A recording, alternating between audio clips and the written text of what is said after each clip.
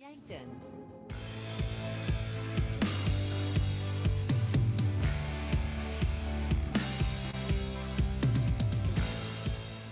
The following is a presentation of Mount Marty Lancers football on KYNT, a Riverfront sports property. Mount Marty football on KYNT is brought to you by Les Schwab Tires, Core Trust Bank, Dakota Beverage, Aztec, Dakota Mac, Parker Hannafin, Conkling Distributing, Runza, Avera, Gernsner Oil, Mason Schramm and the Move Group, Pizza Ranch, Sherco, The Meat Lodge, Foreman Charters, Slowey Management, and Lewis and Clark Ford. Now we go live to the field with Steve Thum and Tehl Tanner for Mount Marty Lancers football on KYNT. It's Saturday afternoon. You know what that means. College football right here on KYNT. Along with Tehl Tanner, I'm Steve Thum. Great to have you here at Crane Youngworth Field in Yankton as the Mount Marty Lancers get set to play host to the unbeaten, number 19 ranked Concordia Bulldogs. Sunny skies, a bit of a wind, 84 degrees at the moment. Tehl, we're expecting a high today of 92 degrees here in Yankton. Oh, and not just the heat, it's the wind as well. This is one of the hottest October games I've ever felt, and then you got 25, 30-mile-an-hour wind gusts coming in today in Yankton as well. This is going to be interesting. The one thing you can say about Crane Youngworth Field, however, we've got decent tree coverage all around the area, which should help block some of that wind. Maybe not all, especially on those long kicks, the punts, but it'll block a lot of it. Yeah, that does kind of diminish the effects, but not totally wipe out the wind anytime you have a game here at Crane Youngworth Field. And I was just thinking back, 10 years ago, Tehl, I was announcing games for Briarcliff, and the Chargers had to play at Hastings. First weekend in October. The temperature was about 35 degrees, and that was the warm game in the GPAC that weekend. If people remember, about 10 years ago, there was a nasty winter storm that hit the upper Midwest, especially West River, South Dakota, but it was bitter cold all over the upper Midwest. And I just remembered that game, doing that down in Hastings. Thankfully, Hastings has a very nice broadcast facility, so we were nice and warm inside our booth. But the players on the field that day were in 35-degree weather with very cold gusts out of the north. And that just shows you the difference. We're going to have a difference between 10 years ago and today. Same weekend. It was October 3rd, 2015. I looked it up. That's a 60-degree difference in temperature, Tehl. Welcome to the upper Midwest. If you're new to the area, that's what you can expect, which means you can't expect anything. Exactly. Let's talk about the football teams very quickly here. The Lancers coming off a bye and a disappointing loss the weekend before at home to Briarcliff. 34-20, the final score is their first loss of the year. They're 3-1 on the year. Concordia, they've played 3 games.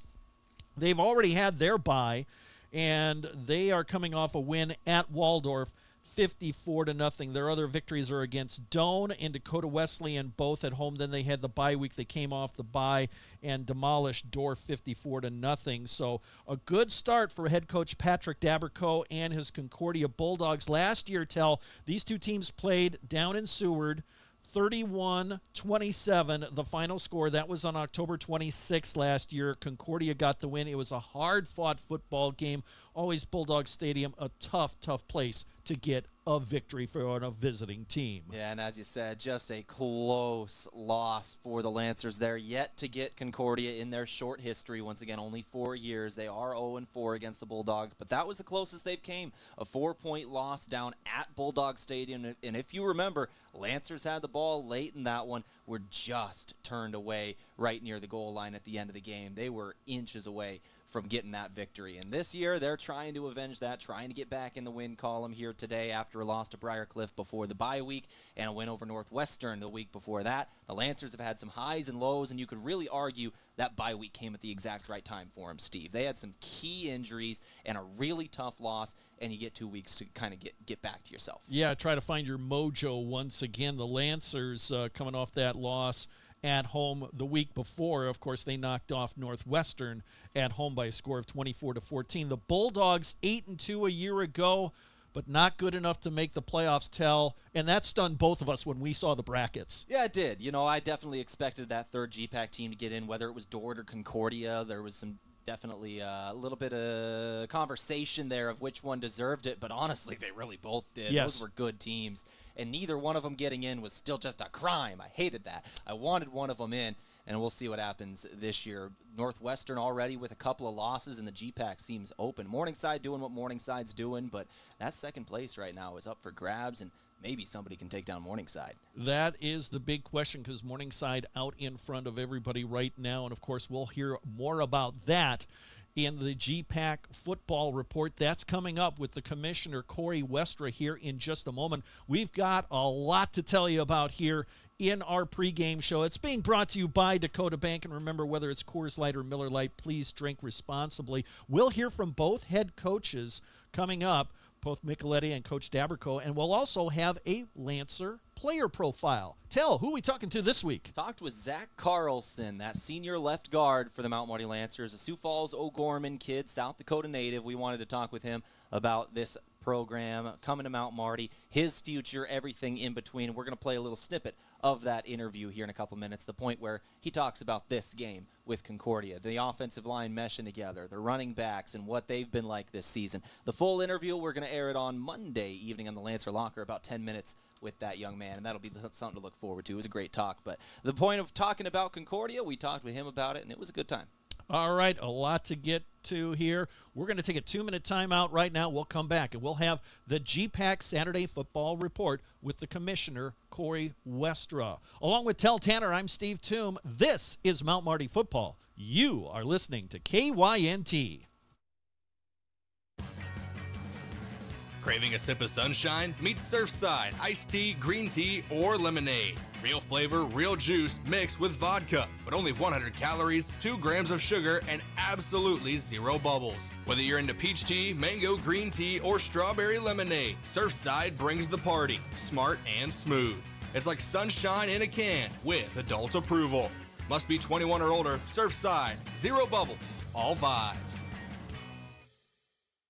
Farming is hard work. Between managing crops, livestock, and equipment, there's not much time left to handle financing and loans. At Dakota Mac, we can help you do the heavy lifting when it comes to ag financing. Whether you're a full-time farmer, an investor, or a young and beginning farmer, we're here for you for all your ag lending needs. Let Dakota Mac help you work smarter, not harder. Hi, it's Jeff Wolfgram from Dakota Mac. Call us at 800-682-4578 to learn how Dakota Mac products can work for you. At Lewis & Clark Ford, we want your vehicle, and we'll pay extra for it. How much extra? If your vehicle is under 10 years old and under 100,000 miles, at Lewis & Clark Ford, we'll give you an extra $2,000 in trade-in allowance. Or bring it in for an appraisal, and we'll buy it for the same deal. Rather keep your vehicle? Buy 3 tires, get 1 free. Now at Lewis & Clark Ford, we're paying extra for your trades or buying your used vehicle. At Les Schwab, we've been changing the tire game for more than 70 years. Our Go the Extra Mile service means more hustle, less hassle. We design our own exclusive tires to give you more tires made for the road you drive, less compromise. All backed by America's best tire warranty included with every tire we sell. We're talking more unbeatable tire warranty, less charging you extra, like the other guys. It's why you get more from less. Book an appointment at leschwab.com. This is the GPAC Football Saturday Report for Saturday, October 4. Brought to you by the Great Plains Athletic Conference and Dakota Mac, a division of First Dakota National Bank and presenting sponsor of the GPAC Network. Download the GPAC Network in the Android and Apple App Store on your favorite smart TV or go to gpacnetwork.com. On your GPAC Football Saturday Report this week, we begin with the scoreboard from Week 4 of conference football action. Doane wins at Midland by the final score of 19-18. Morningside on the road defeated Hastings 41-31. Concordia was a winner at Waldorf 54-0. Briarcliff at home defeated Dakota Wesleyan 21-7. And Dordt last Saturday night wins in Orange City over Northwestern 21-20. Mount Marty had the bye last week in GPAC football. Here then are your Hoffman America Sports Football Players of the Week. Offensively, Zach Chevalier, quarterback from Morningside, takes the honor. Senior from Sioux City, Iowa, threw for 381 yards, 33 of 45 with 4 touchdowns. in the Mustangs' win over the Hastings Broncos. Kyle Gibson, defensive back from Briarcliff, sophomore from Magnolia, Texas, is the defensive player of the week. He had 2 forced fumbles, an interception, 8 total tackles. 4 of those were solo for BCU in their win over the Tigers of Dakota Wesleyan. And Peyton Atwood for Concordia at kicker is the special teams player of the week. The junior from Grand Island, Nebraska, had a school record 50-yard field goal at Waldorf, another 26-yarder, and was 5 for 5 on PATs in the contest at Forest City. That is a look back at last week around the Great Plains Athletic Conference. Coming up after the break, we'll preview this week in GPAC football. The GPAC Football Saturday Report rolls on, but first this from Dakota Mac. When people ask what is Dakota Mac, the first thing I let people know is that it's a division of First Dakota. Always has been, hopefully always will be. And we work with bankers, most notably our First Dakota bankers and our Dakota Mac loan production offices. And then we work with producers out there to offer competitive long-term fixed-rate financing for ag producers. Dakota Mac is a division of First Dakota National Bank. For more, go to dakotamac.com. Welcome back to the GPAC Football Saturday Report. Let's go to the schedule for this week around the league. It's a 5-game slate of conference action. 3 games kicking off at 1 o'clock in the afternoon. We'll start with Briarcliff at Dort for a 1 o'clock kickoff in Sioux Center. Doane at home will host Dakota Wesleyan, and the final 1 o'clock game is in Yankton, where Mount Marty will host Concordia and the Bulldogs. And then 2 1:30 kicks for GPAC Football Saturday. Waldorf is at Morningside, and Hastings will be at Northwestern. Midland has the bye this week in GPAC football. The new NAIA football poll came out earlier this week. Grandview holds down the number 1 spot in the NAIA at 4-0 on the season. Kaiser remains at number 2, then it's Benedictine at number 3. Morningside is ranked 4th, the Mustangs at 3-1. Montana Tech is ranked number 5. Dort checks in at number 13 this week. Concordia has moved up to number 19 in the NAIA. Northwestern inside the top 25 at number 22. Both Briarcliff and Mount Marty receiving votes in the latest NAIA football poll. Again, this is a GPAC Football Saturday for October 4th. Standings, schedules, and more at gpacsports.com. Don't forget we're on Instagram, GPAC Sports, and on X at GPAC Sports. I'm Corey Westra for the Great Plains Athletic Conference. Are you huddling up with the relatives for the holidays or a Yankton or Mount Marty football game, but don't have enough space in your locker room? Book rooms at the Fairfield by Marriott are Holiday Inn Express. There won't be any roughing penalties with their clean, comfortable beds, and no interference on a relaxing stay. Remember, instead of everyone at your house, call on Audible and book rooms at the Fairfield by Marriott or Holiday Inn Express. For great rates and flexible reservation changes, call either hotel direct. Looking for the easy way to travel? Well, let Foreman Charters do the driving for your next trip. Here are some 2026 tours coming up. Experience the full-scale replica of Noah's Ark with the Ark Encounter Tour leaving in May. Visit Michigan's historic resort destination, Mackinac Island, in June. Also in June, head for the hills and the famous Medora musical. And see the Grand Canyon and other Southwest National Parks in July. For more on Foreman Charters tours, go to foremanbus.com. Sherco, the industry leader in tarping, has done it again with the release of the all-new Sherlock E-Series electric tarp. The E-Series features fully assembled front and rear arms, a pre-wired sealed control box, and Sherco's exclusive SmartWire sealed harness for quick and easy installation. Operate the E-Series with the SureLink EZR remote or by your smartphone using the SureLink app. Add more time to your day with the Sherlock E-Series. To learn more, contact your authorized Sherco distributor or find us at sherco.com. Demand the best. Demand Sherco. Long day, good day, either way, Yankton Pizza Ranch makes it easy. Our buffet is always ready with fresh pizzas, mouth-watering desserts, and the country's best chicken. No waiting, no stress, just grab a plate and enjoy. So when you need comfort made simple, make today a buffet day at Yankton Pizza Ranch. Buffet every day from 11 to 8. It's where life tastes better. Surround 'em up and head her down to the Pizza Ranch. Whoa, that's good.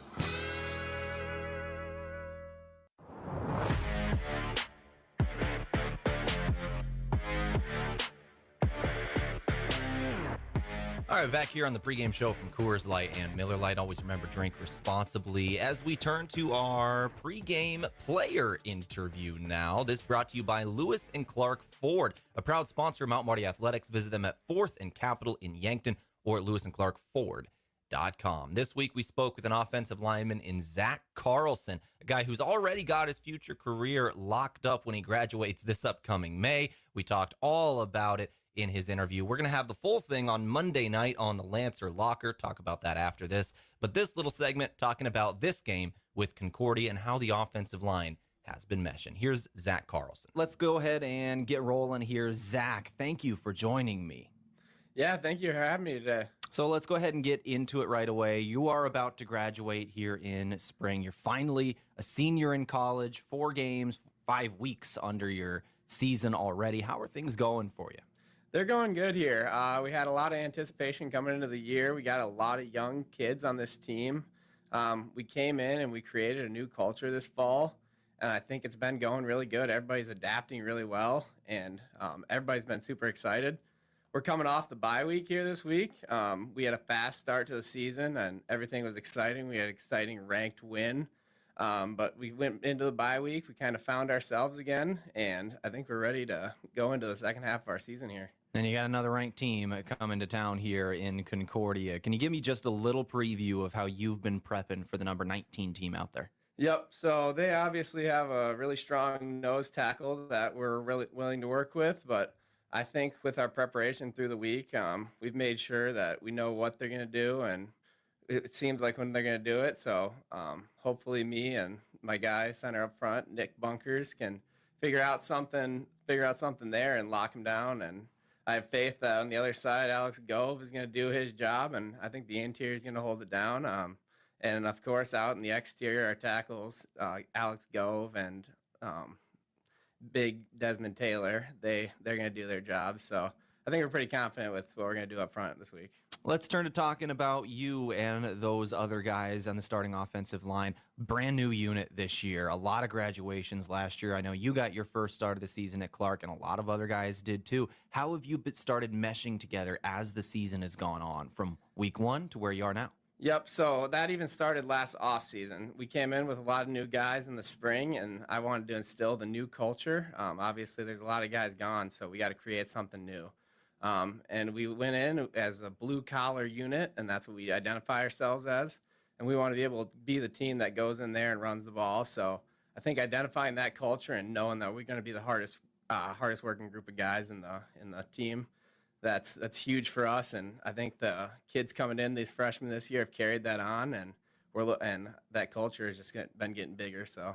Now, obviously, the 5+ guys in the O-line have all got to be working together, but you really got to be in tune with your running backs as well. You kind of got to have a sense for what they're about to do before they do it. So what's the relationship between the O-line and some of these 2 major guys in Malachi Hartz and Kyle Hirsch? Yeah, Malachi Hartz and Kyle Hirsch, they're 2 great running backs. They mesh great with the O-line. Both have a great sense of humor, and they all love coming up to the O-linemen, messing with us, and we love doing that in return, messing with them. There's some great chemistry there, and I think you see that on the field. Malachi trusts that we're going to create holes up front, and even if they're not there at the time, he knows they're going to be there, so he runs up those holes. Kyle Hirsch knows they're going to be there, and he trusts the blocks, and I think that's a huge part of what our offense means. Thanks to Zach Carlson for coming in and talking with me. Once again, that's only about a third of the total length of that interview. We're going to have the full thing on Monday night on the Lancer Locker. More Mount Marty football to come, 5:30 p.m. on Monday, right here on KYNT, KYNT-V. I'm Tehl Tanner on the pregame show. That brought to you by Lewis and Clark Ford, a proud sponsor of Mount Marty Athletics. Visit them at 4th and Capitol in Yankton or at lewisandclarkford.com. We'll take a break, come back, keep things rolling on the pregame show. This is Mount Marty University football on KYNT. Do you have a pest problem? Bed bugs, bats in the attic, termite damage, earwigs? Olson's Pest Technicians can tackle any of your pest problems. Family owned and operated with over 80 years of pest experience in South Dakota, Minnesota, and Iowa. Proven pest methods include Centricon bait stations for termites and Vicane treatments for bed bugs. Even the toughest pest infestations don't stand a chance. Olson's Pest Technicians, putting pests to rest since 1966. Call 800-KIL-BUGS. Looking for a job that works for you? Join our team at Parker of Yankton. We're hiring second shift assemblers and other positions, offering competitive wages, a night shift pay differential, great health insurance, paid time off, and retirement benefits that help secure your future. Enjoy steady hours, a supportive team, and opportunities to advance. Whether you're building your skills or bringing years of experience, you'll find a place where you can grow and succeed. Apply today and start enjoying the benefits you deserve. Parker, engineering your success. Those are the sounds of loyal companions looking for a new home and family. The Heartland Humane Society has dogs and cats looking to become a new member of your family, ready for adoption today. Every animal available for adoption is vaccinated, spayed or neutered, microchipped, and dewormed, saving you over $200 or more in vet care while giving you a loyal friend. Come visit all available animals at 3400 East Highway 50 Yankton or online at heartlandhumanesociety.net. Buying or selling a home is a big decision. Work with someone who knows the ins and outs.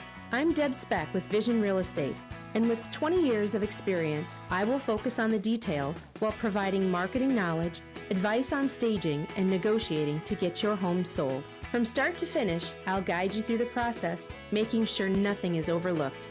Call me, Deb Speck, Vision Real Estate, 605-664-5555.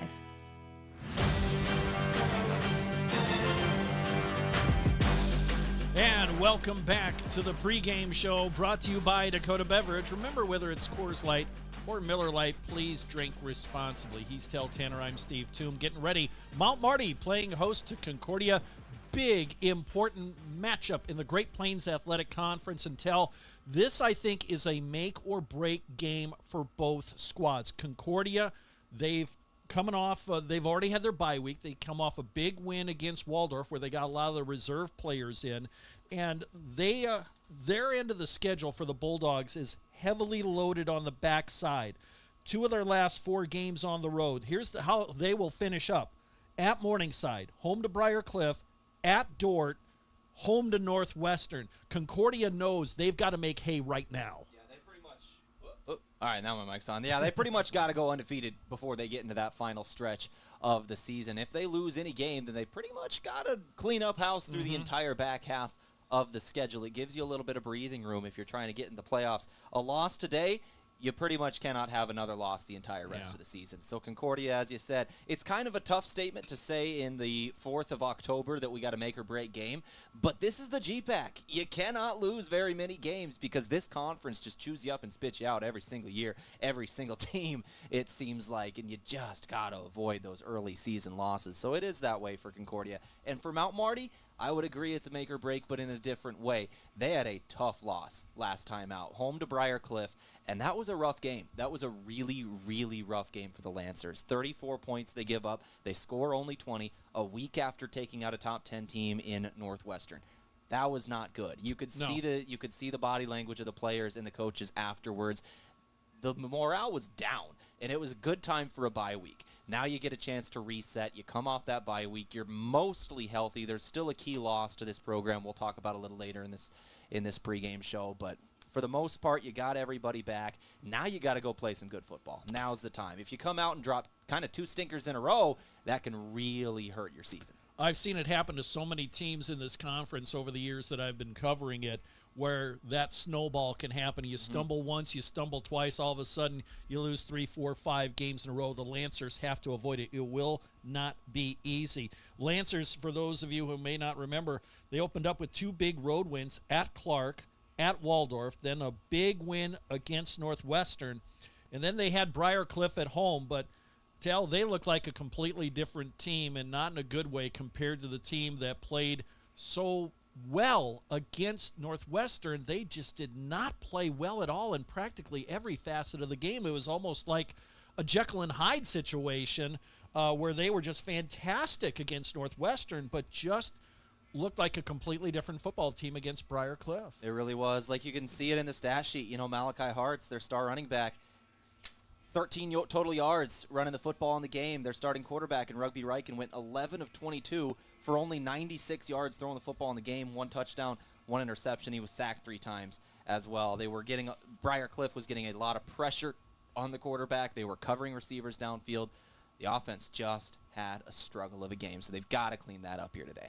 On the other side of the ledger, the Concordia Bulldogs, they finished in the top 20 last year, 8-2. Their only losses were against Dort and Morningside. They did beat Northwestern last year. I think they were ranked number 2 at the time, but that wasn't good enough to get them into the playoffs. And you and I mentioned it. We mentioned it, at the top of the season. It was just a downright travesty that both of those teams were playoff caliber teams. One of them should have made it.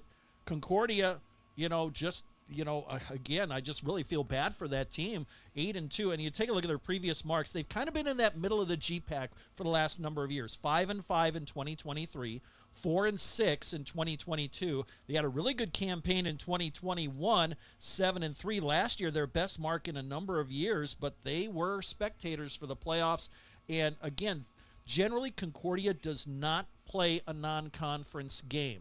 And I always kind of wonder if maybe that hurt them. Maybe if they had gone out and played a school from either the KCAC or the Heart of America, maybe you get that win. Maybe that's number 9. Maybe that gets you in. Of course, that's the way they schedule. I think the only years that they've ever had non-conference game was back in the days of the old KCAC GPAC Challenge. I think that was the only time. They generally stick to only the GPAC schedule.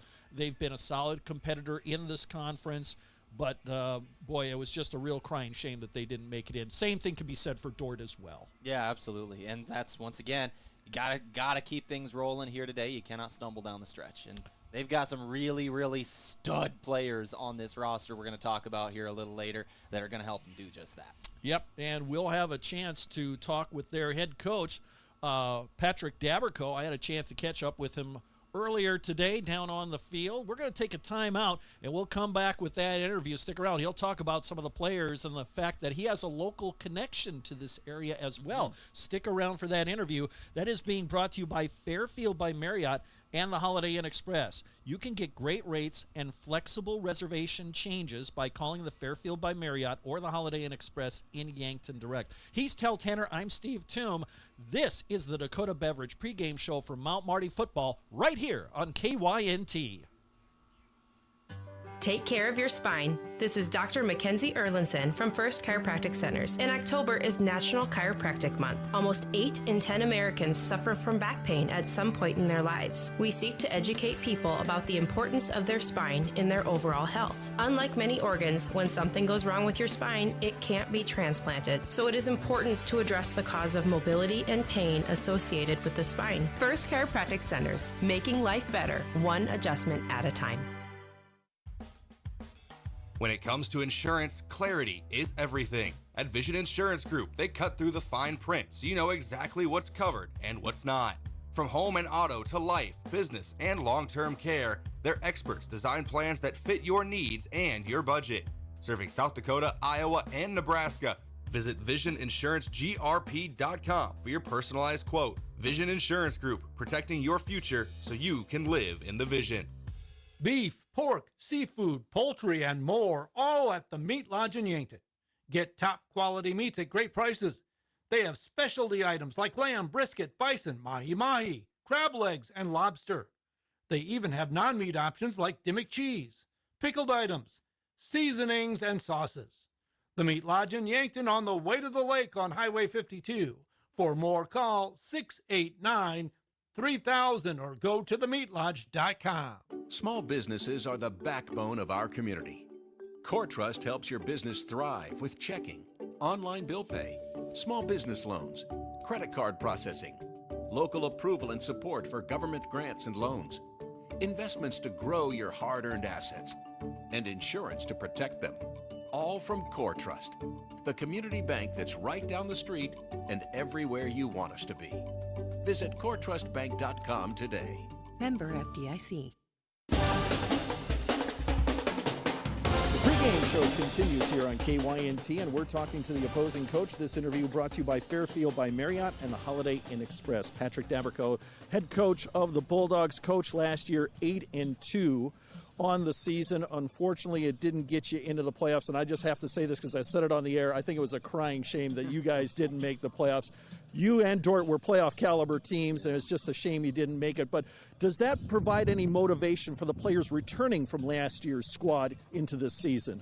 I don't know if it provides motivation. It was such a long time ago, and so I'm not a big believer in external motivation. I believe in getting surrounding your program with guys who have a vision for their life and what they want to do, and then finding intrinsically motivated people to go out and reach a goal.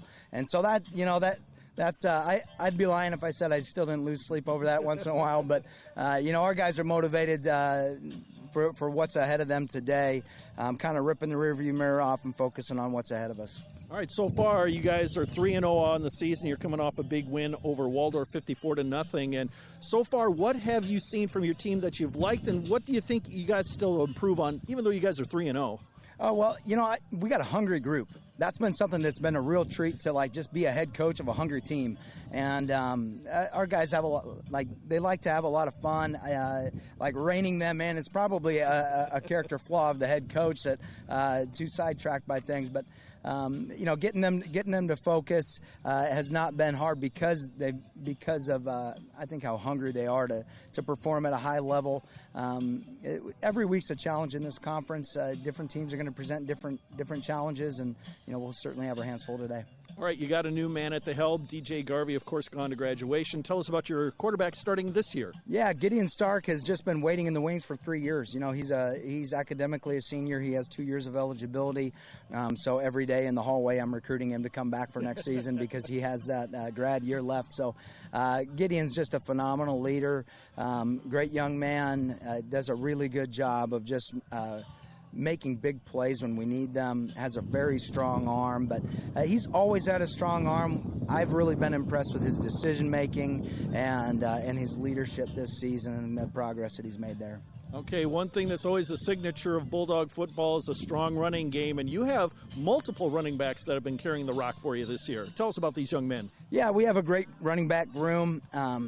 Tyler Douglas and Calvin Sassman have really carried the load the last 2 games. Carlos Colazo has probably the most in-game experience and is our starter. But we feel good about that position group, and we feel like we're going to get a lot of productivity out of them.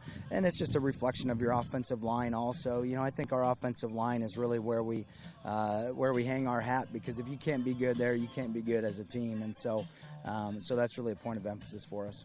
Tell us about your receiving core, because you had a big hole to fill due to a graduation of a standout senior from last year's squad. Yeah, we have guys who have made big plays in big games for us in the past come back. Adam Van Cleve is a staple in our offense. He really helps us make things tick. Johnny Pells has had a great start to the season.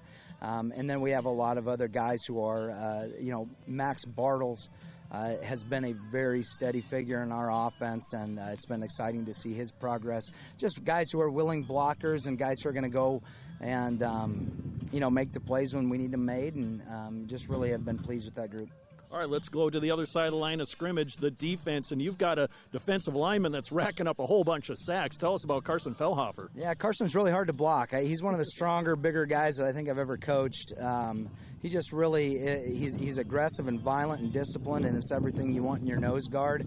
I think I don't know what his weight is for sure, but he's one of the bigger guys, and he's not fat. He's just a big, strong dude, and it's been fun to see his progress as well. I mean, he's strong enough that you have to really coach technique with him because he's so strong. Sometimes he just can throw people, but you can't do that against really good players, and we're going to face those today. So Carson's just been a staple in our defense, really anchors things and makes us tick. Talk about your linebacker core, because it seems like I've been covering this conference, and it seems like, man, every year Concordia's got a guy going at All-American at linebacker. Who's in that linebacking core this year? Yeah, so Grant Hoos is a team captain and does a really good job with our linebacking. And then, we've had Dylan Meyer and Drake Trent and Deegan Barnes, amongst others, who've done a really good job for us. We have a real veteran group of linebackers, and a lot of our special teams are made up of linebackers. So, we have a strong tradition of playing really good defense, and Coach Osen and Coach Kroom, Coach Lonnie, those guys just do a great job with that side, and excited to see what they do today, and it'll be a fun game to watch. All right, last year a close game down in Seward. It's a new edition of the Lancers this year. What do you expect to see from the Lancers offensively and defensively, and what is your team going to have to do today to prevail? I think it's going to be a slugfest. anytime you're gonna play Mount Marty, you're gonna have a team that's really gonna play smash mouth football, and so that's what we're here to do today. And really have a lot of respect for what's going on here at this program. Every year they get better. I thought that Northwestern win was a big one for their program, and then to turn around with I know that they didn't get the result they wanted against Briarcliff, but that's just the reality of week to week in the toughest conference in small college football. And so it'll be a great game today. I'm really looking forward to it. It's going to be a lot of fun, and then I got a lot of family in the area. My mom's from Crofton, so I have shout out to all the Van Heeks and a lot of good hunting ground just south of the river there that I know about that maybe some of the other guys don't. But it's a lot of fun place to play, and always a great opponent. Coach, thanks for your time. Good luck today. Yeah, thank you. Go Dogs. Patrick Daberco, head coach for the Concordia Bulldogs. We'll be back with more of the pregame show. This coach interview brought to you by Fairfield by Marriott and a Holiday Inn Express. Back with more in a moment right here on KYNT. The perfect place to get together with friends and family and watch the game and enjoy some of the best wings in town is Checkers Sports Bar and Grill. Checkers is open every day, and on Monday nights, the action gets even better. Cheer on Monday Night Football with $6 cheeseburgers and fries, plus play bingo and your chance to win great prizes. From mouth-watering wings to juicy burgers and stacked sandwiches, Checkers Sports Bar and Grill is Yankton's favorite destination for food, friends, and game day fun. Your game days belong at Checkers. Is it the competition that keeps bringing you back? The long-standing rivalries? Or is it seeing friends again and cheering on your favorite team? At First Dakota, we're here for it all. We appreciate the fans, the players, the coaches and officials, the concessions crew. The shared community experience is part of what makes life here great, and we're here for it. See you at the game. First Dakota National Bank, member FDIC. Before the Lancers play, After the game, or maybe even while watching it here. Enjoy authentic flavor at RB Grill House and Sports Bar. We're American-themed and feature handcrafted dishes and daily specials with an amazing selection of beer and spirits. Enjoy burgers, steaks, wings, and ribs, sandwiches, salads, seafood, and plenty of HD TVs. authentic flavor, Family-driven. and a memorable atmosphere. Join us at RB Grill House and Sports Bar, next to River Rocks Event Center on Broadway in Yankton. Go Lancers! Not all funerals are the same, and neither are funeral homes. This is Paul Wentz of the Wentz and Ray Funeral Home and Cremation Service in Yankton. A death in a family is one of life's most significant events. We understand the importance of such an event and realize there are no second chances. We will guide you through all your options so you are comfortable with the services chosen. Our experience, professionalism, compassion, and attention to detail will ensure everything is perfect. Winston Ray Funeral Home, Yankton. Welcome back to Crane Youngworth Field. Windy conditions, 86 degrees at the moment. We're expecting a high of 91 today. This is the Dakota Beverage pregame show, getting you ready for Concordia and Mount Marty on a hot Saturday afternoon in October. And no, you don't get to say that very, very often. Let's check out the starting lineups for today's matchup. That's being brought to you by Foreman Charters. Let Foreman Charters do the driving for your next trip. See upcoming tours at foremanbus.com. With the starting lineups, here's Tehl Tanner. Here's the Mount Marty Lancers offensive line. Started out with the big left tackle, number 77, junior out of Grandview, Missouri, and Desmond Taylor. The left guard, we spoke with him earlier in this pregame show, Zach Carlson, number 57. He's a senior out of Sioux Falls, O'Gorman. The center, Beef, that's Nick Bunkers, number 61, junior out of Sioux Falls, Roosevelt. The right guard, Alex Gove, back from injury this week, and they need him. 62 he wears, sophomore out of North Platte, Nebraska. And the right tackle, David Grabo, number 58, junior out of Sioux Falls, Jefferson. In the pass catchers, your tight end is James Brinsley, wearing number 2. He's a senior out of Seguin, Texas. For your wide receivers, Jack Rowland in the slot, wearing number 9, sophomore out of Omaha, Nebraska. Jackson Waholtz, junior out of Pierce, Nebraska, wearing 16. And Drew Sean Phillips today starting at, he wears number 6, junior out of Pasadena, California. No Rodney Broadnax for the Lancers in that pass-catching group, which is a big development here. Still not back after that bye week. For the running backs, you're going to see a whole lot of number 1, Kyle Hirsch, a sophomore out of Gayville, South Dakota, and number 7 in Malachi Hartz, a senior out of Merced, California. For your quarterback, redshirt sophomore, Yankton native, wearing number 14, Rugby Riken.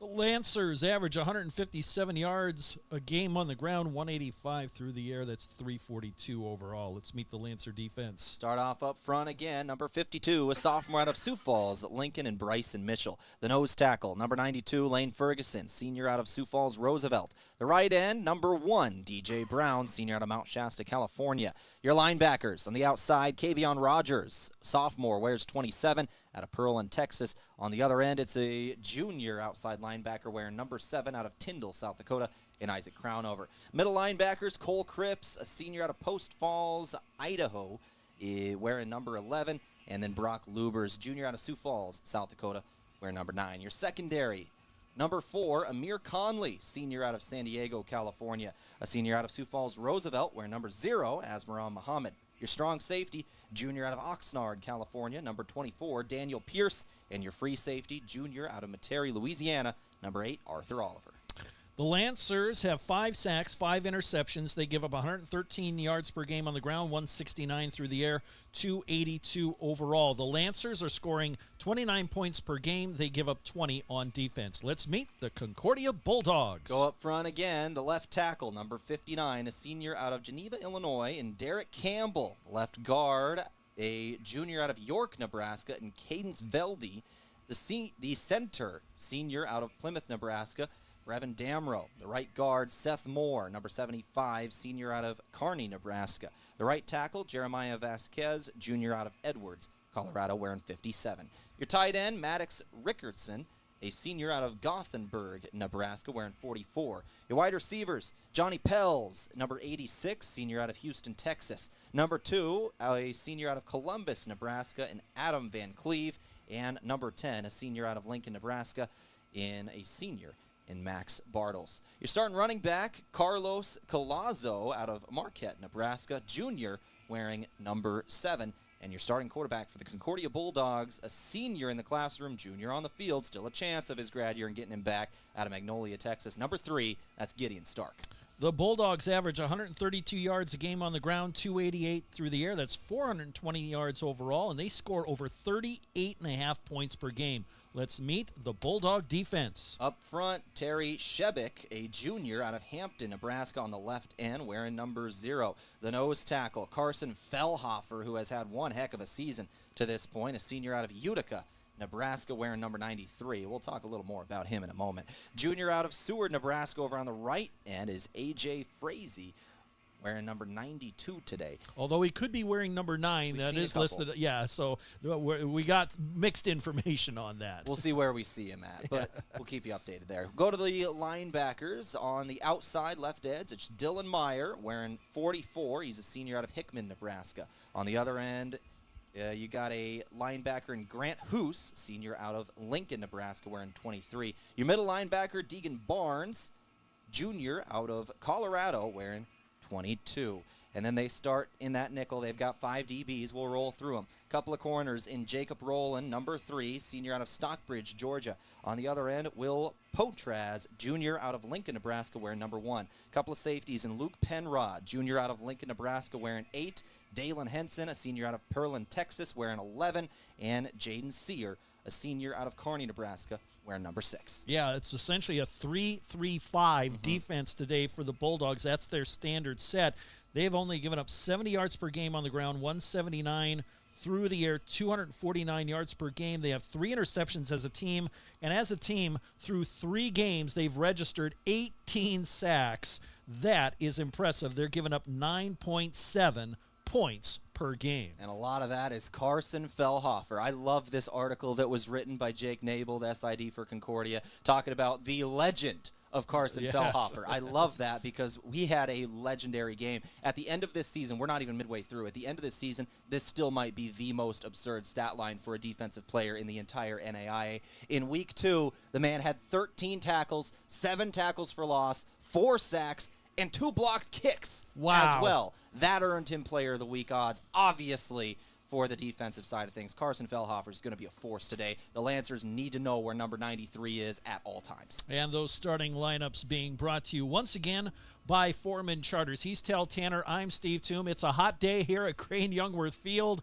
We don't expect this in October, but here we are. And this is the pregame show being brought to you by Dakota Beverage. Concordia and Mount Marty doing battle here today. We're kicking off at 1 o'clock. We've got more time in our pregame show. We're going to make good use of it here as the Lancers head coach, John Micheletti. We're going to get a chance to talk with him here in just a moment. Yeah, we'll get a chance to talk with him. As you can see, the Lancers just walking out of the tunnel. Micheletti and his coaching staff walking down the near sideline, and they are ready to carry out the Lancer flag with the American flag, ready to get this one rolling. I spoke with Coach Micheletti about this game, coming off the bye week, some of the things they focused on, and, of course, getting healthy. Really get a chance to focus on yourself during these bye weeks, Steve. And we'll hear from the coach after this timeout. He's Tehl Tanner. I'm Steve Thum. This is Mount Marty Football. You are listening to KYNT. Hey, we know an auto accident takes a bite out of your life. You hear that sickening crunch and it's instant stress. Who do I call? What will insurance cover? How long will this take? How much will it cost? Well, relax. You found Abra. Rest assured, the friendly Abra professionals will make your experience easy and hassle-free. They'll help you repair your car so you can get on with your life like nothing ever happened. Contact Abra today. Locally owned and operated by Northtown Automotive, North Highway 81. Looking for fuel or more? Stop by Triple Time Rudy's, your locally owned convenience store at 17th and Broadway. At Triple Time Rudy's, they're proud to support the community, offering fuel discounts to Yankton's largest employers and backing local activities and events. Inside, you'll discover regional favorites like Dimmick Cheese and premium meats from the Kaler and Renner lockers. Whether it's a quick snack, a tank of top-quality fuel, or a taste of local goodness, Triple Time Rudy's, fueling your day, fueling the community. A couple days ago, a teacher came into the UPS store to print some worksheets for her classroom. As we were printing, she asked if we could help her design and print a custom banner for her school's upcoming event. Yes, we can. At the UPS store in Yankton, where for over 8 years we've been serving educators, businesses, and community members with all kinds of printing solutions. Stop by today and let us assist with your next project, and be sure to ask about our shipping services or current print specials. Bikes. It's what we do. This is Ken at Ace Bike and Fitness, and we're passionate about bikes. Our bike enthusiasts are knowledgeable and will fit you to your perfect ride. Not only do we have hundreds of bikes in stock to shop from, but we also have all the accessories you'll need. We service what we sell, so repairs and tune-ups are handled in store. Also shop Oakley sunglasses, Columbia clothing, fitness, and disc golf equipment too. Shop Ace Bike and Fitness of Yankton today.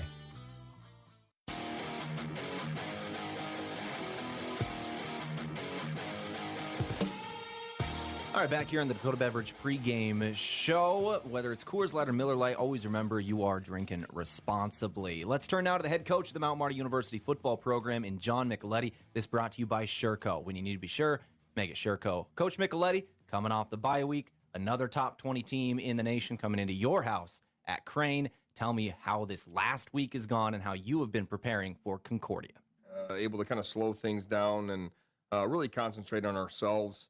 I'm a big mental side guy. Like to be able to coach that side and kind of help with their thought processes of everything. So being able to break that stuff down as we build throughout the week, and then getting into actual game week this week, allowing that to be our foundation and go after Concordia and put our best foot forward. Let's talk a little about Concordia. They're ranked 19 in the nation for a reason. They're normally in that top 25, either right in it or right out. They've been a good program for years. What is it about the Bulldogs that makes them a consistently top program? Yeah, Coach Daberkow does an unbelievable job. He's a guy that I've known for quite a while. We played him when I was at Kansas Wesleyan, and I've kind of kept in touch ever since then. And he does a great job watching the team. Like those guys love each other. They play well together. They're very disciplined on both sides of the ball and special teams.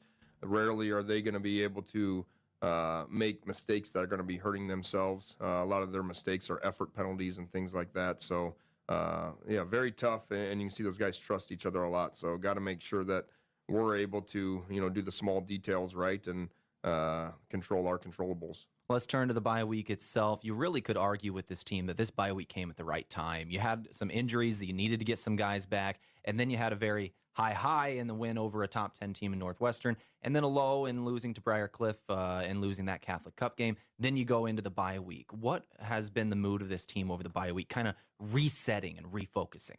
Yeah, they at first it was a little bit of rebuilding, but I think as we got towards the end of the week, and definitely felt it when we got to Monday's practice this week, that they were refreshed. As you mentioned, it was much needed.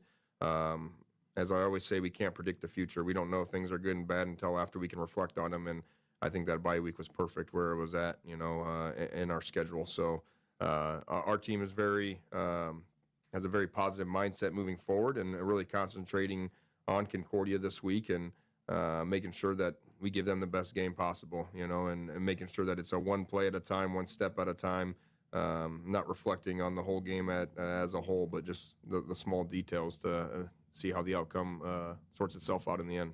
Focus on the game itself, Coach. Strategy for you against the Bulldogs. Offensively, what do you think you're going to be trying to do here in this one? Yeah, we got to get back to establishing a positive run game, as we have all year. Malachi and Kyle do a great job of setting the tone, and with Rodney being out still, we're going to have some guys being able to step up on the edge. We're looking for Moshe to be able to take on a little bit more of a role this week. Jackson Walholtz continuously develops and gets more and more comfortable out there. And Rugby Riken, obviously, he's had some great games, so seeing him continuously progress, not getting complacent with that. So, but as I'll tell you, each and every week we go as our O-line goes, on the offensive side. So being able to control that interior D-line there, they had a pretty good defensive line last year. They got one of those guys back in the middle there, 93. That's going to be a handful. But, our guys did a great job there against Northwestern and play some pretty good D-linemen each and every week with our defense. So they're not scared of the task at hand. We talk about Concordia's offense. Gideon Stark, man, he can really sling that football around, and I love the last name as a Game of Thrones fan. But anyway, 820 yards in the season, 8 touchdowns for the senior quarterback. How are you looking to slow him down? Yeah, and that's the main thing, is slowing him down. Their offense is very fast tempo. They'll by far be the fastest tempo that we have seen. There's sometimes 6 to 8 seconds that's in between plays, so it's not much time at all. Which, as a defensive guy, limits you on your play calling. Can't have long plays. Got to make sure that the guys are ready to align, make their checks, and then play the game. So, but that's the kind of defense I like to be able to call, is the ones that our guys rep the most and are more confident in, which is our base style. So, throwing a few different looks at them where we can cause some confusion with their guys up front. They do have some younger guys or some inexperienced guys up front that we look to take advantage of, but they.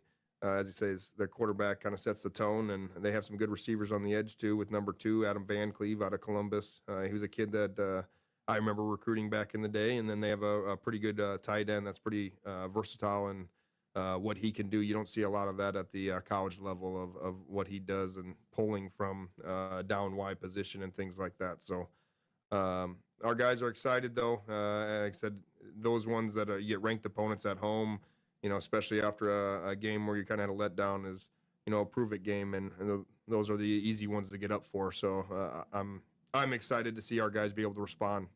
And you got a hot game, 90-degree temperatures with 20 to 30-mile-an-hour winds. The conditions, not going to be great, but you get them at home, Coach. Good luck to you. Yeah, appreciate it. That brought to you by Sherco. When you need to be sure, make it Sherco. Back in a couple of minutes with Kickoff on KYT.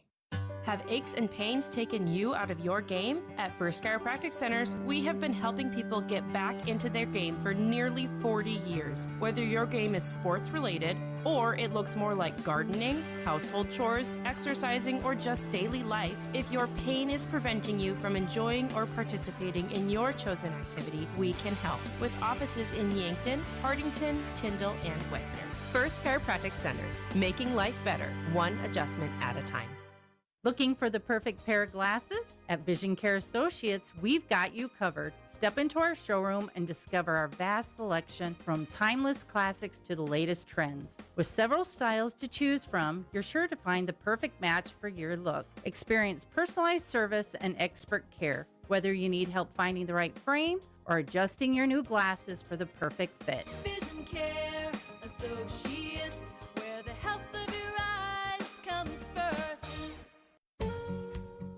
Elwood Family Dental Care, they believe patients should understand their treatment, not just receive it. That's why they show you x-rays and photos, explain the why, and keep you informed every step of the way. They treat patients of all ages and especially love caring for kids. Most pediatric treatments are done right in the office, trying to limit trips out of town. So come see Elwood Family Dental Care today, located at 19th and Broadway, where they take care of the entire family. Slumberland Furniture is your local destination for top brands like Lazy Boy, Ashley, Flex Steel, Tempur-Pedic, Sealy, and more. Carrying a full range of mattresses and furniture for every room in your home, you'll find styles you'll love at values that make sense.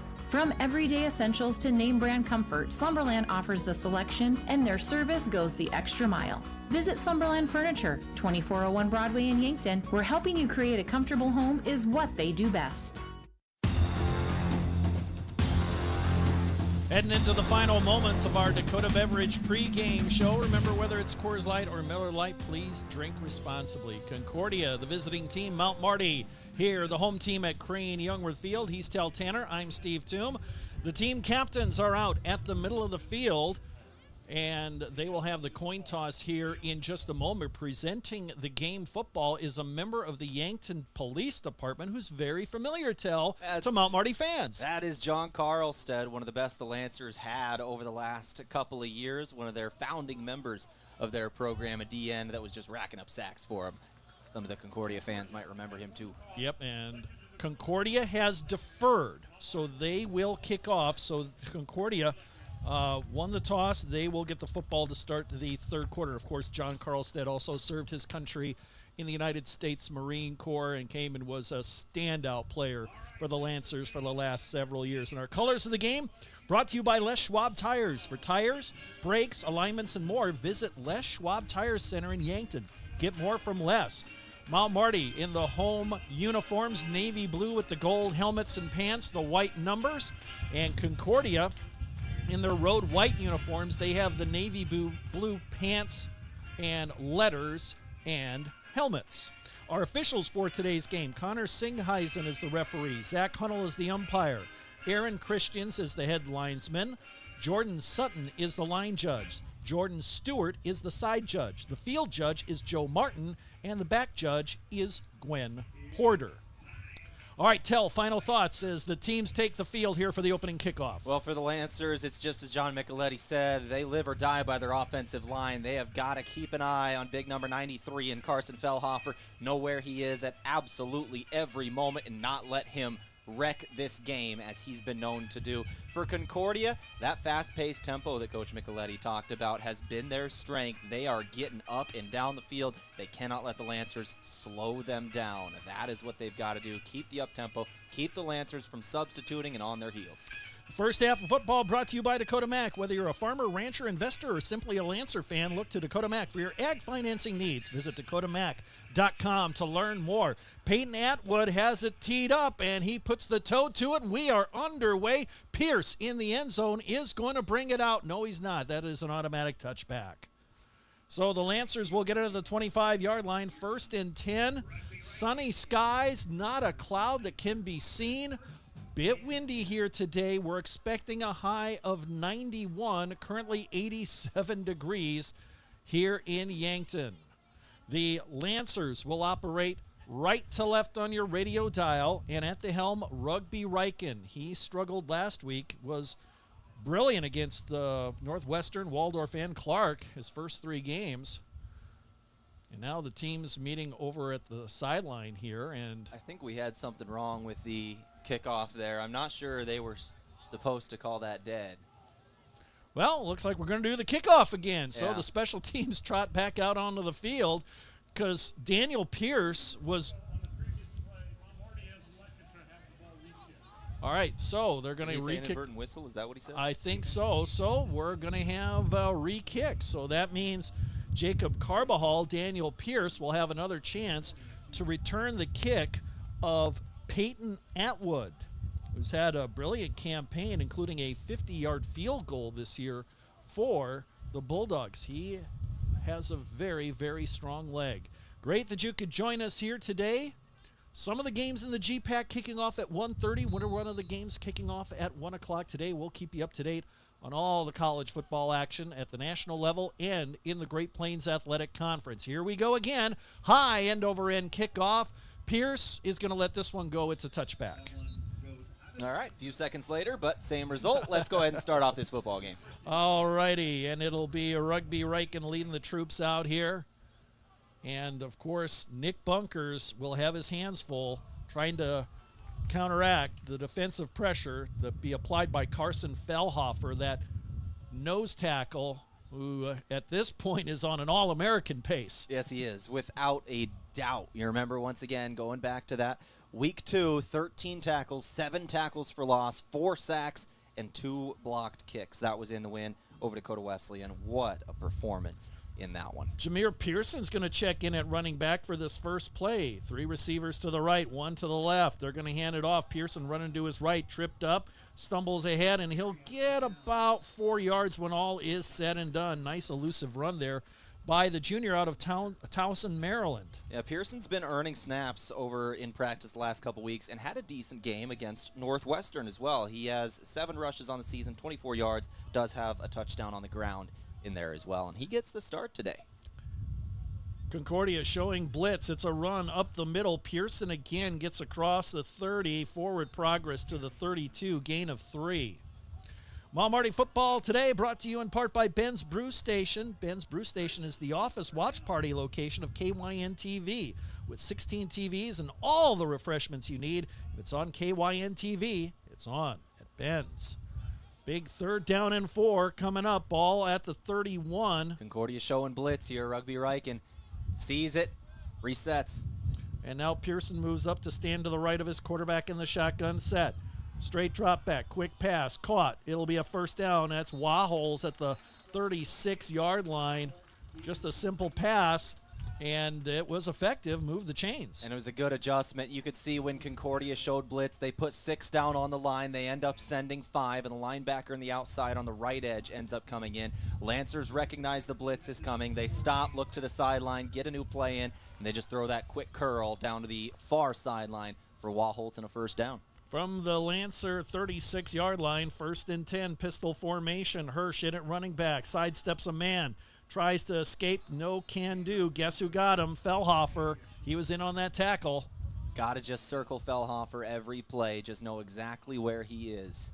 Dalen Henson also in on that tackle. He's a standout senior from Pearland, Texas. No gain, 2nd and 10 coming up. Actually, they'll lose a yard, 2nd and 11. Marty football brought to you in part by Dakota Beverage. Remember, whether it's Coors Light or Miller Lite, please drink responsibly. Just underway, 12:55 and counting. First quarter, no score. First possession of the game for Mount Marty. 2nd down and 11. Out of the shotgun. Here comes the pressure. Riken rolls out to his left. Looking. Throws on the run. Bounces high in the air. Incomplete. Bounced off the head of a defensive back around midfield. Bounced backwards, thankfully, into no man's land. Yeah, that was a dangerous play here on the Farmers Union Insurance replay. You could see him avoid the pressure, spins out of it at a full sprint, able to get away, throws across his body downfield, defender in the area, and it popped up in the air. That's a scary moment. Ends up falling incomplete, and we're going to do 3rd and 11. Marty football brought to you in part by Aztec. Build your career with the group that's built to connect from rock to road. 3rd down and 11. Shotgun set, one back in the backfield. Hirsch, he'll curl out. Riken has time, throws on the run, incomplete, intended for Waholes at the 41-yard line. He was well covered by Blake Mosenstein. And a little bit of pressure once again there. There was a lot of pressure on this young quarterback in the last game out against Briar Cliff, and back-to-back times there where he had pressure in his face. He had a man coming around the left edge on that 3rd down. On 2nd down, he was flushed out of the pocket right away on a free blitzer. Lancers have got to find a way to handle the pressure. Mosenstein drops back from the punt from Camden Vance, standing at his own 20-yard line. Winds died down a little bit. He fumbles it, and he's going to be smothered. The ball's loose. It's picked up by Concordia, and it's a touchdown for the Bulldogs on another special teams miscue. That appears to be Dalen Henson who picked it up and ran it in for a touchdown for Concordia. Disaster striking for the Lancers. Oh my gosh, disaster for sure on the very first punt of this game. Just goes through the punter's legs. We'll take a look at it here after this extra point, but it was just straight through the punter's legs. He couldn't grab it. Scoop and score. And just like that, Concordia on the board as Mount Marty late getting a player in on special teams. Peyton Atwood will try the point after kick. Snap on target, kick on the way, and it is good. And just like that, it's 7-0 Concordia on the Mount Marty special teams miscue. We'll take a timeout of 30 seconds, come back with the kickoff here in a moment on KYNT. What's on your to-do list? Wouldn't it be nice to have it all go according to plan? With Midco by your side, you can rest easy with a partner that always has your back. Going with Midco gets you not only proven reliability, but an internet connection built to go further, go faster, and go beyond. If you're ready to add more certainty to your day, visit midco.com to learn more. Let's go. FM 1021 and AM 1450. KYNT, Yankton. 7-0 Concordian on the 19-yard fumble recovery run by Dalen Henson. And we'll check it out on the replay brought to you by Farmers Union Insurance and Disaster. Here, looks like the punter mishandled the snap. Yeah, it wasn't bad. It was a little low, just bounced off his knee, through his hands, bounced off his knee. Touchdown Bulldogs. And so the Concordia Bulldogs score without their offense stepping on the field yet. Another kickoff here for Atwood. High end over end into the end zone. Pierce will bring it out from about 2 yards deep. Oh, he's tripped up at the 22-yard line. Nice special teams tackle there by Dane Omel, wide receiver. And I tell you what, that was a big play there, because the last thing you want to do is give points. Check that. That was A.J. Frazee who made that special teams tackle. Frazee is wearing number 9 for those of you watching online today. He's also listed at 92 if you're looking it up on their roster page, but he is wearing number 9 for those watching online today. Well, from the 23-yard line, Lancers have it again. 1st and 10. Concordia shows the blitz. High snap. Fumble. And the Bulldogs recover at the 21-yard line. And that's Terry Shebeck who recovers the fumble. 2 fumbles for the Lancers early on. One surrendered a touchdown. And now the Bulldogs offense steps out on the field already up 7-0.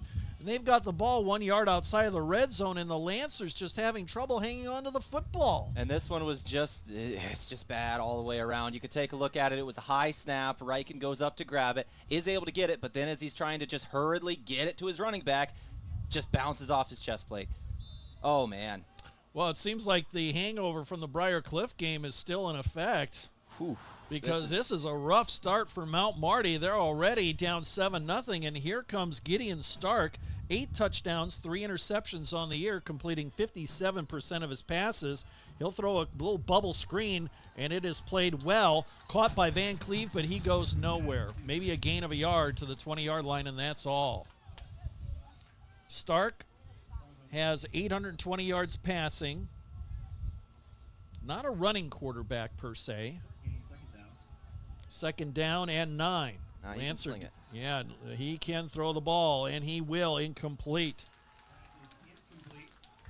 And that was to the middle of the field, intended for Bartles. Stark wearing number 11 out on the field today. But a big 3rd down. Boy, if the Lancers can hold him to a field goal attempt, that would be a victory for them.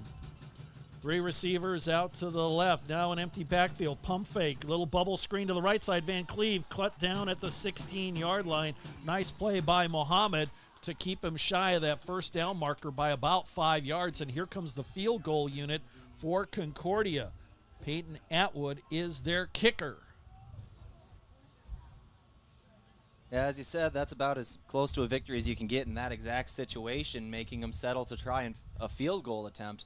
Lancers really close to going down 14-0 in the first 4 minutes of this game. That was at least you able to stand there. Braden Mule is the holder. Kick on the way, has the distance, and it is good. Field goal up and in, and makes it 10-0 Concordia here in the first quarter. 11:10 left to go.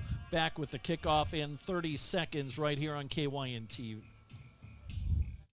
Have a large group or event that you'd like to offer clothing for? JJ Benji's can make you look good. Instead of you taking orders, collecting money, and then delivering the clothing, let JJ Benji's handle it all. JJ Benji's will create an online store with the merchandise you want to offer.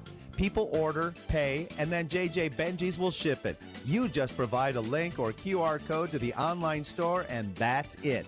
Contact JJ Benji's in Yankton for more information.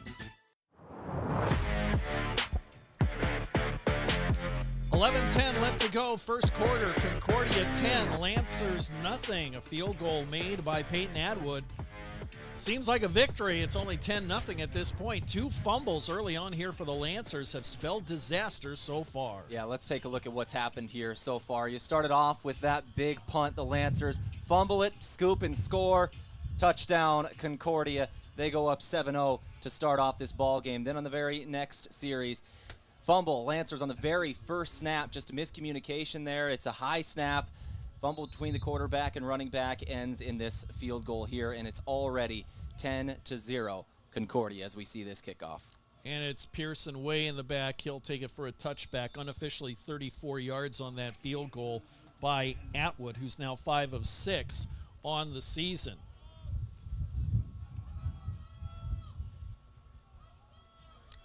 Checking out that last drive summary. 4 plays, 5 yards, and yes, officially 34 yards on that field goal by Atwood. Well, Lancers, this is their 3rd time touching the football on offense, and sadly, they haven't gone very far. They've only picked up 1 first down, and they've got 2 turnovers. That's not as rough of a start as you can get. The good news is there's still a whole game left to be played. We're not even 4 minutes in, so plenty of time to make up for the early mistakes. Blitz coming, handoff, and here's Malachi Hartz up the middle, fights through a tackle. Started at the 25, gets to the 32. Good gain of 7. Malachi Hartz, senior out of Merced, California. 311 yards coming into today's contest. And going to get back into the game. That's the way you do it. Runs like that. Just bowling over Luke Penrod, a safety there, and scrambling for a few extra yards on a strong run. Single back, now Reichen under center. Hands off. Hartz tries the left side. No can do as he was cut down right away by Dylan Meyer, the senior linebacker out of Hickman, Nebraska. Might have lost a yard on that play. Sets up 3rd and 4. Yeah, I go 1 yard backwards. Another tackle for loss for Meyer there. He's got 2.5 sacks and 15 tackles on the season before that one. 3rd down and 4. Shotgun set. Hartz to the right of his quarterback. Movement on the line. Free play here. Reichen's going to air it out down the sideline. And incomplete. Intended for Waholes. There was plenty of contact downfield as well, but that was clearly movement on the line. Jacob Rowland on the coverage. Yeah, Mount Marty really wanted that second flag, but the throw was so far, I think they were saying it might not have caught it anyway. Yeah, it might have been an uncatchable ball. Yeah. Well, offsides on the defense. 5 yards. That will result in a first down for Mount Marty. Lancer football today brought to you in part by Les Schwab Tires. For tires, brakes, alignments, and more, visit Les Schwab Tire in Yankton. Get more from Les. That was a break the Lancers needed. And the head linesman lining it up here, and now the umpire will put the ball down at the 36-yard line. The chain gang on the far side of the field will get in position, and here we go from near the left hash mark. Lancers have it 1st and 10. Hartz in the backfield in the pistol formation. Quick throw, caught. That is going to be a Robinson, hammered from behind across the 40.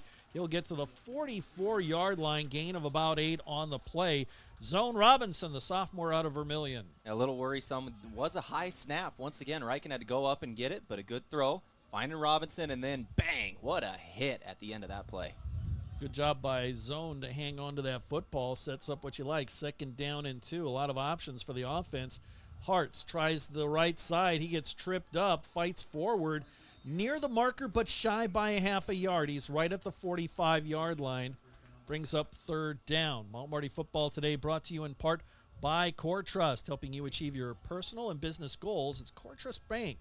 Raise your expectations with Core Trust, member FDIC. It was Meyer in the backfield again. You can see him bowling over an offensive lineman for the Lancers and just getting in there. Once again, wreaking havoc. Meyer's been a presence so far in this one. Yeah, Concordia, they always seem to have a strong linebacking core. Hoos and Myers definitely standout players. 3rd down and 1. Wahols comes in motion. It's going to be a running play. Hirsch, and he is swallowed up in the backfield. Loss of a yard on the play, and here comes the punting unit, and that defense for Concordia, boy, they are as good as advertised. Yeah, and it's just completely swarmed. You could take a look at it here. Play took Two different guys in the backfield. Play took a little bit of time to develop, and just no chance. And now Camden Vance, who has struggled at times. Check that. I think we got a new punter in the contest. Trying to catch the uniform number here. Can't see it. Stands at his own 30-yard line. It's number 80. And punt will fall about the 20-yard or 28-yard line and roll out of bounds. Check who that is. That was Owen Warren. Our first look at him. He's a freshman out of Sioux Falls, South Dakota, listed as a wide receiver in here doing the punting duties that time. Yep, he's out of Sioux Falls, Washington. So with 8:11 left to go, clock stops on the change of possession here, and Concordia comes out onto the field. Marty Football today brought to you in part by Pizza Ranch. For legendary chicken and the best pizza, it's Pizza Ranch on Broadway. Call them at 665-1222. First down and 10, Bulldogs run up the middle, a big hole there for the running back, Carlos Collazo. And here we're finally going to get that first look at this fast-paced offense from Concordia. Last time a red zone possession. They actually got to march down the field here. Collazo again on the handoff. Gets about 2 yards from the 38 to the 40-yard line, and that will be enough for a first down. Gain of 8 on the last play. Now it'll be a first down for the Bulldogs. And yep, they're going to the hurry-up offense here with 7:40 and counting. First quarter, 10-0 Concordia at the moment. 3 down linemen for the Lancers, and Collazo powers his way through the line, gets across the 45 to the 46, gain of 6. And this Concordia offense is moving about as advertised. They're just quick, getting right back to the line. They're already ready to snap the football. Stark at quarterback, sets him down. Receivers either side. He'll hand off, fake the throw. Collazo again just bulls his way forward for a 3-yard gain to the 49-yard line. And again, not much time for the Lancer defense to really reset or get any subs in. Third down. Third down and about a yard. Now they'll slow things down. Look to the side for a play. Stark barks it out to his teammates. 2 receivers to the right, 1 to the left. Handoff. Collazo hit in the backfield. He didn't make it back to the line of scrimmage. Somebody came out of the pack with the ball. It's a Lancer, but they say the knee was down. Yeah, Arthur Oliver came out with the football, and he was scrambling down the field trying to put it in the end zone, but saying it's down. And actually, looking at the Lancer defense there, he had number 52. That's Bryson Mitchell, who was waving at the sideline, waving him off, saying maybe don't even try to challenge it. He's down. But either way, it's 4th down now coming. Punting unit out. Braxton Cook is the punter, averaging nearly 35 yards a punt. Pierce stands back at his own 10-yard line. Good job by the Lancer defense to hold near the midfield stripe. 6:05 left to go. Snap on target. High end-over-end kick. Fair catch called for. And Pierce collects it at the 15-yard line, and that's where the Lancers will start 1st and 10. Got to correct ourselves for a moment. We were sent officiating crew right before the game that was apparently not the right crew, so we got to correct the officials here. I just got sent the correct ones. Referee today is Randy Hagedorn, umpire Jesse Schultz, head linesman Brian Wiles, line judge is John Benson, side judge Rusty Keith, field judge Jeff Jorgensen, and the back judge is Ryan Freese. All right, thank you for the update. Yeah, we were sent we were sent a notice, but it turned out the wrong crew. Oh, we got it right now. All right, so Randy Hagedorn is our official for today's game. And the ball is put back at the 11-yard line, and here's a run to Hirsch, bottled up in the backfield, escapes, and he gets from the 16-yard line out to the 20, gain of 4. He's lucky to get anything out of that. You can take a look at this. There are 2 men in the backfield that should have had a tackle for loss here. There's the first, breaking 1 tackle, breaking 2.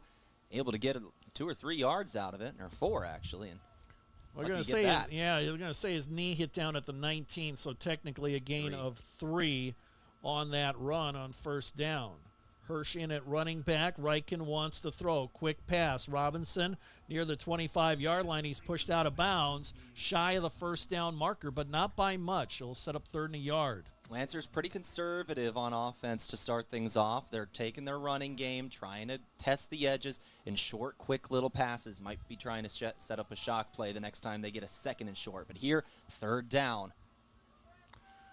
Modified shotgun set. Hirsch will get the handoff, run onto his own lineman, but he'll have the first down, tripped up, stumbles forward, gets to the 30-yard line, move the chains, first down, Mount Marty.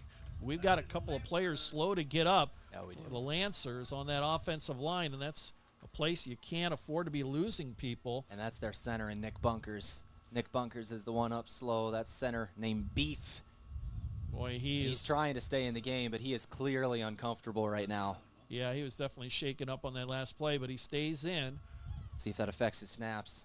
1st and 10 from the Lancer 30-yard line. Reichen to throw out of the shotgun, caught near the 39-yard line by Waholes, and that was rolling on the coverage defensively for the Lancers. Gain of 9. It was a great snap, too, just right at the chest of the quarterback. 3-step drop, quick throw. That's how you do it. And the center especially has a tough duty today with Fellhofer right in his face. The nose tackle for Concordia. Blitz coming. Here's the run. Hirsch to the outside has the first down across the 45 to the 47-yard line. First down, Lancers. All right, Lancer offense is starting to find a groove here with Kyle Hirsch. They've been struggling in this game so far, already trailing 10-0, as we said, but forcing upon on the defensive side of things. You got to have that goldfish memory. Just forget what happened and focus on now. 1st and 10, Lancers. Here in the first quarter, 3:32 and counting. 10-0 Concordia is our score. Lancers dominating time of possession. They also have 2 fumbles lost. Reichen out of the shotgun, takes the snap, throws to his outlet man Hirsch, and he'll be tackled for a short gain. Meyer on the tackle of the safety valve receiver Hirsch, gain of about 3 on the play, right to the midfield stripe. There was that deep play I was waiting for him to call. They wanted to go downfield there. They've been running it short pass, and there they were trying to throw it downfield. Concordia ready for it. They had everybody deep. Just go settle for the check down man and get 3. Remember, Rodney Broadnax, the main deep threat, out of action, not playing today for Mount Marty.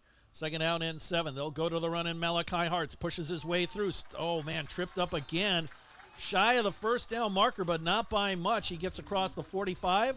No, they're going to give him to the 43-yard line. They give him forward progress. First down, Mount Marty. Yeah, I thought he was a little short. No, I thought I saw him keep that knee off the ground. He got in the air and was diving parallel to the ground. We can show the replay here in a second. We're going to get a play under our belts first, but we'll show that here in a second. I think he had that for sure.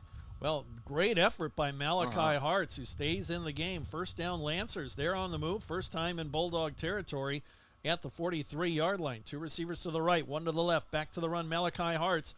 Maneuvering through the middle, breaks into the secondary across the 35 to the 30-yard line, and he was 1 man away from taking it to the house. Yeah, he was. Go back and take a look at this last first down run for Malachi as he breaks through the defense, and he is... Actually, this is this last play, and that's what a great play either way. We'll take a look at it here in a second. All right, first down and 10 Lancers from the 30-yard line of the Bulldogs. Pistol formation, 2 men to the right, 1 to the left. Now Reichen changes things up. Offensive line adjusts their settings. Handoff Hartz. Oh, he's hit in the backfield by Dylan Meyer and stopped dead in his tracks. 2-yard loss. Oh, my. Oh, my gosh. Look at this hit, Steve. Just right away, goes right underneath the left arm of the left tackle and just putting a hit on the man. That was a big hit. Dylan Meyer with a big-time tackle for the Bulldog defense. Here's that first down run, by the way. You can see him stay on his feet, diving forward, just staying ahead. just enough to get that first down. Said I'd show it, and I finally got a chance. Oh, thank you for those watching online. Hope you enjoyed that replay there. Brought to you by Farmers Union Insurance. 2nd down and 12. Reichen out of the gun, looking downfield, scrambles to his right, throws the long ball, headed for Robinson in the end zone. He is open, but threw his hands incomplete. That was some pretty good coverage back there by Blake Mosentine. Yeah, don't mind the throw at all for Reichen. His first couple options not open. He has single coverage down the field. Just throw it up, give Robinson a chance. Good coverage from the DB. Clock stops with 48 seconds here in the first quarter. 10-0 Concordia is our score. And the Lancers facing 3rd down and about 13. So a loss of 3 on that first down run, the incomplete pass. And now Lancers need a big play here. Maybe this is 4-down territory at the 33-yard line of the Bulldogs. Blitz coming.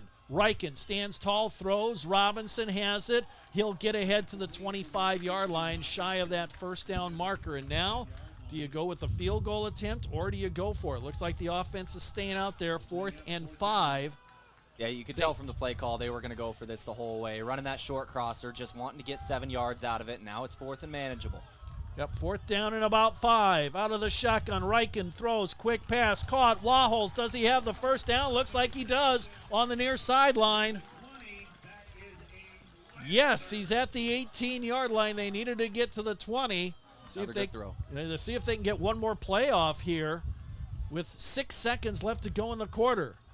Reichen barks out the signals. Nope, they will not get a playoff. We're done with 1 quarter of football. Concordia 10, Mount Marty nothing. Back in 1 minute right here on KYNT. Aztec has some hot job openings right now.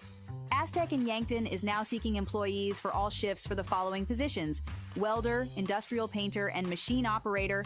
A career at Aztec offers competitive pay, 10 paid holidays, incredible 401k, paid parental leave, safety incentives, and sign-on bonus for production workers. To apply for these jobs or see what other opportunities are available, go to aztecjobs.com. Aztec, built to connect from rock to road. Kylie is a Runza burger lover. Especially if it's smothered with sauteed onions and French onion dip and topped with Swiss cheese. Ah, sounds like you just had the French onion burger at Runza. Yes. Yes, I did. Are you crying? Yeah, it's the onions. Wait, are you crying? Yeah, because I love the French onion burger. Come get yours today, because Runza makes it all better. Runza on Broadway by Menards in Yankton. 1 quarter in the books. It's 10-0 Concordia on top of Mount Marty. I'm Steve Toon. He's Tehl Tanner. Tehl, how'd this happen? Well, we started off with the Lancers, their first punt of the game. They end up having a bit of a rough snap there. It goes off the knee of the kicker, and then a punt return touchdown, a great one for Concordia. They started off 7-0. Very next play, the first offensive snap for the Lancers after that, and it's a fumble. High snap, trying to get it to the running back. Fumble, Concordia gets it back right after that. They end up going 3 and out on that drive. Lancers do hold, but they still end up getting this field goal in, and they get 3 points out of it. All right, the teams switch into the field here. Second quarter, Mount Marty in the red zone. 1st and 10 from the 18-yard line. Handoff, Hart swallowed up in the backfield. He'll lose about 3 yards, maybe 4 on the play. Depends on the spot from the official. And a couple of times that D-line has just come barging through there to bust up a running play. Oh, here's something. Nick Bunker's trotting off the field. He lost his helmet. Yep. And that is their center. So new center in the game for one play. Ethan Kringen, sophomore of Del Rapids, South Dakota, coming in to play center for a second. All right, Hirsch in, Hart's out at running back. 2nd down and 14. Or check that, 13. They'll put the ball down at the 21, so loss of 3. Now the Lancers outside the red zone. Reichen operates out of the shotgun. Brinsley moves over from right to left at the tight end position. Reichen rolls out to his right, throws on the run, caught Brinsley. He escapes a man inside the 10, battles down near the 6-yard line, and that's enough for a Lancer first down. Getting Brinsley involved in this game is how you're going to get back into it. Just get on the bootleg, roll out. Brinsley's open in the secondary. Get it to him. There he breaks 1 tackle, puts a shoulder into a man, gets some extra yards, and the Lancers have 1st and goal here. This is just what the doctor ordered for Mount Marty, but they need 7 points on this drive. First and goal to go from the 6 for Mount Marty. Hirsch in at running back in the pistol formation. Load up the right side. They'll run that way. Tries to change direction. Lost the football, but got it back at the 7. Boy, another fumble, but this time recovered by the Lancers. They lost a yard on the play, but more importantly, they keep the football. Third fumble of the game. They actually recover this one, which is good, but you can see it right there. Pops out. Good helmet right into the football. Hirsch able to jump back on it, which is good, but scary moments for the Lancers out of the bye week. That is their third fumble in this game. They had lost the first 2. You could think maybe with the hot conditions, sweaty hands, maybe sweaty tough hands, wet football. Yeah, could be a situation as play action throw to the end zone. Brinsley over his head in the middle of the end zone near the back. Incomplete. Zone Robinson wide open on that play as well. Just a tough look from the quarterback, Reichen. You can see it here. Going in the back of the end zone. 2 different guys with their hands up, beating their defenders. Just can't get it to them. Gonna have to do it on third down. Third down and goal from the 7 for Mount Marty. 13 minutes left to go, second quarter. Concordia up 10-0. Big play here for both squads early in this contest. Out of the shotgun. Reichen, play action, throws to the end zone, caught, touchdown. That's Moshe Richmond, the freshman out of Westlington, South Dakota. I was taking a look at that the whole way. You had Moshe Richmond at the bottom of your screen. We can take a look at this. He's in single coverage. There is a safety and help, but that safety doesn't go after him. He's able to drop back, get back in there. The safety comes down, going to the flat, and Richmond open in the end zone. There is a flag on the play. I think this was after the play, however. Yep, thrown in the back of the end zone. Randy Hagedorn is our official. He'll signal. Let's see if this will be backing up the Lancers on the point after. Unsportsmanlike on Mount Marty after the play, and that will be assessed on the kickoff. Oh, no, they're going to take it now. All right, so that was on Richmond. That was on Richmond. Unsportsmanlike conduct after the play, and so Concordia has the option. I thought they were going to take it on the kickoff. Most teams do, but no, they're going to take it here, back them up 15 yards. So this is going to be a 35-yard point after kick. Noah McDermott is the holder for Camden Vance. This could be big here if Vance can connect. Kick on the way. Line drive has the distance. Good.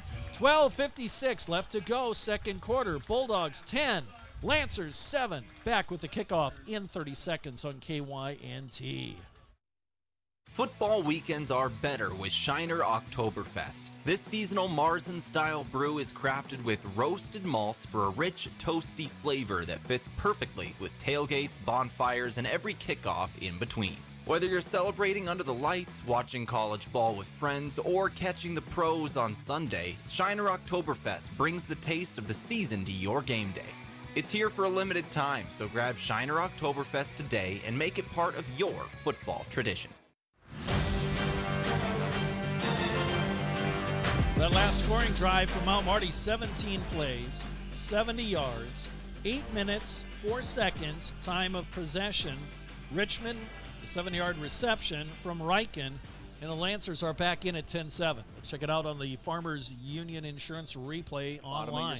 Bottom of your screen, there's Moshe. Second career catch for the freshman wide receiver.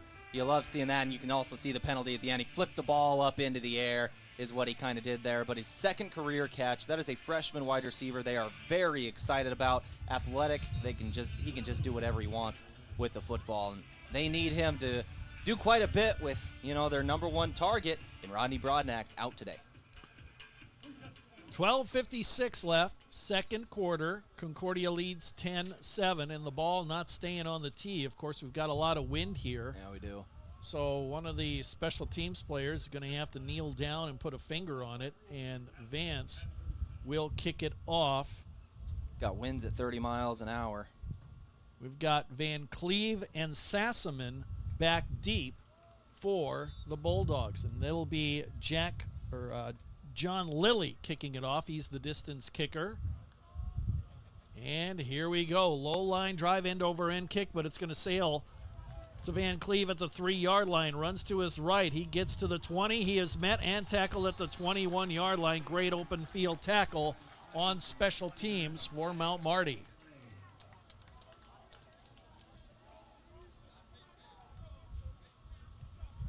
And so the Lancers project that the Bulldogs will set up 1st and 10. Mount Marty football today brought to you in part. Hold on, we've got a penalty flag down.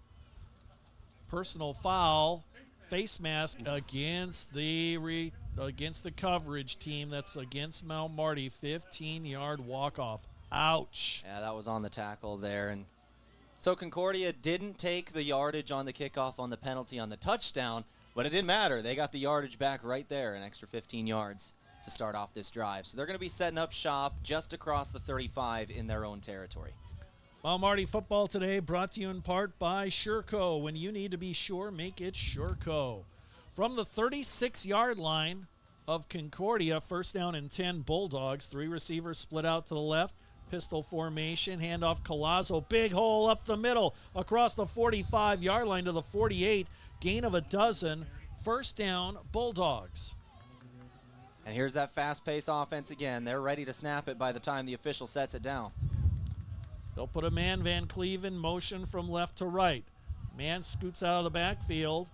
Stark with time over the middle. Intercepted at the 35-yard line. And that's Amir Conley with the pick. And a great play from Amir Conley. Celebrating on the near sideline, the Lancers.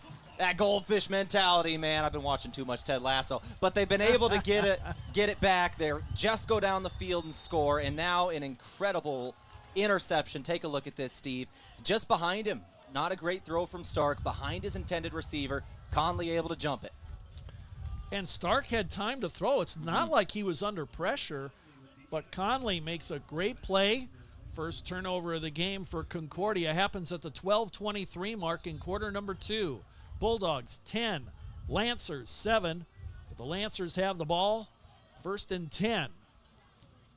And they'll go to the run in. Pearson running to his right. Makes a man miss across the 40 to the 45. Tumbles out of bounds near the 48-yard line. They'll give him the 49. Gain of 11. Move the chains. 1st down, Lancers. And a very good hard-nosed run here from the running back. Just able to get out of tackle. Stiff arms a man to the ground. A little bit extra yardage here.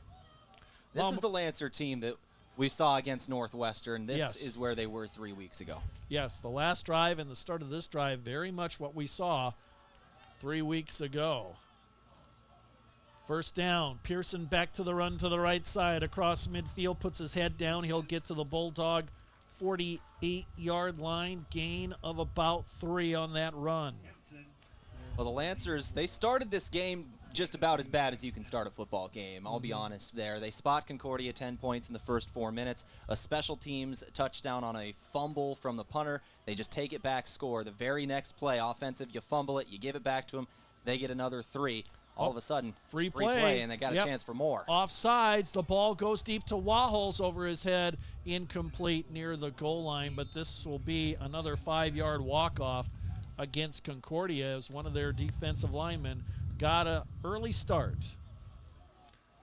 Mount Marty football today brought to you in part by Dakota Mac. At Dakota Mac, they can help you do the heavy lifting when it comes to ag financing. Whether you're a farmer, investor, or beginning farmer, they work hard to find lending solutions to fit your needs. Learn more at dakotamac.com. So after the offsides penalty, it's going to bring up 2nd and 2 here in Concordia territory. Lancer sitting at about the 43. Yep, this is just what you want because you could take a shot downfield if you want. 2nd down and 2. 2 men either side. Concordia showing blitz. Riken will pause. Has Pearson at his running back to his left side. Here comes the blitz. Pass over the middle behind Richmond, incomplete at the 30-yard line. Yeah, just missed him there. Moshe was open over the middle of the field. Had a little bit of grass in front of him if you put it out in front of the receiver, but he had to stop, kind of go back to it. It's not a good throw. Mount Marty football today brought to you in part by Gerstner Oil. No matter what you drive, make sure you fuel up at Triple Time Rudy's. They're located on Broadway in Yankton. Big 3rd down and 2 here with 11:07 left to go in the 2nd quarter. Lancers down by 3. They'll go back to Pearson in the run. He tries to turn the corner, and he's shy of the first down marker by a yard. He only gained a yard. If I'm Mount Marty, I'm going for this. You're still down in the ball game by 3. It's early in the game, and you're in opposing territory. We know how aggressive this Lancer coaching staff likes to be when they get to the other side of the field. They're lining up to go. Malachi Hart's in at running back. He's the deep man in the pistol formation, receivers either side. 7 in the box. Concordia brings up some extra men. They're crowding the line of scrimmage. Hartz shifts over now, standing to the left of this quarterback. Quick pass, and it's incomplete. Carbajal couldn't hang on at the 38-yard line. That was broken up nicely by Will Potratz.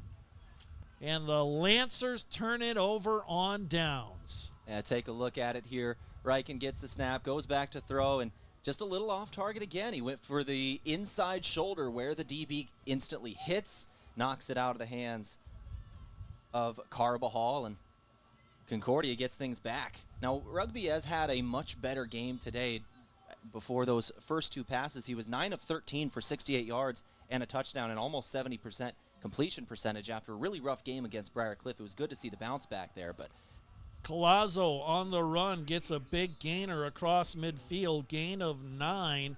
He's in Lancer territory at the 49-yard line. And again, Concordia going to that hurry-up offense. They line up right away. Pistol formation, 3 receivers to the right. Now here comes Van Cleve over to the left side. Now they'll slow things down, stand up, look to the sideline, get the play signaled in. Under 10 minutes to go until halftime. 10-7, Concordia on top. They've got the ball. They'll go back to the run. Collazo puts his shoulder down into Lancer territory at the 44-yard line. Gain of about 6. Move the chains. First down, Bulldogs, and quickly they come right to the line of scrimmage. Gideon Stark at quarterback. He's thrown 1 pick today. Handoff Collazo. Bounces off a man. Tries to go to the outside on the right side. Gets 2 yards, and that's all. Second down and about 8 coming up. Already in Lancer territory, cashing in off the short field there. I still like the decision to go for it, but Concordia up 3 in a short field. Called a gain of 3 on that last play. Second down and 7. 3 men out to the left. Handoff. Collazo has a hole. Gets through from across the 40 to the 35-yard line. Just shy of that first down marker. He needed 7. He got 6. Third down and 1 coming up. There's a good tackle from Daniel Pierce as well to force third down.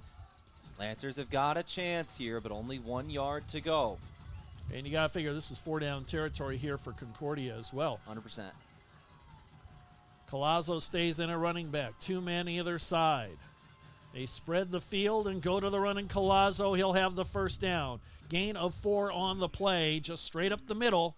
First down, Collazo having a big first half, running the ball for the Bulldogs. And just great blocking. Look at this. All 5 linemen able to win their matchup there across the first down marker before he's ever touched. First and 10 from the 30-yard line, the 31-yard line. Collazo again on the run. This time he's contained, 2-yard gain, and that's all. Trying to run the left side. Second down and 8 coming up. Mount Marty Football Today brought to you in part by Avera. Visit Avera.org today. 7:42 and counting. Second quarter, Concordia up 10-7. They're on the move in Lancer territory at about the 29-yard line. Play action over the middle. Stark incomplete. Little bit behind Van Cleve at the 18-yard line, but he was wide open. Yeah, he had a lot of room to work with. Only the safety and Oliver in the open field to beat for 6. You can take a look at the pass just behind him. Brings up third down and 8. 7:29 left, second quarter. Bulldogs have the empty backfield. Stark stands tall, throws into traffic, incomplete. Almost intercepted by Conley. Pell's the intended receiver. Now, Atwood has made a 50-yarder on the year. Yeah, he's good. He got player of the week for that. But it looks like the offense staying on the field on 4th and 8 from the 29-yard line of the Lancers. They got to get to the 21 for a first down. 2 men out to the right, 3 men out to the right. Straight drop back. Throw, safety valve, incomplete. Collazo was the intended receiver at the 30-yard line, and the Bulldogs turn it over on downs. Just a little out in front of him once again. The last couple of plays here, just not the most accurate throws from the quarterback, Stark, missing a couple of times. Mount Marty football today brought to you in part by Parker Hannafin. It's day one of your new career. Parker of Yankton has immediate openings for all production positions, offering newly increased wages, paid holidays, and some of the most competitive benefits in the area, all beginning on day one. Learn more at parker.com. So you got to give both defenses a lot of credit in the last 2 drives, both of them forcing a turnover on downs right across the 30-yard line this time. All right, from the 29, high snap, and it's going to be Hirsch on the run, and he'll get to the 31-yard line, gain of about 2. He's Tehl Tanner. I'm Steve Thum. A hot day here in Yankton at Crane Youngworth Field. GPAC football between Concordia and Mount Marty has the Bulldogs up 10-7 here in the second quarter, 7 minutes left to go. Both teams have had, in the last few minutes where the offense has moved the ball, but they've sputtered after a few first downs. Hirsch in the backfield to the right of his quarterback. Shotgun set on 2nd and 8. Reichen gets the snap. Quick throw to the sideline, and it's going to be almost intercepted. Juggled about 3 times between Waholes and a couple of defenders at the 40-yard line. That was almost picked off. That should have been picked off here, Steve. Take a look at this one. Just throwing the out route on the top of your screen, far sideline. Undercutting the route was a Bulldog. Second Bulldog almost there. And they're slapping the ground afterwards. They know they had a turnover in their hands. Tip drill didn't pay off, but the Bulldogs had several chances on the carom to pick that pass off. 6:37 on the clock. It's 3rd and 8 for the Lancers from their own 31-yard line. Reichen rolls out, looking to the middle of the field, loads up. Now he'll circle back, chased by a couple of men. He's really in trouble, throws it, and it's going to be caught by Hirsch at the 31-yard line, makes a man miss. Now he's going to be tackled from behind near the 40-yard line. But is that enough for a first down? Doesn't look like it, a yard short, but look at this, just scrambling around, throwing up a prayer to his outlet man. Hirsch able to make a man miss, get the extra yardage, and we've got 4th and short, but are they close enough to think about going for it? They're on their own side of the field at their own 38-yard line. They need the 39. If you don't get this one, you give Concordia prime field position. They may try to draw him off sides. Reichen in the shotgun will look to the sideline.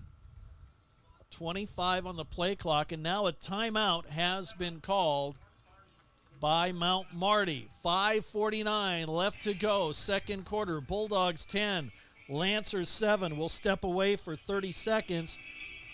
This timeout brought to you by Pizza Ranch. For legendary chicken and the best pizza, it's Yankton Pizza Ranch. They're on Broadway. You can call them at 665-1222. Back in 30 seconds on KYNT. I didn't know you did that. We hear that often. This is Matt Hansen with Hansen Briggs Advertising. Our slogan is, for all your printing and promotional needs. I emphasize all because we do apparel, pins, signs, printing, calendars, business cards, custom forms, banners, flyers, drinkware, bulk mailings, and much more. If you have a project, I'm sure Hansen Briggs can help. 1213 West 9th Street in Yankton, or online at HansenBriggsAdvertising.com. 5:49 left here in the second quarter. Along with Tehl Tanner, Steve Thum with you on a hot Saturday afternoon in Yankton. Bulldogs 10, Lancers 7. 4th down and a yard coming up, and it's the punting unit on here. Warren at the punting position now for the Lancers. He stands at his own 24-yard line. Mosentine back at his own 20. Wind whipping pretty good here today at Crane Youngworth Field. Temperature near 90 degrees at the moment. So the Lancers with 4th and 1, they're going to punt it away.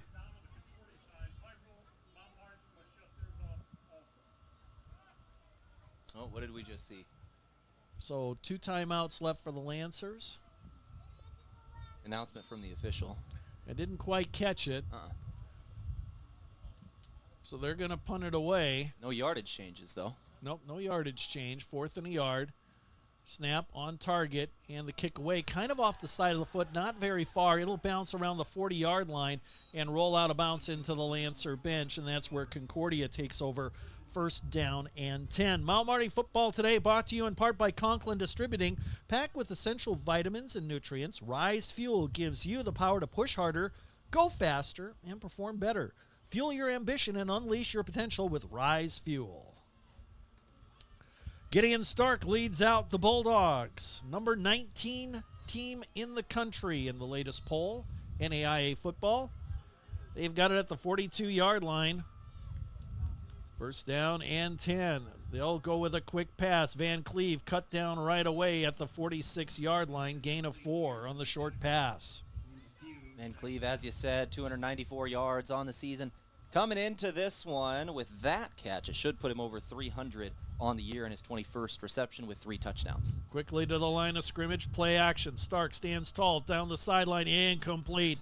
Pell's the intended receiver at about the 35-yard line, and Arthur Oliver was lining him up for a big hit. Yes, he was. That was kind of good. He didn't get that in his arms, or Oliver was going to light him up. Just saw that it was a little too far, and Oliver went to the side just at the last second. But here we go. Big 3rd down.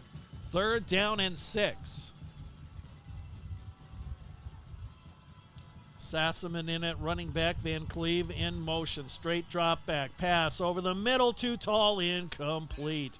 Intended for the tight end.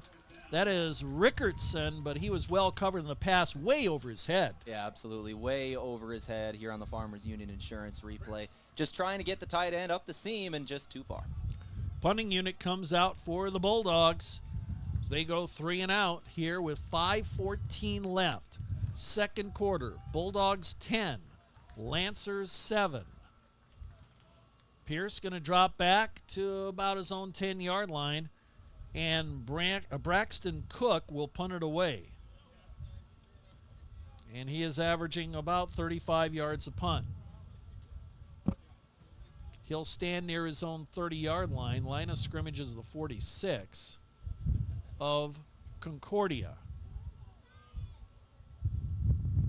Bulldogs get arranged. Snap on target. Pressure coming. Good punt away. Fair catch called for and collected near the 11-yard line by Pierce. And that was a very, very good. Take a look at the hang time on this. Just got it way up in the air. And on a windy day, especially if you got the wind at your back, that's exactly what you want to do. Have the wind help you out. And Cook, a veteran punter, did just that. 1st and 10 Lancers with 5:08 left to go here in quarter number 2. They have the ball deep in their own territory at the 11-yard line. But one of their earlier drives went 17 plays. Chewed up 8 minutes on the clock, traveled 80 yards, and they got points. Their only touchdown. Hart's in at running back. Stands to the left of his quarterback. And there's movement on the line. This one I think is going to be against Mount Marty. Yeah, looks like. And you're already at your own 11, 12-yard line. Back up a little farther. Yep, false start. So it'll be 1st and 15 for the Lancers. 5:08 on the clock here. Quarter number 2. It's been a quick moving first half. Yeah, it has. 5:08 left. It's 1:53 in the afternoon. On pace to be just a little over an hour in the first half. So the Lancers back up. Official spots the football, and here we go. 1st and 15. Pistol formation. Hartz stands in his own end zone.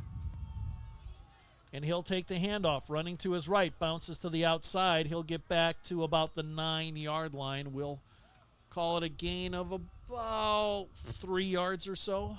Maybe 4 when all is said and done. Call it a gain of 3. Got to the 9-yard line.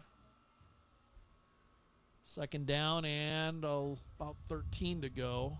Gain of only about 2 there. Yeah, Lancers backed up very deep here. Yep, and You've already turned it over once deep in your own territory. You can't afford to do it again, not against this Concordia team. Second down and 13. Riken wants to pass. Blitz coming. Wahos collects it near the 15-yard line, shoved out of bounds. And they'll give him, I think, the 16. Gain of about 6. Makes it manageable on third down. 3rd and 6. Riken looks to the sidelines.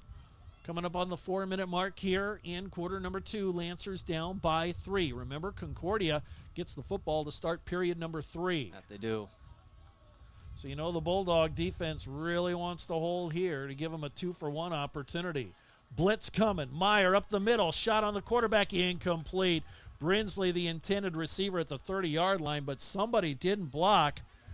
Dylan Meyer. He got a free shot on the quarterback. Yep, give Meyer full credit here, just right up the middle. You could see him on the left side of the offensive line, just going in right in between the right guard and right tackle, and nobody touched him. Nope. Just a miscommunication on the offensive line there. Had a man open downfield in Brinsley, but the quarterback so hurried on the pressure, just sailed it. Warren will punt it away. Stands near his own goal line. Mosentine near midfield. Pressure coming, but he gets it away. And it's going to be collected. Makes a man miss at the 46-yard line, still on his feet. And finally gang tackled near the 41-yard line. And that was a mistake.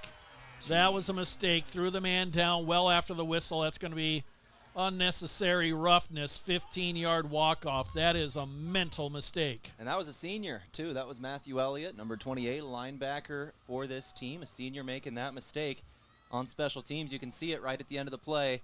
There's the whistle comes in right about here. There's no reason for that.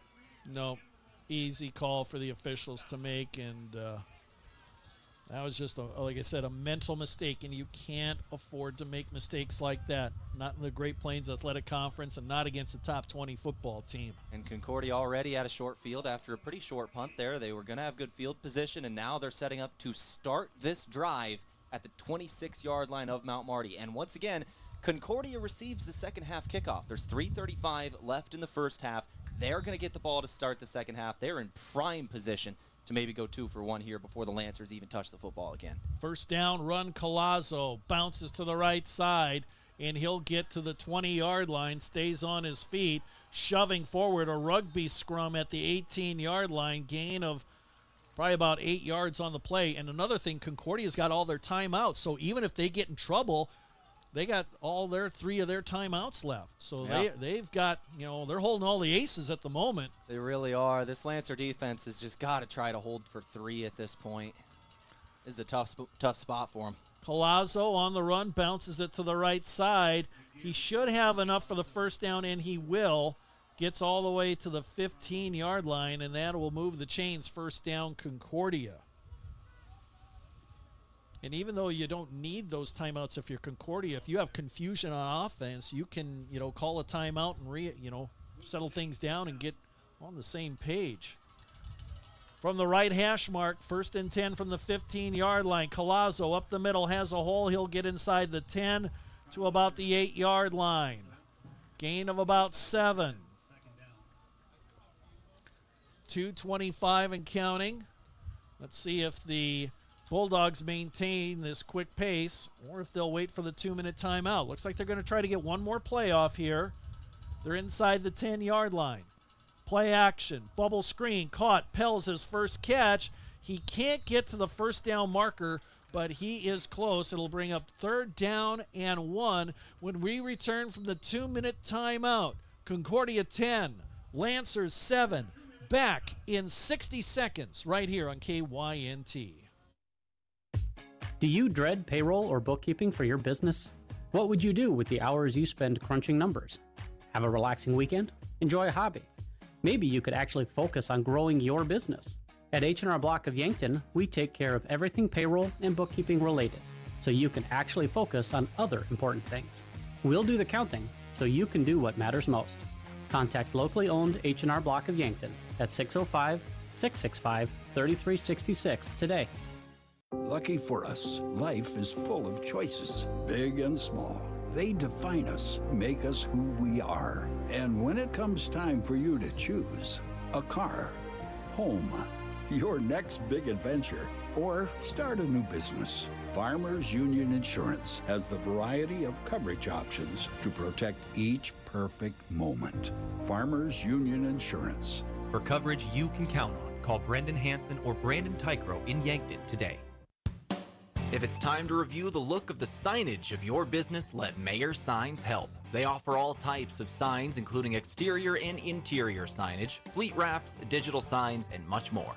They also do logo creation and vehicle wraps. Their technicians arrive on site fully equipped to get the installation done with quality workmanship. With the latest tools and technology, Mayor Signs provides high-quality installation service for any sign. Contact Mayor Signs today on 4th and Broadway in Yankton. FM 1021 and AM 1450 KYNT Yankton. Buying a home isn't just about real estate. It's about investing in yourself. All right, back to action here. 2 minutes left to go. Second quarter. And it'll be 3rd down and 1. Empty backfield. Stark now puts Collazo in motion. The quarterback keeper, his first run of the day. He powers into the end zone on the quarterback keeper. Touchdown, Bulldogs. Touchdown Bulldogs. That was a rough play there for the Mount Marty Lancers. They're able to just give that one up, and the Bulldogs able to cash in, get in the end zone. And that's his first run of the day. And we mentioned Gideon Stark's not a running quarterback. He's more of a pocket passer, but that time he just cleared everybody out. The Bulldogs spread out the defense. They spread the field, and the quarterback just kept it, ran up the middle, scores the touchdown from about 6 yards out with 1:55 left to go. Now the Bulldogs will kick the point after. They're up 16-7 at the moment. That was a nice drive by the Bulldogs, and again, set up on the short field. Yeah, take a look at it here. Just a good play. Yep. Quarterback keeper by Stark. I think that's his first official run of the day. And fouls. Oh. After the play. Unsportsmanlike. So, all right, offsetting penalties, unsportsmanlike conduct on Derek Campbell, offensive lineman for the Bulldogs, and then Bryson Mitchell, defensive lineman for the Lancers. So a little extracurricular activity there at the end of the play, offsetting penalties. Both teams will get a talking to by the officials. And now we'll have the point after kick by Peyton Atwood. Here again, 1:55 left to go, trying to make it 17-7.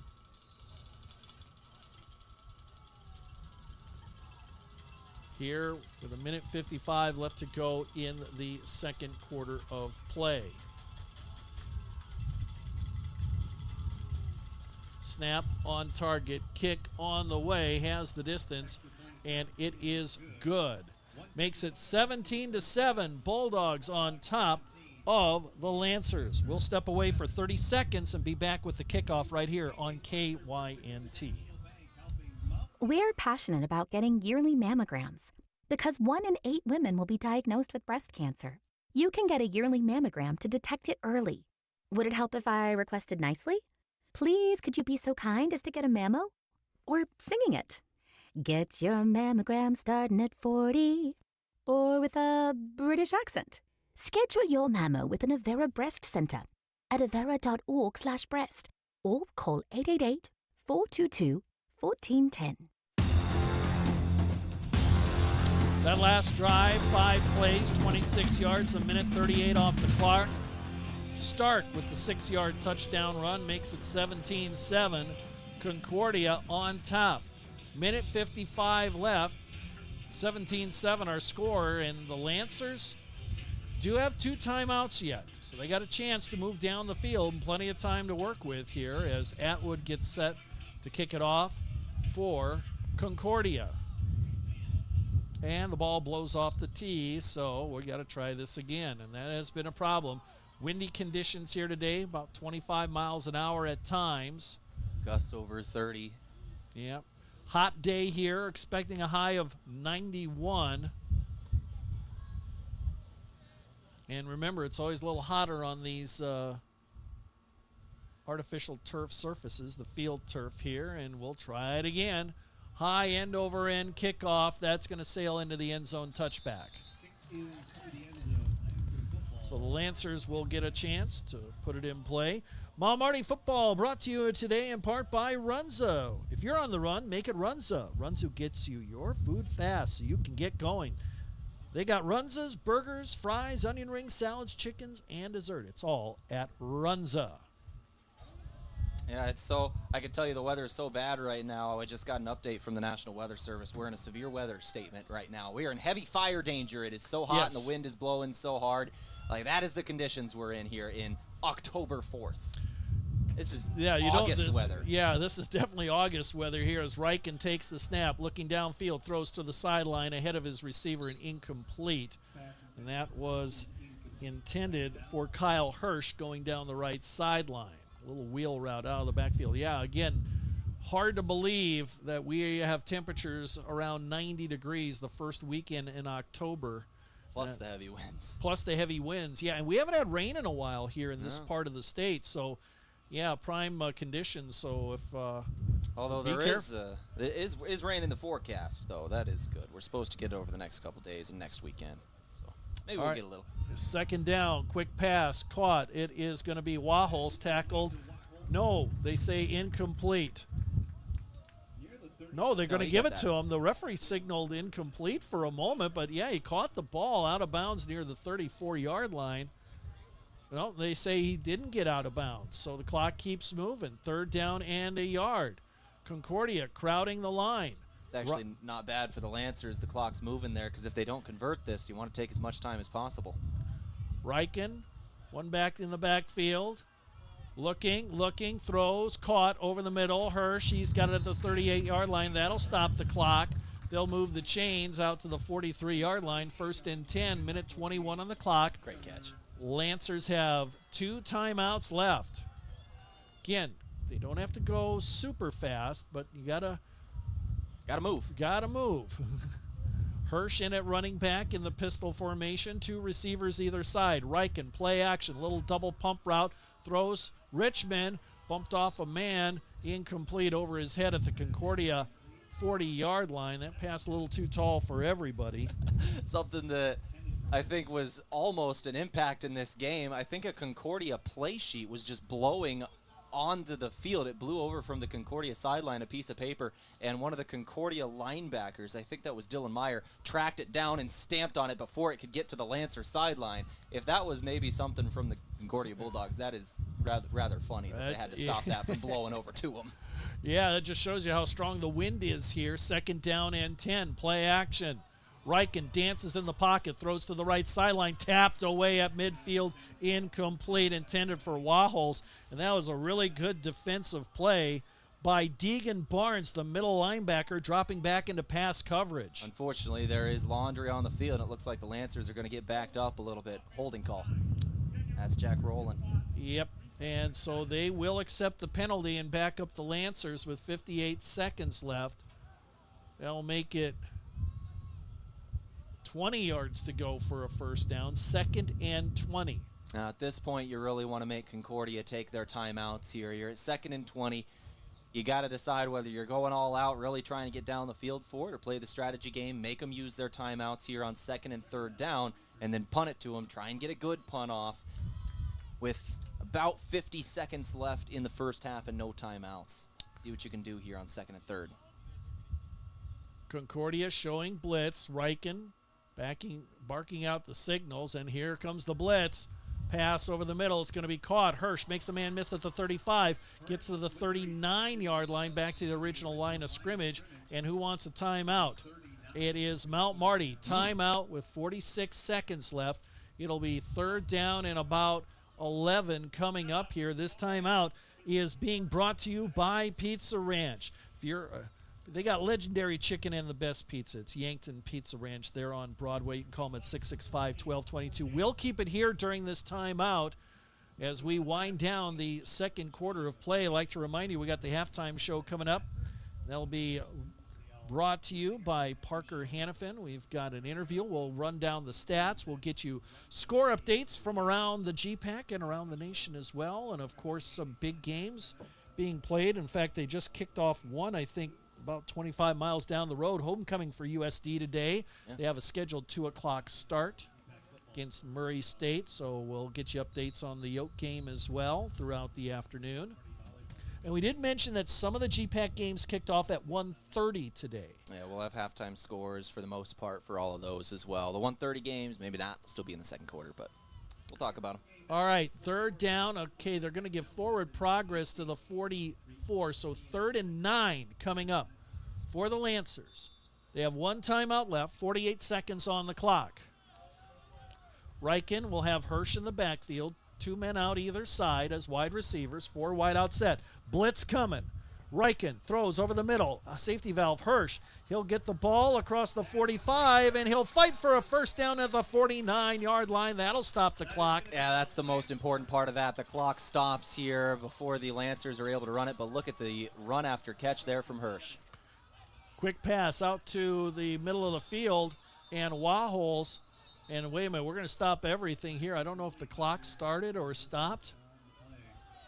Clock might not have stopped as they were moving the chains here. The officials blew that one dead, and the Lancers actually had a good play, and you can see the coaching staff from Mount Marty upset. 39 seconds. All right, so they're going to redo the down, so that's a no-go there. So just wipe out that last play. The thing that Waholes turned to the middle of the field. Yeah, that was my takeaway from that. The Lancers got a break there, because if you're a wide receiver and you catch an out pattern, you got to get to the sideline. The middle of the field does you no good unless you go all the way. All right, 1st down and 10, a do-over here. Riken stands tall in the pocket. Now he's being pressured. Scramble, shovel pass, and it's going to be caught by Hirsch, and he wisely gets out of bounds at the Bulldog 48-yard line. A little shovel pass there. But yeah, it was just good of Riken to get rid of this. Take a look at this. Pressure's on him. Has Hirsch out there and just dumps it to him. Underhand throw over to him. Well, you got 4 yards out of it, but most importantly, you stopped the clock with 26 seconds left. And the Lancers want to bring in Nick Heath, slot man. He's a good blocker. You may need it because that blitz has wreaked a little havoc. 12 on the play clock. Riken sets him up. 2 men out to the left, 1 out to the right. Play action. Hirsch stays in to block. Riken scrambles to his right. Wants to throw on the run, throws it out of bounds. Incomplete. Just threw the ball away as he was pressured by Frazee, the junior defensive end. So that is going to bring up 3rd down and about 6 with 19 seconds on the play clock, or on the game clock. Heath out, Carbajal in for the Lancers. Well, Marty, 1 timeout left. They got a little ways to go here, heading into the wind. 3rd and 6 from the Bulldog 47-yard line. Empty backfield. 3 men out to the left, 2 out to the right. 4-man rush. Riken stands tall, throws, safety valve. Robinson hit hard at the 43-yard line, and a timeout called by Coach Micheletti with 10 seconds left. Yeah, you had to call that there, and that's a tough moment having to use that timeout. Another 2 yards downfield, and they'd have been able to keep it. They'd have been able to get down and spike it on 1st down, but now 4th down, you're not in field goal range, and you're out of timeout. So we're going to have 1 play. The Lancers are going to throw downfield anywhere they can, just as long as it's crossed the 1st down marker. The clock will stop as they reset the chains, but every single one of the 11 for Mount Marty has got to get downfield the moment that ball is down so they can go spike it and try and get this field goal off if they're able to get in range. This timeout brought to you by Pizza Ranch. For legendary chicken and the best pizza, it's Yankton Pizza Ranch. They're on Broadway. You can call them at 665-1222. We'll keep it here during the break with 12 seconds on the clock. So they added 2 more seconds left. So they need 2 yards for a 1st down. It's 4th down and 2. Ball at the 43. They need to get to the 41, but in all honesty, they got to get a lot farther downfield than that. Yeah, to really give them a chance, you want to get down to the 30, 25. The field goal long on the year is 38 for Camden Vance. He is 4 of 4 on field goal attempts this year and 14 of 14 on PATs. Hasn't missed yet. but hasn't really had to go too far back. Along of 38, it's only at about the 20-yard line here, so you want to get some yardage on this play, 10 at least.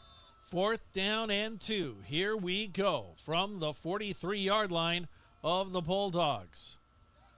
2 men out to the left, 1 out to the right. Quick pass, going to be caught. Out of bounds is Waholes at the 36-yard line. Move the chains. That only took a couple of seconds off the clock. It did, and got out of bounds. Only 3 seconds off the clock here, so you get a chance to run one more play before you go spike it, and or if you go down in bounds, you don't even have time to spike it if it's not a first down probably. But if you're able to get across the first down marker or get out of bounds, they'll still have a chance at this. And maybe you think about throwing it to the end zone. Though you got time if you can get out of bounds. Really for 2 only need plays. another 10 yards to get into field goal range, though. Reichen's going to roll out. I think he's going to throw for the end zone. He's hit as he throws to the end zone. Got a man in, complete with 3 seconds left. Waholes was open, but Reichen really took a shot on that one. But they got time for another play. 3 seconds left. They're at the 36-yard line. Yeah, from here it'd be about a 52, 53-yard field goal. Maybe a little far. You're probably looking at Hail Mary. Yep. With 3 seconds left. We've seen this once before for the Lancers, end of half Hail Mary. I think it was at Clark is when they did this in the first game of the year. Ended up being an interception on that end of half Hail Mary. We'll see what the Lancers can drop this time. And remember, the half cannot end on a defensive penalty, Yeah, so that's Concordia has to be careful not to do a pass interference or a holding call. And I think the Lancers false started. It might have been the center himself in bunkers. Kind of grabbed his head as he went down to the ground here. The referee says set the play clock to 25. It didn't address the flag, though. I think we might just be picking this up because there might have been a play clock. Yeah, and Fellhofer says, hey, the guy moved and no penalty. I think the Lancers are saying, well, yeah, he moved because the play clock was wrong and he was pointing it out, so I think they're getting away with that. Okay, so the Lancers bring in a couple of extra receivers, so they'll split out. 1 man over on the left side, 3 men out to the right. Reichen drops back, being pressured. He'll scramble. Roll out to his left, loads up, throws a long ball down the field near the goal line. It's going to be tapped away, incomplete. Nice defensive play down there by Barnes, the middle linebacker, who dropped deep into coverage. And that takes us to halftime, where it's the Bulldogs 17 and the Lancers 7. We'll take a 2-minute timeout, and then we'll come back with our halftime show. Our halftime show being brought to you by Parker Hannafin. It's day 1 of your new career, and Parker of Yankton has immediate openings for all production positions, offering newly increased wages, 13 paid holidays, and some of the most competitive benefits in the area, all beginning on day 1. Learn more at parker.com. Along with Tehl, Tanner, Steve Thum here. It's Concordia 17, Mount Marty 7. Back in a couple of minutes right here on KYNT. The Great Plains Athletic Conference is committed to being champions in the classroom, in our communities, and in competition. And we are also proud to be an NAIA 5-star Champions of Character Conference. To learn more about the GPAC, follow us on social media on Instagram, X, and Facebook. And watch the GPAC on the GPAC Network. The Great Plains Athletic Conference, academic and athletic excellence since 2000. Oktoberfest is a brief moment of fall beer drinking beauty, so have Samuel Adams Oktoberfest on hand as the nights get cooler and the days a little shorter. Smooth taste with the roasty sweetness and light hop character that's only available for a short time. Kick off cooler weather with food and friends, and don't miss a moment with Samuel Adams Oktoberfest. Grab it while you can at your favorite place to buy beer. Farming is hard work. Between managing crops, livestock, and equipment, there's not much time left to handle financing and loans. At Dakota Mac, we can help you do the heavy lifting when it comes to ag financing. Whether you're a full-time farmer, an investor, or a young and beginning farmer, we're here for you for all your ag lending needs. Let Dakota Mac help you work smarter, not harder. Hi, it's Jeff Wolfgram from Dakota Mac. Call us at 800-682-4578 to learn how Dakota Mac products can work for you. At Lewis & Clark Ford, we want your vehicle, and we'll pay extra for it. How much extra? If your vehicle is under 10 years old and under 100,000 miles, at Lewis and Clark Ford, we'll give you an extra $2,000 in trade-in allowance. Or bring it in for an appraisal and we'll buy it for the same deal. Rather keep your vehicle? Buy 3 tires, get 1 free. Now at Lewis and Clark Ford, we're paying extra for your trades or buying your used vehicle. It's halftime of our football game here today between Concordia and Mount Marty. The Bulldogs lead the Lancers 17-7 here at the break, along with Tehl Tanner, Steve Thum here. Our halftime show being brought to you by Parker Hannafin, and we begin things with the Runza Rundown. And remember, if you're on the run, make it Runza. Runza gets you your food fast, so you can get going. They have Runzas, burgers, fries, onion rings, salad, chicken, a whole lot more, and some great desserts as well. Check it out at Runza here in Yankton. And I tell 17-7 is the score in favor of the Bulldogs, and it could be a lot worse for the Lancers. It seriously could, especially when we take a look at how this game started. It started with the Lancers on offense first. They do get a first down, but their next drive stalls. They're at their own 35-yard line. They're trying to punt it away. When this happens, ball hits the knee of the punter, fumble, scoop, and score. Concordia, they start off the ball game up 7-0 in the first couple of minutes of the ball game. Then right after that, Mount Marty gets the ball back, and the very first offensive snap of the next possession, high snap, Riken grabs it, tries to hand it off to the running back, fumble, ball on the ground. Concordia gets it right back. They are stalled after that. They go 3 and out, but they are able to kick this field goal to go up 10-0, and that was pretty much the scoring of the first quarter. We traded some punts, we go back and forth, and it wasn't until midway through the second when the Lancers go on a pretty good drive. They go all the way down the field, bottom of the screen. It's Moshe Richmond's second career catch and a touchdown. Rugby Riken and Moshe Richmond back of the end zone. Lancers able to make it a one-possession game at 10-7. Then just a couple plays later, the next drive for Concordia, Gideon Stark looking for his intended receiver on the left side. You can see it, throw it here, a little behind his guy, and Amir Conley able to jump that pass. Interception. Lancers get it back. They were unfortunately unable to do anything with it. Concordia able to get it back after that in a short field, and they're able to punch it in with a short run from the quarterback in Stark. He runs it in himself. And that is really the tale of the first half. It's opportunities cashed in by Concordia, and thankfully Amir Conley got that interception. That is really keeping the Lancers in the game. Yeah, absolutely. That's what kept the Lancers in the game. He was able to keep another possession out of the end zone. But as it stands, Lancers are down by 10 at the half, and they really need to get rolling with this thing because in the second half, Concordia gets the ball first. Let's check out the game stats brought to you by the Meat Lodge. You want top-quality meat at great prices? Head to the Meat Lodge in Yankton. They're on the way to the lake on Highway 52. Tell what you got on that stat board. Yeah, now this is where things get interesting because we showed you the miscues by the Lancers that led to points for Concordia.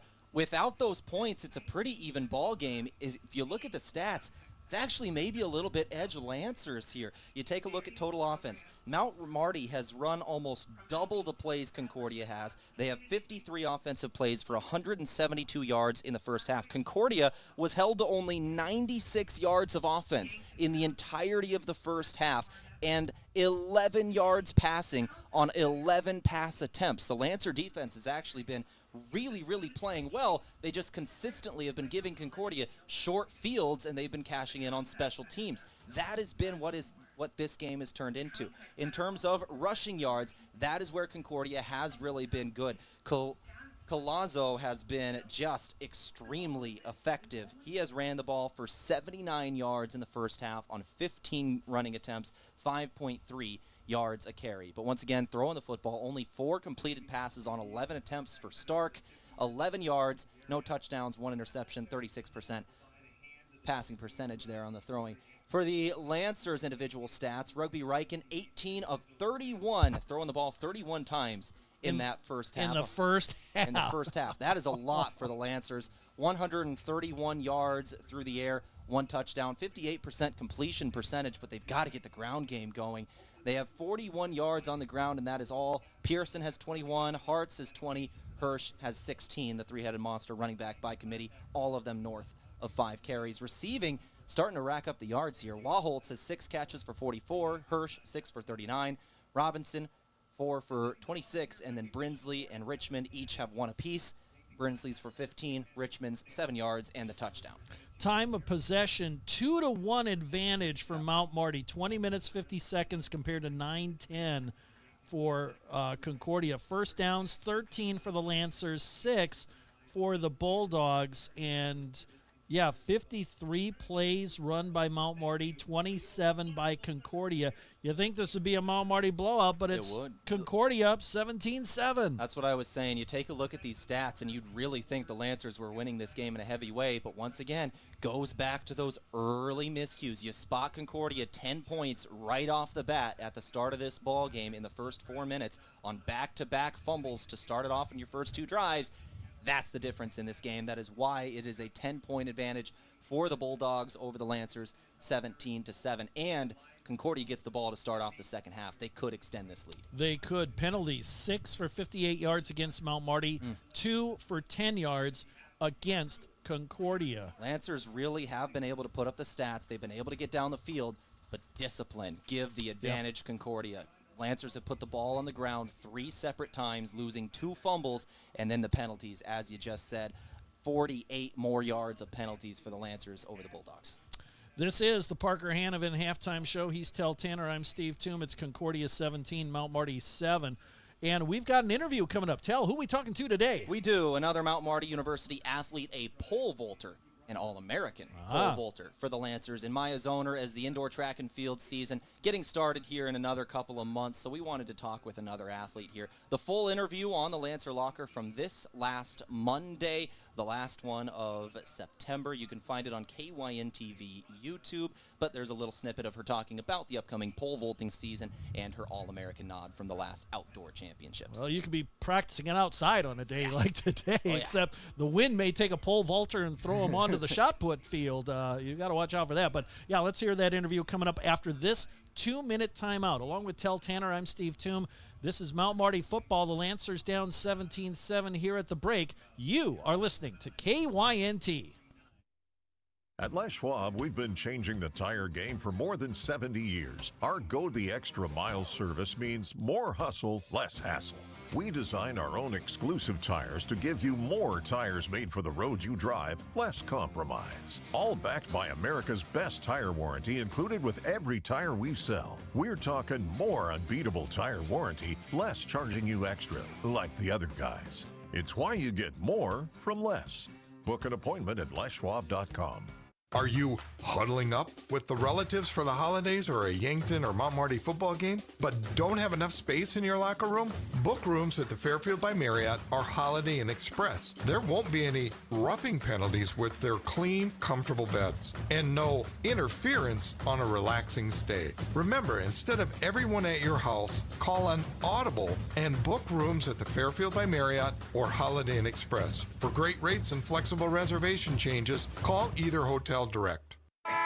Looking for the easy way to travel? Well, let Foreman Charters do the driving for your next trip. Here are some 2026 tours coming up. Experience the full-scale replica of Noah's Ark with the Ark Encounter Tour leaving in May. Visit Michigan's historic resort destination, Mackinac Island, in June. Also in June, head for the hills and the famous Medora musical. And see the Grand Canyon and other Southwest National Parks in July. For more on Foreman Charters tours, go to foremanbus.com.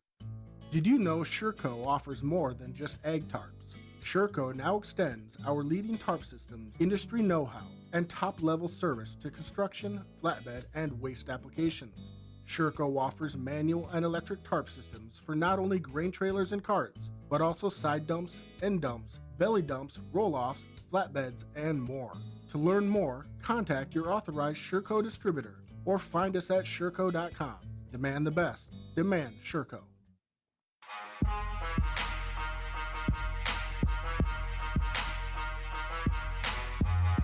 All right, welcome into the halftime show from Parker Hanovan as we turn to our halftime interview from Marlowe, Woodward, and Huff. This Monday, I spoke with Maya Zoner, a pole vaulter from Mount Marty University, an All-American pole vaulter, and we wanted to talk about the upcoming track and field season and pole vaulting in general. The full interview is here on KYN TV YouTube. You can search up the Lancer Locker from this last Monday. Here is Maya Zoner. Maya, thank you for coming in and talking with me here today. Yeah, absolutely. Thanks for having me. So first things, I wanted to talk about this first things first. You just told me you've done interviews like this before because you used to work at a radio station. Yes, I That did. is awesome. How long ago was that? That was 2 summers ago. Okay, so right before college since you're a junior? No, it was going into my sophomore year. So summer between freshman and sophomore year. Yes. And that was back near your hometown, which is actually not too far away, Battle Creek, Nebraska. Yes. Yeah, so tell me about growing up in Battle Creek. What's the town kind of like? It's fairly local. Yeah, it's a pretty small town, tight-knit community. I loved growing up there. We grew up in the country, so lots of fun. But yeah, great friends back at home. Yeah. So growing up in a small town, pole vault. Yes. Those don't necessarily go together all the time. A lot of small towns don't even offer that for track and field. So tell me about pole vaulting and how you kind of got started. Yeah, absolutely. So my dad actually pole vaulted in high school. Oh, there you go. There's the so connection. yes, he coached me and my older brother in high school. Yeah, they got me started. My older brother, he loved pole vault, and I saw that, and I thought it was pretty cool. So I wanted to hop on the trend and follow along. So you had kind of pole vaulting's in your blood. Can you tell me how old you were when you started? At least trying to do things like that with sticks in the backyard? I think I was in 5th grade when my dad signed me up for my first camp. Wow. And we just did a lot of pole runs, so nothing crazy, but... Was the camp in the area? Yeah, it was in Norfolk, actually. That's cool. I grew up in the western side of South Dakota, and pole vaulting is not something that was offered in my school, small school. It's something that's like, oh, whenever I saw it, I was like, wow, that's really cool. And then you start seeing how high people are going and go, maybe that's not for me. Speaking of going high, you're jumping 12 feet in the air. That is pretty impressive. What was it, 12.3? Yes, 12.3 and a half. Wow. Yeah. Which is All-American status at the last outdoor meet back in May, would have been? Yep. So tell me about that jump and where you were kind of at. Yeah, so leading up to that jump, I knew I didn't need to do anything special. I just needed to vault like I had been in practice. We had some great practices leading up to that day, so I just knew I needed to stay calm and do what I knew what I needed to do, but yeah. And where was that at again? That was down in Indiana? Yes, Indiana. Indiana. So Yeah. what was it like traveling? Do you take your own, like, pole? Yes, yep. We take all our own poles, we load them up and haul them over there. Getting on an airplane with that thing had to be fun. We drove. Oh, we you drove that all the way to one. Indiana? Yes, yes. Still had to be interesting. Those are like 10-foot poles, aren't they? Yeah. How do we you have... fit at the bottom of a bus, I guess? Yeah, yep, Jeez. bottom of a bus. We have big cases for them. That's interesting. How heavy are they? Oh, they're not that heavy alone, but when you get like 10 of your poles together, then they can get pretty heavy. Is that like the whole team, or do you have like multiple poles yourself? Yeah, they belong to the whole team, but like me specifically, I have my certain poles that I use. So I have like my own pole bag that I use. So is there like different poles for different situations? Yes. So each pole is a different weight and a different length, and then also a different flex number. So there's lots that goes into it, but yeah, depending on like how much speed you're bringing into the vault, that kind of depends on what pole you need to be on, just so it gets you up at the correct position, so you're peaking right where the bar is. And is a lot of it a feel thing, or is it more of a size and weight thing? Both. Just to start, it's a size and weight thing, but then depending on the day, that day I had a lot of adrenaline and a lot of speed going into the runway, so I ended up on really big poles that day. So, All right, yeah. that's pretty cool. That was Maya Zoner on the Lancer Locker from Monday. This is KYNT's coverage, Mount Marty University football here on Saturday. We'll take a break, come back. The halftime show rolls on. It's game on at Yankton Pizza Ranch.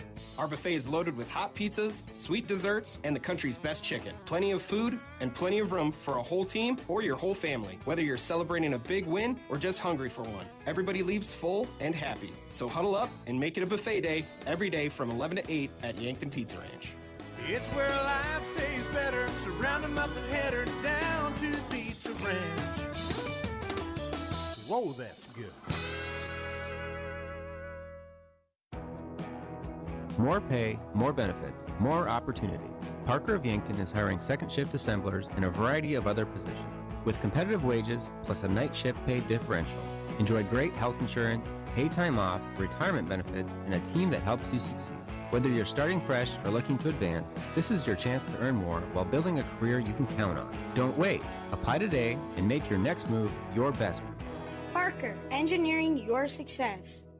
Heartland Humane Society needs your help finding forever homes for over 750 pets. Pets in the shelter's care are fully vaccinated, microchipped, and always great with people. You can help by volunteering to walk a dog or cuddle a cat, by fostering a pet for just the weekend or long term, by making a donation to cover an animal's care, or by choosing adoption. To learn more, visit heartlandhumanesociety.net.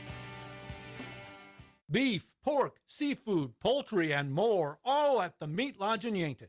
Get top quality meats at great prices.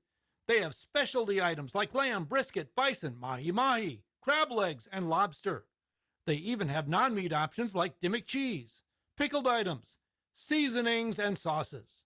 The Meat Lodge in Yankton on the way to the lake on Highway 52. For more, call 689-3000 or go to themeatlodge.com. Back at halftime here at Crane Youngworth Field. It's Concordia 17, Mount Marty 7, along with Tehl Tanner, Steve Thum here. Time to check out the scoreboard, brought to you by Gerstner Oil. No matter what you drive, make sure you fuel up at Triple Time Rudy's. They're on Broadway in Yankton. Tehl, what you got? The out-of-town scoreboard for the GPAC. Dordt is leading Briar Cliff at halftime, 24-0. Halftime, Dakota Wesleyan over Doane, 27-0. So a couple of shutouts there. Another shutout, Morningside hosting Waldorf, 49-0. That's still got 5 minutes left in the second quarter. And then the only other close game, halftime, Northwestern 6, Hastings 3. Hastings. That's in Orange City. Yeah. Hastings is battling with Northwestern. Yeah, from the major college scoreboard, top 25 action. It looks like Cincinnati is going to beat Iowa State. It's 38-22 with about 2 minutes left to go. Bearcats ahead of the Cyclones here. Final scores from earlier today. Number 12, Georgia over Kentucky, 35-14. Number 22, Illinois rolled by Purdue, 43-27. And Michigan, number 20 in the land, beat Wisconsin 24-10. Those are the games. They just kicked off. Number 9, Texas, playing at Florida. Number 24, Virginia, just kicked off. They're playing at Louisville, or Louisville, as some people say. And they just kicked off over at the Dome 2, USD and Murray State playing D-Days there today. Well, that's going to do it for the Parker Hannafin Halftime Show. We're getting ready for the second half, brought to you by Core Trust Bank. Raise your expectations with Core Trust. Member FDIC, 17-7. Bulldogs will get the football to start this second half of play, and we're going to have a man hold it down. Yep, that's Tyree Shorter. He actually initially lined up on the wrong side of the football. He was over on the left-hand side, which not good for a right-footed kicker, so he moves over to the right side of the football as John Lilly's got it teed up. And here we go. 2 men back deep for the Bulldogs. Third quarter underway. High end over end kick. It's going to be a little short. Van Cleve at the 7-yard line near the right sideline. Brings it up, has a hole. He's across the 30 to the 35. Near the 40 is where he's finally brought down. Good field position for the Bulldogs. Yeah, good yardage there for sure. Mount Marty football today brought to you in part by the Meat Lodge. You want top quality meat at great prices? Well, head to the Meat Lodge in Yankton. They're on the way to the lake on Highway 52, just underway third quarter. This is a big defensive stand here, Tehl, for Mount Marty. Yes, it is. And their defense has been good all game. Once again, Gideon Starks. Those were resetting the play clock, sorry. Gideon Starks' numbers in the first half, 4 of 11 for 11 yards, an interception. But he 36% completion percentage. Yeah, he does have one running touchdown. Collazo breaks through the line. He's across midfield into Lancer territory, tackled at the 40-yard line. Huge gain on the play. First down, Concordia. And that was the very next thing I was about to talk about. The bright spot on the offense has been Collazo in this game. He's now up to 99 yards after that 20-yard run. From the 40-yard line, first down, Collazo again tests the left side, bounces off a man to the 35, the 30, races down the left sideline to the 20, to the 10, shoved out of bounds inside the 10-yard line. What a run by Carlos Collazo. What a run to get him over the century mark in the ball game. And once again, you go high on him, and he just lowered the shoulder, didn't wrap up, put a man on the ground, and now it's 1st and goal Concordia after a couple of quick plays starting off this second half. And now it is Tyler Douglas into the game, and he bounces into the line from the 9-yard line down to the just shy of the 5-yard line. Call it a gain of 3.5 on the play. Gives us a chance to look at this Collazo run again. Bang! He was hit, but hit high. Nobody got him on the ground. He just goes down the far sideline. Yeah, and so in 2 big running plays, the Bulldogs are in the red zone. They're knocking at the door just outside the 5-yard line. 2nd and goal. Collazo back in, play action pass, caught, touchdown, Concordia, Max Bartles, his 2nd of the year. And just like that, Concordia marches down the field and gets a touchdown. They made that look easy. It was 1 minute and 27 seconds. That was the best the Concordia offense has looked all day, without a doubt. That was an impressive drive. And mostly all on the ground outside of that last touchdown pass. Yeah, 3 running plays, 1 pass play. Big runs by Collazo, sets him up. And the pass to Bartles. And now here's Atwood for the point after kick. On the way, it is good. 13:33 left to go, 3rd quarter. Bulldogs 24, Lancers 7. Back with the kickoff in just 30 seconds right here on KYNT. As a proud community bank, Core Trust delivers more than just checking and savings accounts. We invest in the cities and towns where we live and work by volunteering to coach youth sports teams, supporting local charities and the arts with our time and resources. Whether we live in a rural town in South Dakota or a suburban city in Minnesota, it's a place we call home. Core Trust Bank. Raise your expectations. Member FDIC. That last scoring drive by the Bulldogs, 4 plays, 60 yards, 1 minute 21 off the clock. Start to Bartles from 5 yards out. And that makes it 24-7, but most of the damage was done by Carlos Collazo, the running back. Yeah, here's that touchdown throw, good in the back of the end zone, but the play before that, it was Collazo who just took it all the way down the field. He had 99 yards before this carry, well over 100 now, bouncing off tacklers, stiff arms a man to the ground, way down the far sideline, made it 1st and goal, and they cash in 2 plays later. Well, the Lancers got some work to do, down 24-7 here at Crane Youngworth Field. Windy conditions, not a cloud in the sky, 89 degrees at the moment. Atwood to kick it off. He has to have a man hold the football. A high end-over-end kick into the end zone touchback. Gives you a chance to remind you that Mount Marty Football today brought to you in part by Dakota Mac. At Dakota Mac, they can help you do the heavy lifting when it comes to ag financing. Whether you're a farmer, investor, or a beginning farmer, they'll work hard to find lending solutions to fit your needs. Learn more at dakotamac.com. Lancers will operate from right to left on your radio dial. They're down 24-7. Rugby Riken, 31 pass attempts so far. Yeah, that's been the story of it. That is not how the Lancers play football for the most part. 31 pass attempts. He is already 6 pass attempts from his career high in attempts that he set last season in a home game versus Midland, where the Lancers trailed and had to throw the ball a lot late. He's well on pace to break that today. Hartz tries the left side, tries to bounce outside, lunges ahead after contact. And I think he'll get about 3 yards when all is said and done. A long run trying to turn the corner. And that was Malachi Hartz. Give him about 3 on the carry. Once again, 31 pass attempts for Rugby Riken. Career high at 37 again. That is just how much the Lancers had to throw the ball in the first half. Not their usual identity. They got to establish the run here in the second half. And it's hard to do when you're down 24-7. Quick pass caught. Robinson is swallowed up right away at the 34-yard line. You 1 yard shy of the marker. And what's the school record, Tehl? The school record was Ken Gay. Go back to 2 years ago.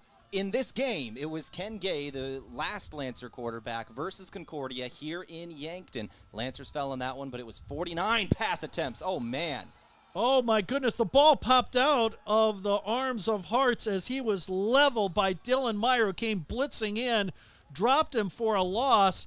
The ball popped out, but they say he was down by contact back at the 31-yard line. The whistle blew. The play was dead, and the Lancers are lucky that that indeed happened, because for the second time, Malachi Hartz just got leveled in the backfield by the blitzing linebacker, Dylan Meyer, the senior out of Hickman, Nebraska, who's just been outstanding today for the Bulldogs. Oh, he's been wrecking this game. Look at this hit. This is insane, putting a hit on like this on Malachi Hartz. You can see him near the bottom of the screen, rushing in free, nobody blocking him, and just bang.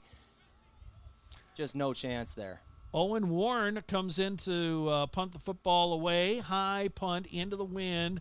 Fair catch. Mosentine at the 40-yard line, and that's where the Bulldogs will take over. Mount Marty football today brought to you in part by Foreman Charters. Let Foreman Charters do the driving for your next trip. See upcoming tours at foremanbus.com.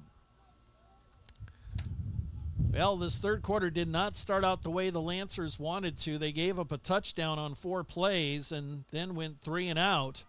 And Malachi Hartz got leveled on that last running play. And, I mentioned, when I was talking to Coach Daberco, it seems like, in all the years I've been covering GPAC football, Concordia's always had a strong linebacking core, no matter what their record is. And that seems to be the case again this year.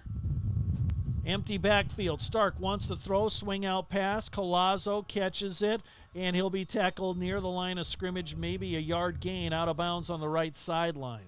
A good defensive play from Isaac Crownover on that one, able to track down the receiver and stop him for no gain. But go back to this last drive for Concordia, just went straight down the field, able to get in the end zone, mostly on the ground. 4 plays, 60 yards. It took a minute 21 to score.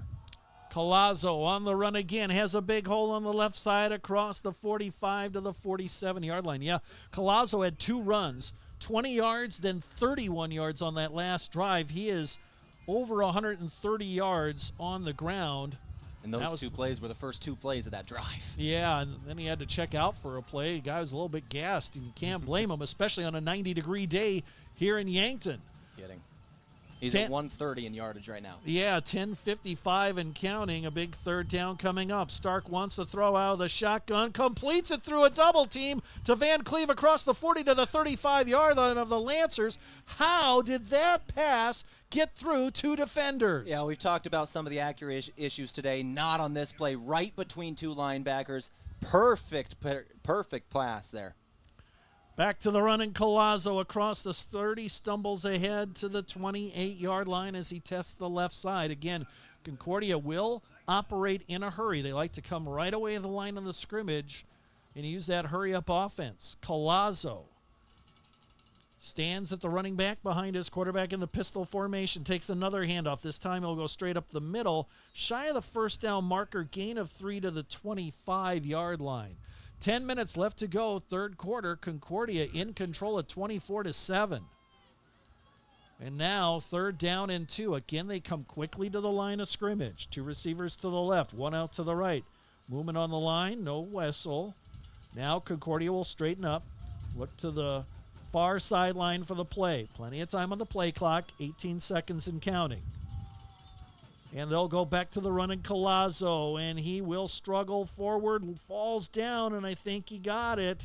He did. He needed 2. He got exactly 2. That was a great job by Collazo, and great running backs tell when they get pulled to the ground, always fall forward. That they do.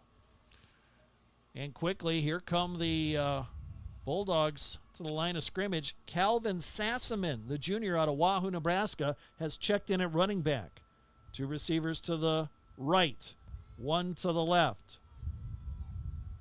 From the 28 or 23-yard line, first down and 10. Swing out pass, tight end. That is Rickman down the sideline inside the 10 near the 7-yard line. Rickardson, I should say, the tight end, catches a pass, and he has got a first down, and it's goal to go again. Concordia struggling to move the ball in the first half, not the story here in the third quarter. They'll go to the run, and Sassaman gets trapped at the line of scrimmage. lost a yard from the 8 back to the 9-yard line. And here comes Collazo back in. He got a short break for Concordia. 8:25 and counting. Bulldogs already up 24-7, looking to pour it on here in quarter number 3 against Mount Marty. They'll take their time. They don't do this often. Split out 2 men to the left, 1 out to the right. 2nd and goal from the 9. Van Cleave in motion from left to right, and here's a whistle. And what do we have? Delay of game, perhaps? False start on the offense. That'll back them up outside the 10. Concordia has not been penalized all much. That's only their 3rd penalty of the day. Yeah, for totaling 15 yards. One of them did give the Lancers a first down back in the first half. For the most part, the Yellow Hankies have been against the home team. Here comes a blitz coming. Stark drops back in the pocket, stands, throws, caught near the goal line, reaching forward into the end zone. That's a touchdown for Johnny Pels. The big, tall, 6'4" senior out of Houston, Texas. That is his 5th touchdown catch of the year. And a great catch here. He's able to find space in the zone, just sit in it, grab it, got it at the 3, and able to fight his way into the end zone. And Concordia extending their lead here. It's 30-7. And Atwood's going to try another point after kick. As you can hear the wind in our crowd mic here, it is picking up a little bit, and it was pretty gusty when we got here earlier today to set up for this game. It's increased, the wind has. Kick on the way. It has the distance, and it is good. 7:49 left to go, 3rd quarter. Bulldogs ahead of the Lancers, 31-7. Back with the kickoff in 30 seconds on KYNT. The perfect place to get together with friends and family and watch the game and enjoy some of the best wings in town is Checkers Sports Bar and Grill. Checkers is open every day, and on Monday nights, the action gets even better. Cheer on Monday Night Football with $6 cheeseburgers and fries, plus play bingo and your chance to win great prizes. From mouth-watering wings to juicy burgers and stacked sandwiches, Checkers Sports Bar and Grill is Yankton's favorite destination for food, friends, and game day fun. Your game days belong at Checkers. That last scoring drive for the Bulldogs, 9 plays, 60 yards.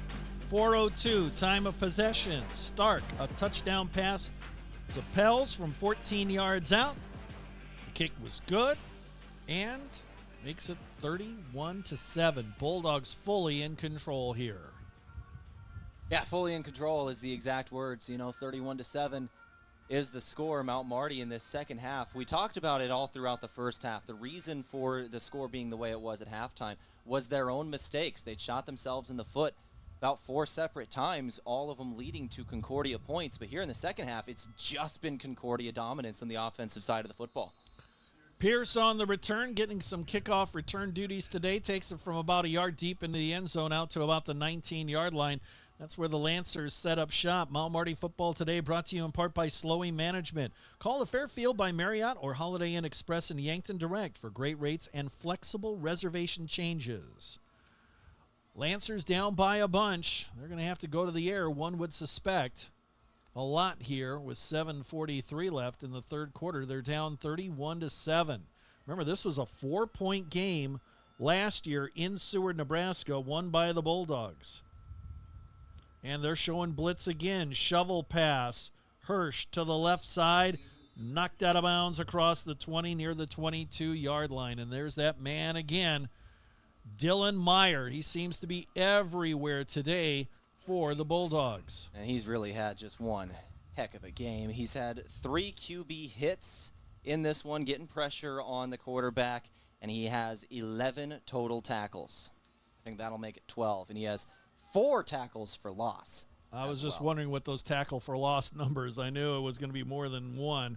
Quick pass caught. Waholes tackled near the 28-yard line. That's just shy of the first down marker. 3rd and 1 coming up. Now, we talked about it pregame. Keep an eye on Fellhofer. He's the guy you wanted to make sure didn't wreck your game. He's been held in check. 3 tackles, 1 tackle for loss only. But, man, it is Ben Meyer just stepping up. Waholes, a short pass, collects it at the 33-yard line. That will be enough. Move the chains, first down. A lot of short passes here today for Mount Marty. In fact, I think their longest pass of the day has been 15 yards. That it has. And without Rodney Broadnax in the lineup, he's the main deep threat. It's been mostly underneath passes for Rugby Riken. And a blitz coming again. Riken standing in the pocket. Throws, Hirsch collects it, makes a man miss at the 30. He breaks out of a tackle, clobbered from behind at the 36-yard line. Big tackle there by Terry Shebick, the junior out of Hampton, Nebraska. Chased him down from his defensive end position. Gain of 4 on the play. 2nd and 6 coming up. Was at least a decent run to get some yardage there. Yep, he made a man miss, got away from another man. 2nd and 6 coming up. Under 6 minutes to go in the third quarter. Play action, pass over the middle, caught.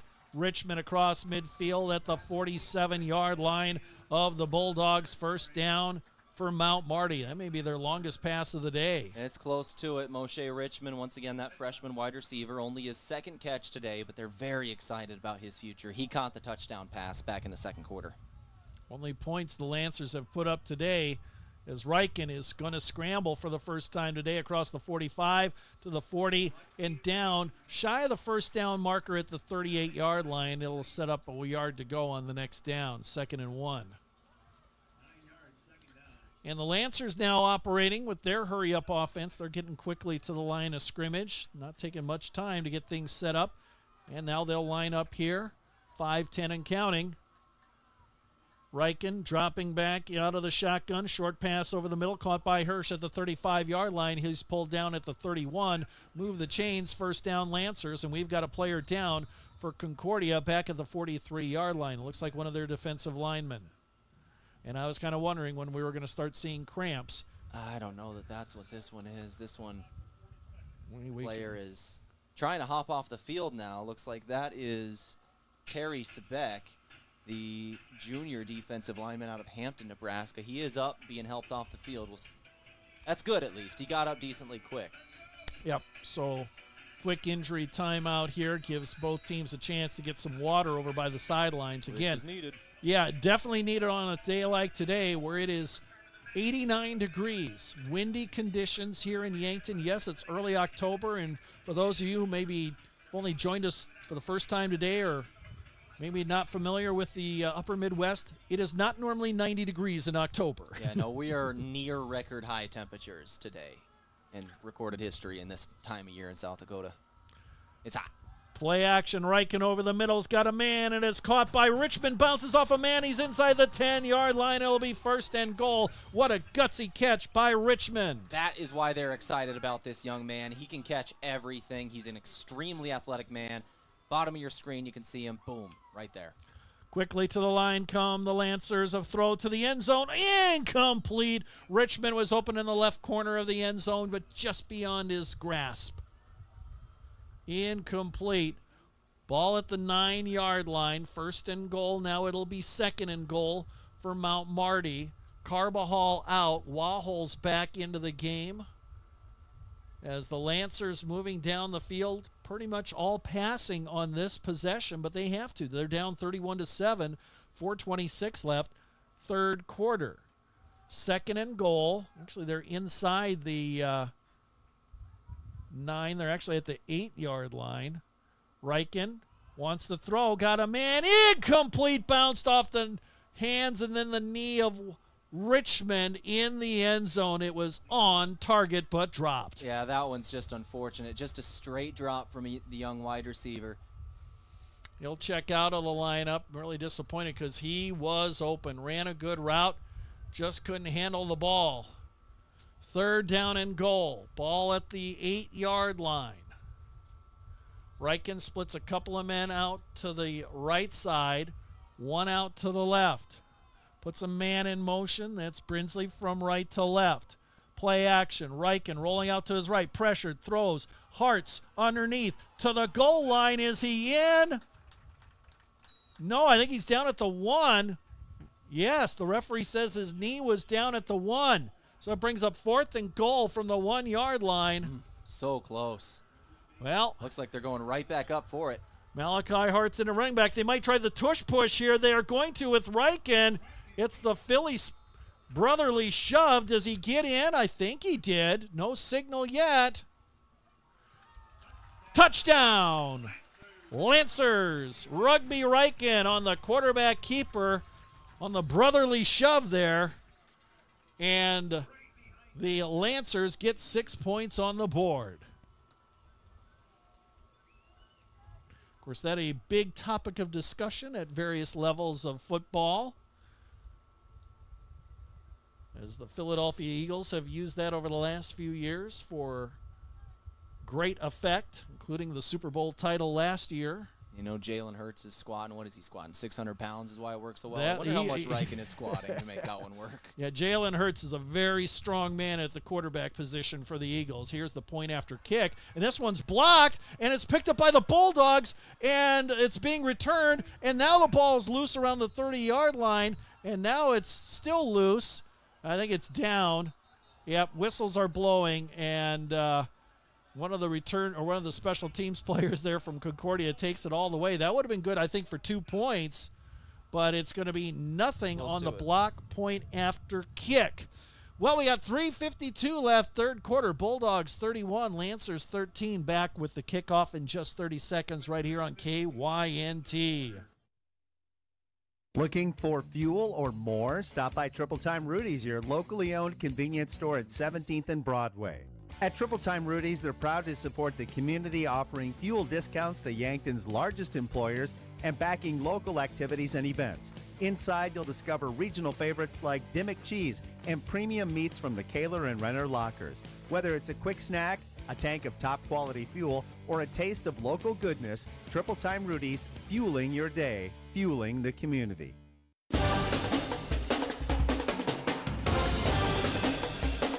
3:52 left to go here.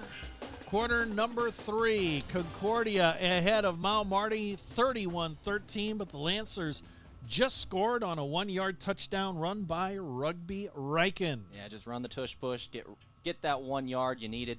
They were set up right before that by a good run or your run after catch by Malachi Hartz. Set him up at the 1 before that tush push. We'll give you the drive update stats here when that gets updated on our scoreboard here in just a moment, we hope. As we have a hot day here at Crane Youngworth Field in Yankton, temperature near 90 degrees, windy day, wind's been blowing basically out of the east.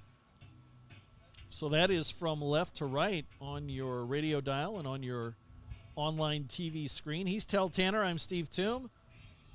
John Lilly will kick it off, has to have a man hold it for him, and it sails down to Van Cleve at the 5-yard line.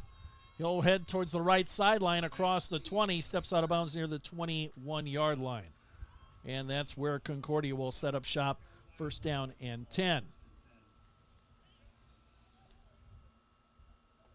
So Concordia getting the ball back here. I can tell you Rugby Riken in pass attempts, I do think he did just set a career high. He had I think he had 2 more after what we've got updated here. He should be sitting about 38. His previous career high in pass attempts was 37. First and 10, Bulldogs. As they operate from left to right on your radio dial, Gideon Stark at quarterback, the senior out of Magnolia, Texas. He's played very well today, was shut down in the first half, but he's come to life here in the second half. He does have a rushing touchdown in this contest as well. Pistol formation, Colazzo tries the left side, breaks through, Cripps tries to pull him down across the 35. He'll get to the 38, gain of 11, first down. Well, there's the update for the drive stats. It was that 1-yard touchdown run, but it was a 12-play, 81-yard drive, 3 minutes and 51 seconds off the clock. It was a good drive for Mount Marty. It was. Play action. Stark throws a pass incomplete, intended for Pels at midfield, but it was high and behind him. Mohammed on the coverage for the Lancers. Yeah, he had to do that, as it was Arthur Oliver who had undercut the route and was right in the passing lane. If he'd had that right on target, solid chance it would have been picked. That was actually a good decision. You can see it here. Second down and 10. Lancers showing blitz. Colazzo on the run to the right side. He lost the football, picked up by the Lancers, and returning it is Oliver. He's at the 30, the 20, the 10, the 5. Touchdown, Mount Marty on the fumble recovery run. Well, that is what Mount Marty needed right there. They needed something to break in their way. and that is what happened. They're able to get probably the best player on Concordia's field so far in Collazo to cough up the football and take it back to the house. Lancers all of a sudden put 2 separate scores up, and we're still in the third quarter. This game might not be over yet. It was 31-7 just a moment ago, and now they put on back-to-back touchdowns. Yep, and now here comes Camden Vance for the point after kick. The last one was blocked. If he makes it, it's still a 2-score game. It would be 11 points. Yeah, I might want to go for... The thing is, do you go for 2 and start chasing the points early here? Yeah, it's just a matter of it's not desperation time yet. Still in the third quarter. McDermott, the holder. This kick is on the way and good. 3:11 left to go. Third quarter. Bulldogs 31, Lancers 20. Back with the kickoff in just 30 seconds on KYNT. KYNT, Yankton, FM 1021 and AM 1450. Aztec is looking for people who can crush it. Aztec is hiring now, seeking a variety of positions, including assemblers for the evening shift, CNC maintenance technician for day shift, and cycle counter also day shift. Aztec offers competitive pay, 10 paid holidays, incredible 401k, paid parental leave, safety incentives, and sign-on bonus for production workers. To apply for these jobs or to see what other opportunities are available, go to aztecjobs.com. Aztec, built to connect from rock to road. Arthur Oliver credited with a 43-yard fumble return for touchdown for Mount Marty. And you take a look at it, he also has 3 interceptions on the year as well. He has been the standout defensive player this year for Mount Marty. Point after kick, good. And don't look now, but this is a ball game once again. Bulldogs looked like they were going to be running away with it, but it's 31-20. Bulldogs on front, and they will get the ball back here on a hot day here in Yankton. Looks like it was Cole Cripps who knocked that one out as well, the middle linebacker for the Lancers. So knockout by Cole Cripps and Oliver on the return. Good punch there. The Lancers all of a sudden back within 2 scores. We got a game again, Steve. We're still in the third quarter. This was 31-7 just a second ago. Momentum has swung towards the Lancers. Let's see if they can keep it going. Lilly, the high end-over-end kickoff, short. Van Cleve catches it at the 15 near the right sideline, just runs out of bounds across the 25 near the 28-yard line. And that's where Concordia has it, 1st and 10. Let's see, the referees will spot it. Let's see here, one standing at the 30, one standing around the 27. I think the 27 is where they're going to put the ball down. Either way, for Concordia, as you take a look at this again, just got to have a short memory after that fumble return touchdown. You're letting the Lancers start to get back into this game. You just got to keep your head down. Remember your fundamentals. Yeah, Carlos Collazo, I should say, 23 carries, 162 yards. That's 7 yards a carry, but he fumbled on the last carry. Picked up by Oliver, returned for a touchdown. He is back out there at running back. 1st and 10. Ball put down at the 27-yard line. 1st and 10. Bulldogs play action. Short pass caught by Bartles. He'll cross the 30 to about the 32-yard line. Gain of 5. Yeah, just had the mismatch there. Wide receiver with a linebacker on him, able to run that quick curl to the outside. Cripps able to chase him down for the tackle, but a good gain of 5. And again, the Bulldogs will come quickly to the line of scrimmage. Sometimes they'll snap it quickly. Sometimes they will set things up. Pistol formation. This time they're going to take their time with 2 receivers out on the right-hand side, tight end over on the left side. It's unusual for them to take this much time. 10 on the play clock.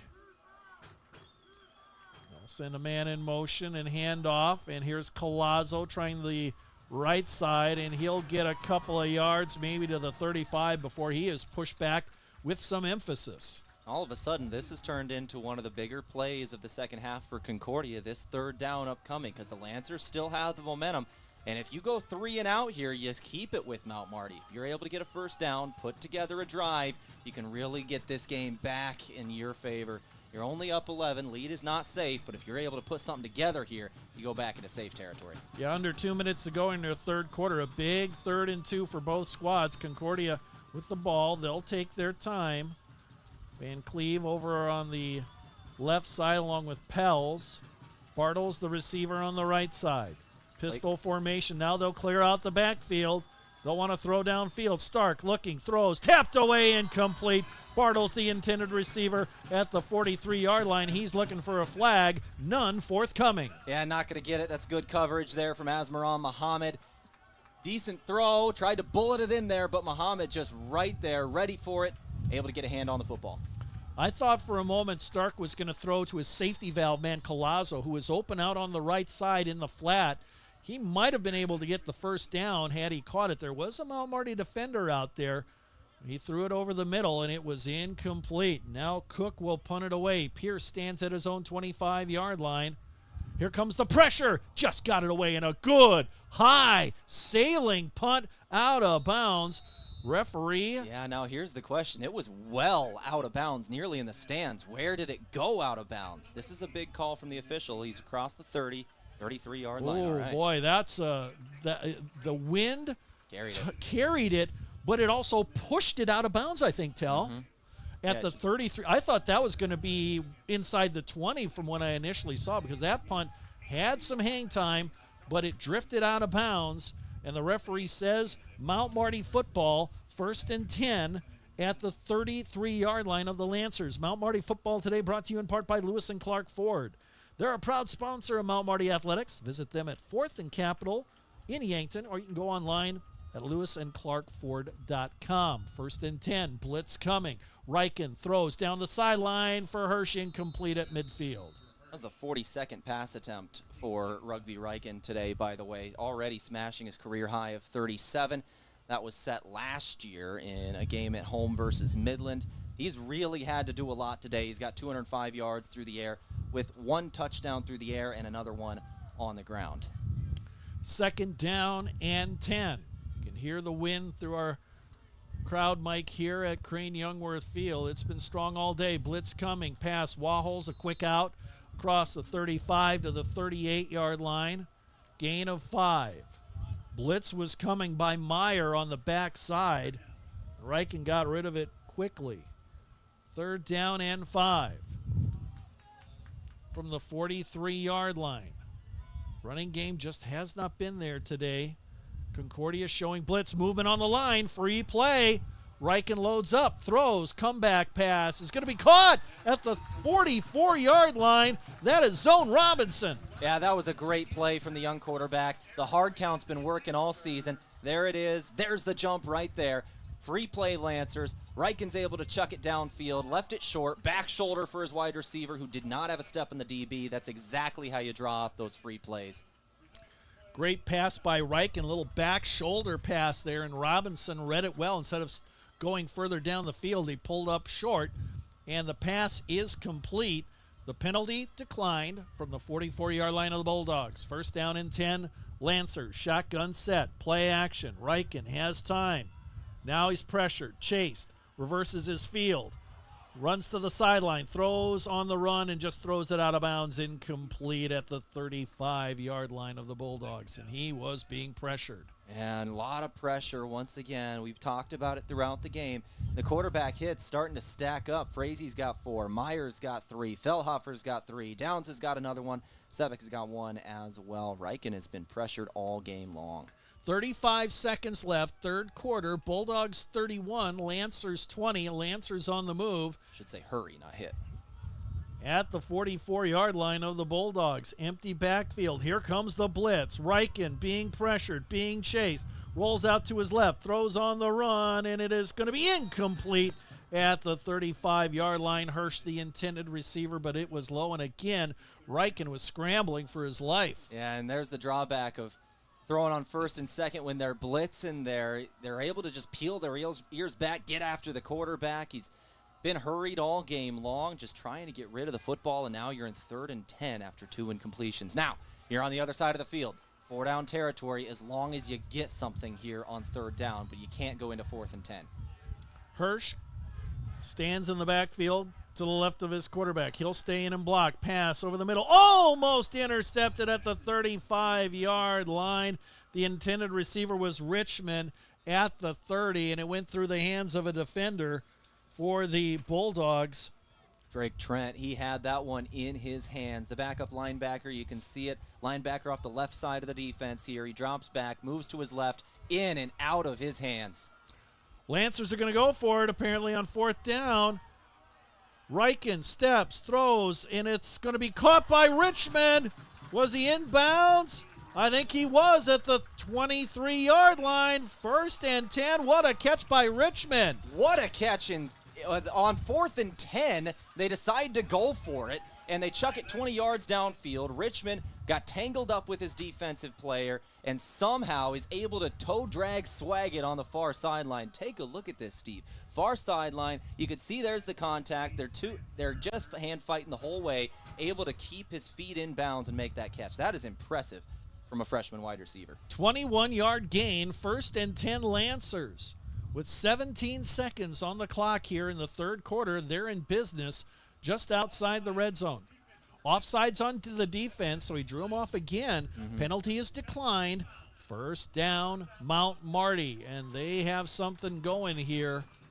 Down by 11. I didn't even see the laundry. Was that a free play as well? It was a free play. Riken has Hirsch in the backfield. Pistol formation.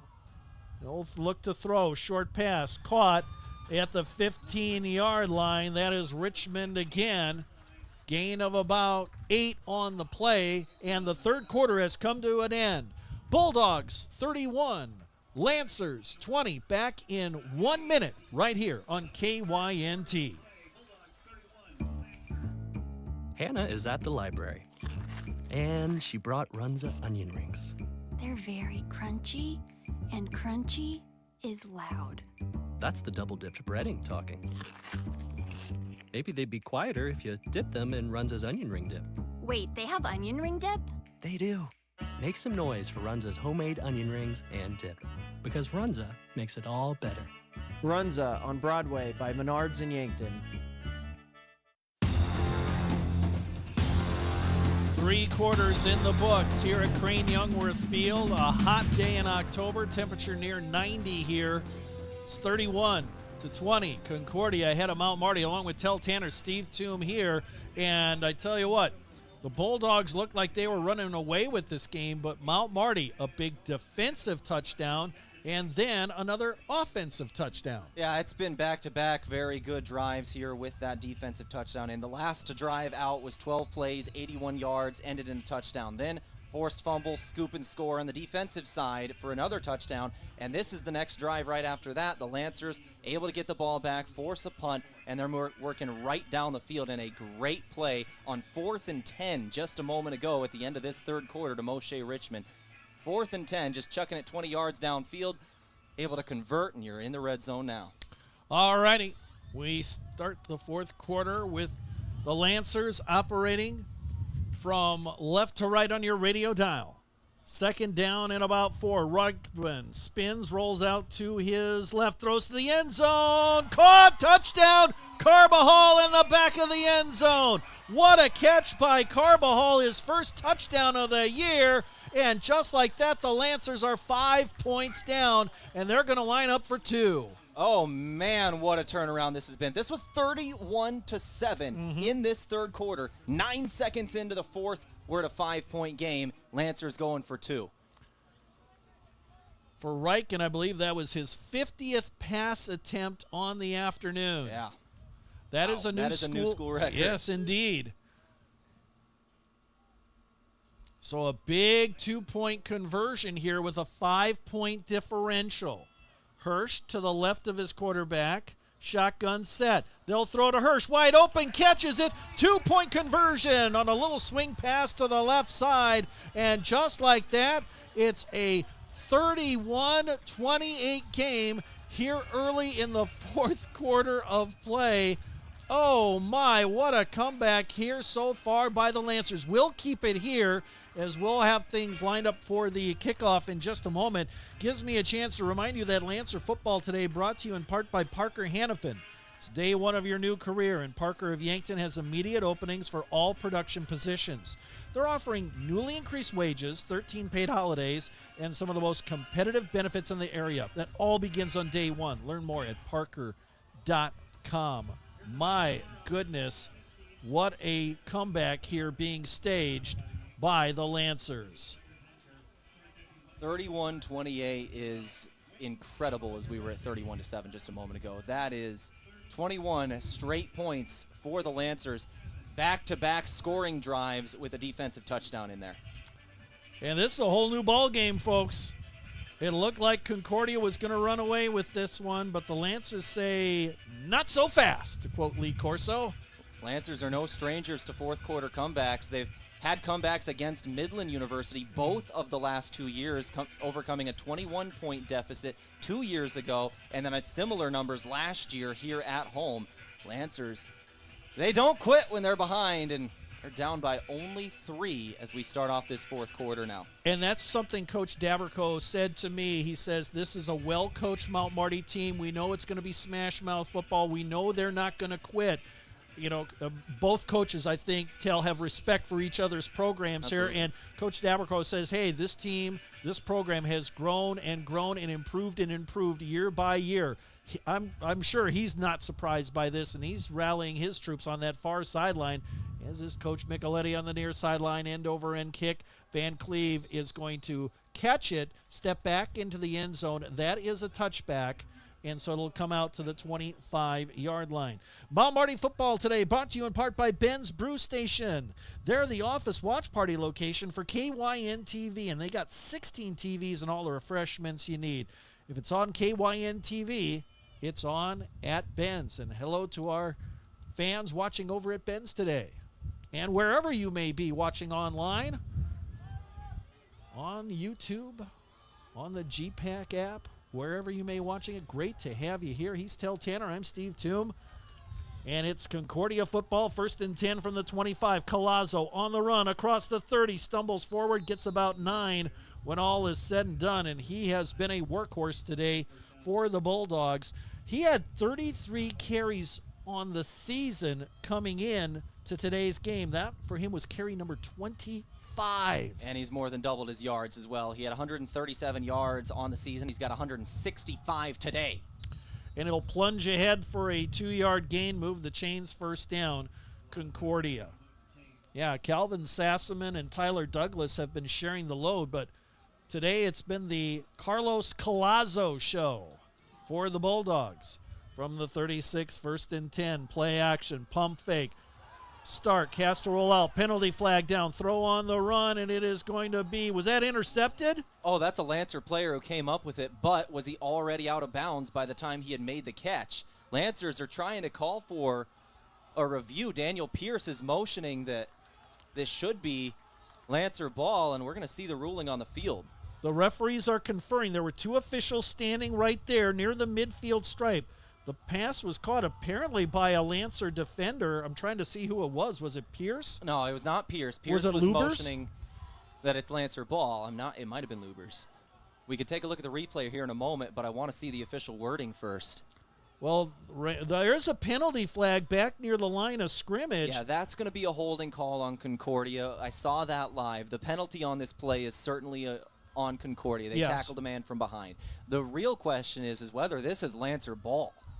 It looked like the Lancer, and again, it was on the far side of the field away from us, and I didn't have the cleanest look at it, but it appeared that a Lancer player came up with the football at the 47-yard line, falling out of bounds. The question is, did he have his feet?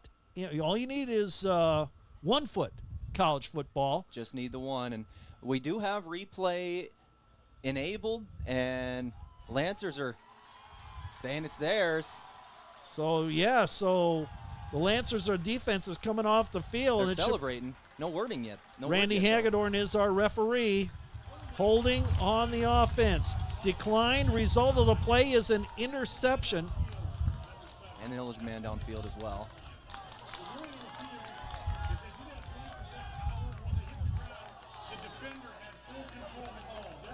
Defender had control of the ball before it fell out of bounds. So that is another interception. And the Lancers have the second interception of the day. It is Mount Marty football. And there's the red flag from Concordia. You knew that was coming. Coach Daberco just threw it, and we're going to take a look at this as we all knew was going to happen. We're going to be taking a long look at it, and let's do that same thing ourselves, Steve, is we're going to take a long time to look at this. Yeah, so they'll have to go down to the replay booth. So here we go. At the left side of the line is where you'll see the holding call, by the way. There's the ineligible man downfield as well. Throw it far sideline. Certainly caught, but was the knee on the sideline? That is the question, is whether the knee was down in bounds. All right, so the Bulldogs, I believe, have called timeout, and they have. Yep. So they are going to spend a timeout, and they are going to want this looked at. So the officials are heading down to the replay booth, which is down at the east end of the field. So that's screen left for those watching online. And this will take a moment here. And during this this is a Concordia timeout. This timeout brought to you by Pizza Ranch for legendary chicken and the best pizza. It's Yankton Pizza Ranch. They're located on Broadway. You can also call them at 665-1222. Let's reset what we got here. Fourth quarter, 14:01 left. Bulldogs 31, Lancers 28. The call on the field was that a Lancer player intercepted a pass, then fell out of bounds at the Concordia 47-yard line. There were 2 penalties on Concordia, both declined. We can take a look at it again here. It's going to be on the far sideline. We don't have an angle on that sideline to show you on our cameras. I can tell you the officials do have an angle over there in the end zone. They'll have a better angle than we will on our camera. It's just whether that foot is in bounds when the man catches it or not. They are looking at it right now. Yeah, and this is big. Yeah, this is big. And again, it has to be conclusive proof via that video replay in order to overturn it on the field of play. I will tell you, both teams have tablets. They've got camera angles they can look at on these. And one of the assistant coaches for Mount Marty just ran down the sideline to show something to head coach John Micheletti of Mount Marty, and he just throws up a thumbs up. So body language, Lancer offense is still in the huddle. I think they're thinking this is going to stand. Well, the officials have taken a look over on the far side of the field, and again, there is replay available to the officials. And Randy Hagedorn is returning to the field of play. See him on camera for those of you watching online. He'll make the announcement to the crowd. White never did have possession of the ball. Therefore, the call of the field of an interception is upheld.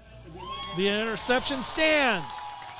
So it looked like, I think he said that the receiver had the ball but never had possession, and the defender pulled it away from him, had possession, then fell out of bounds. So I think Concordia was arguing that their man was out of bounds.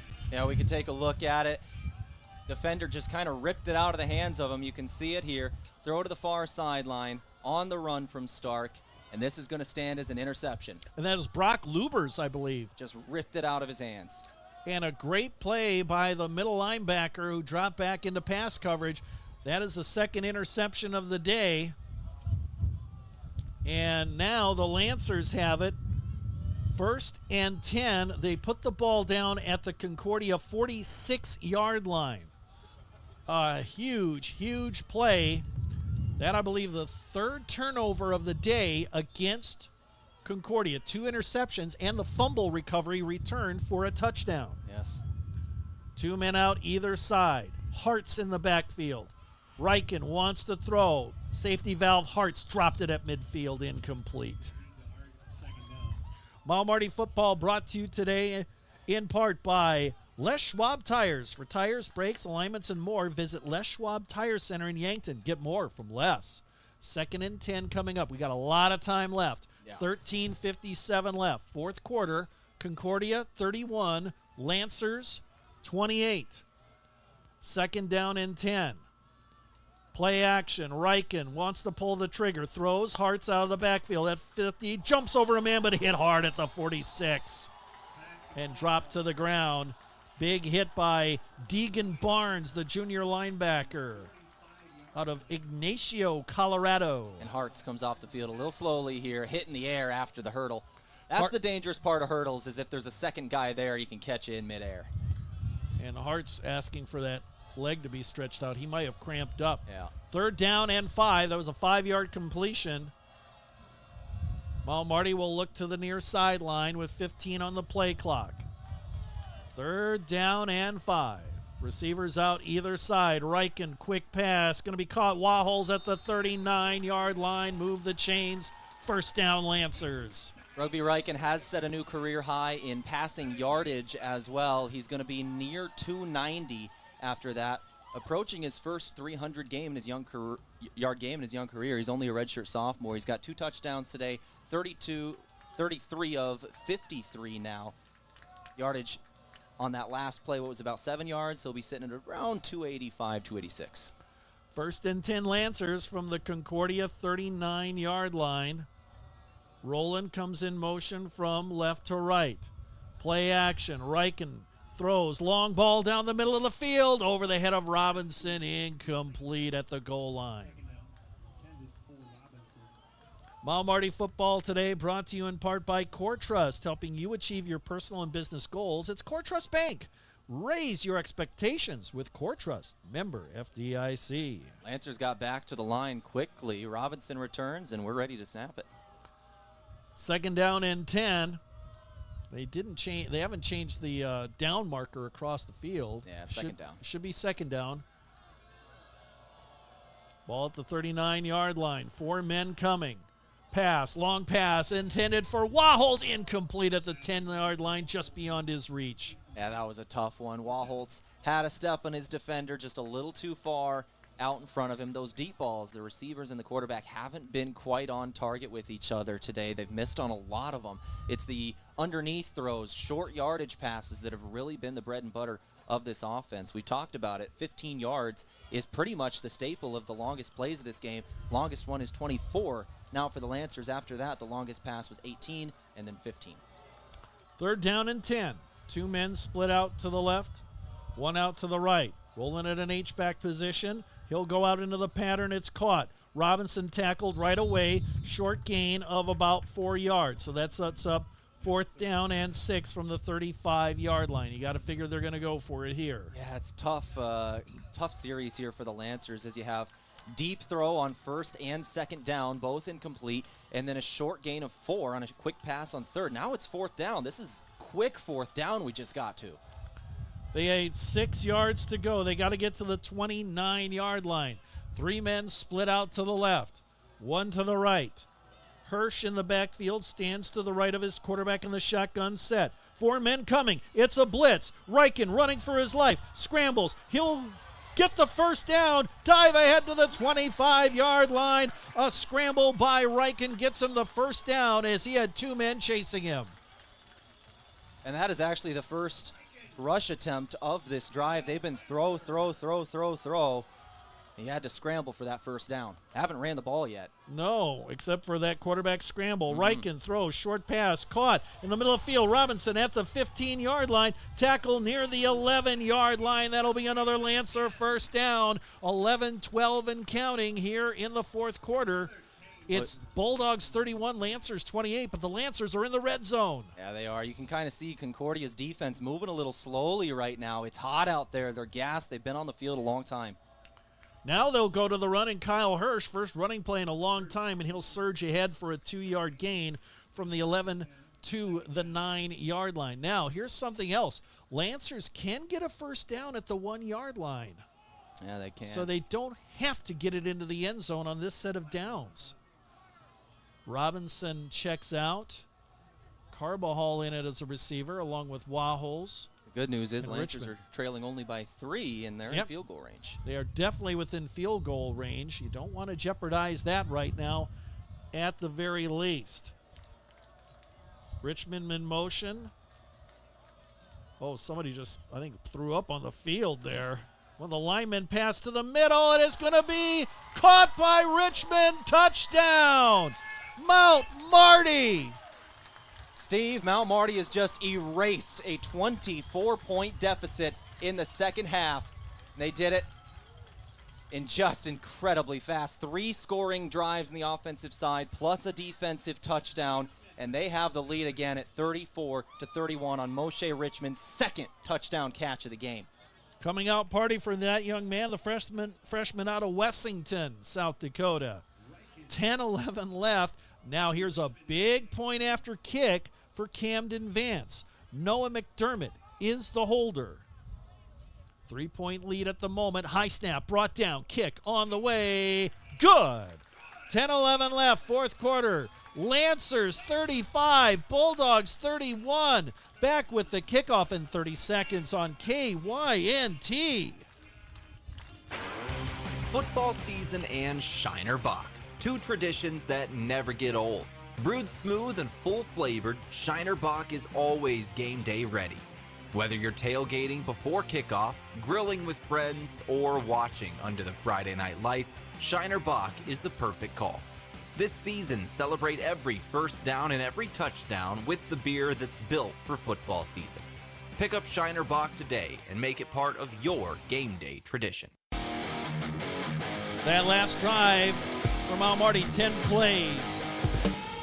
51 yards overall, 350 time of possession, right into Richmond from 9 yards out. It was set up by the interception. Yeah, so look at this interception. Gideon Stark pressured, rolling to his right, throwing on the run.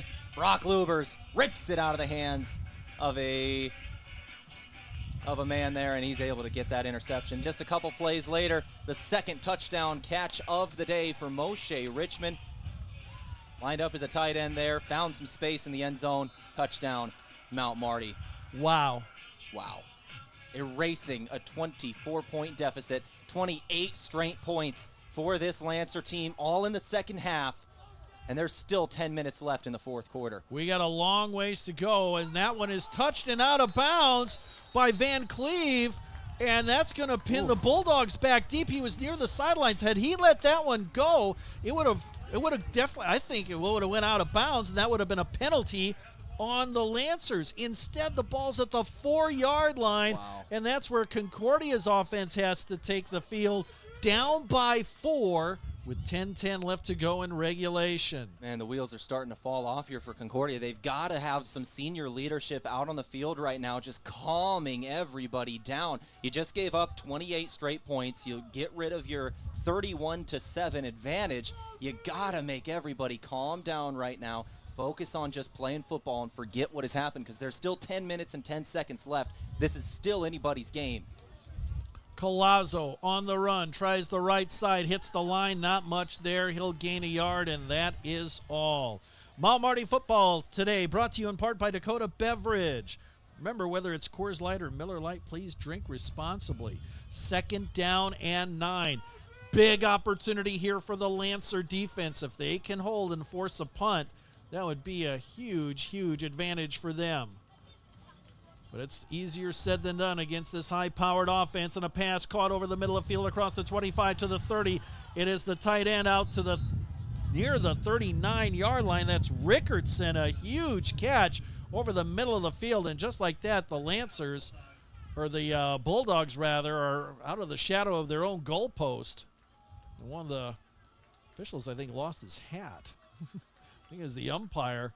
They will put the ball down at the 39-yard line of the Bulldogs, 1st and 10. That shows you how strong that wind here. Even the officials having a hard time keeping their hats on their heads. 1st and 10, pistol formation. Collazo on the run. Gets outside to the 45 to midfield into Lancer territory near the 40-yard line. And Collazo is approaching 200 yards on the day as Conley slow to get up. He's clutching his right leg near the midfield marker at about the 47-yard line. That's a player the Lancers really cannot afford to lose. One of their starting cornerbacks who does have an interception in this game. But Concordia will be at the 40-yard line in opposing territory when we return in a moment. But first, let's take a look at this drive from Concordia and see how we've got here. Back-to-back really good long plays. Here's that throw to the tight end right over the middle of the field. A little bit of space to work with.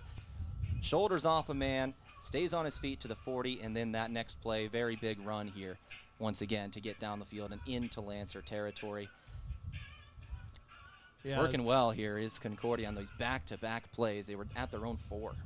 Collazo, they just updated his stats. 28 carries, 200 yards, 7.1 average on the day. And we have 9:11 left to go here in this fourth quarter of play. Our score, Lancers 35, Bulldogs 31.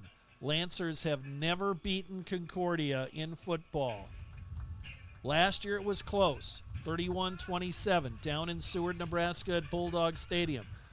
Conley getting up. I think he just had a cramp. They stretched it out, and he's walking off to the sideline. That is a good sign.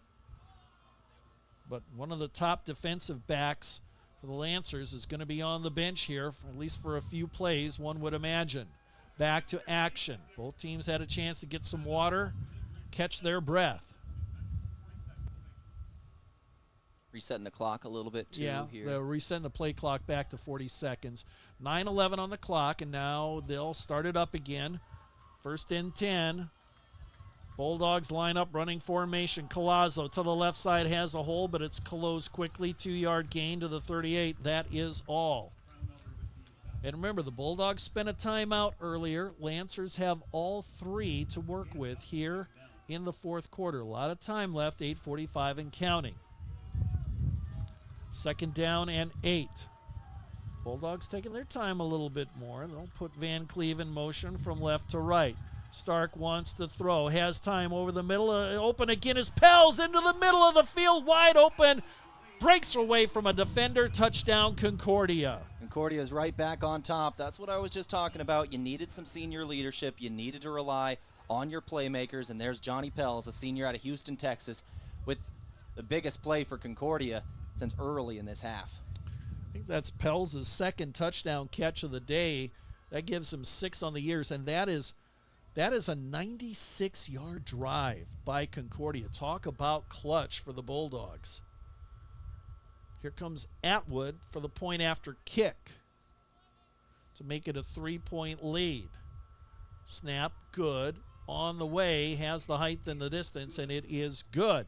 8:31 left to go, fourth quarter. Bulldogs back in front, 38-35, back with the kickoff in just 30 seconds, right here on KYNT.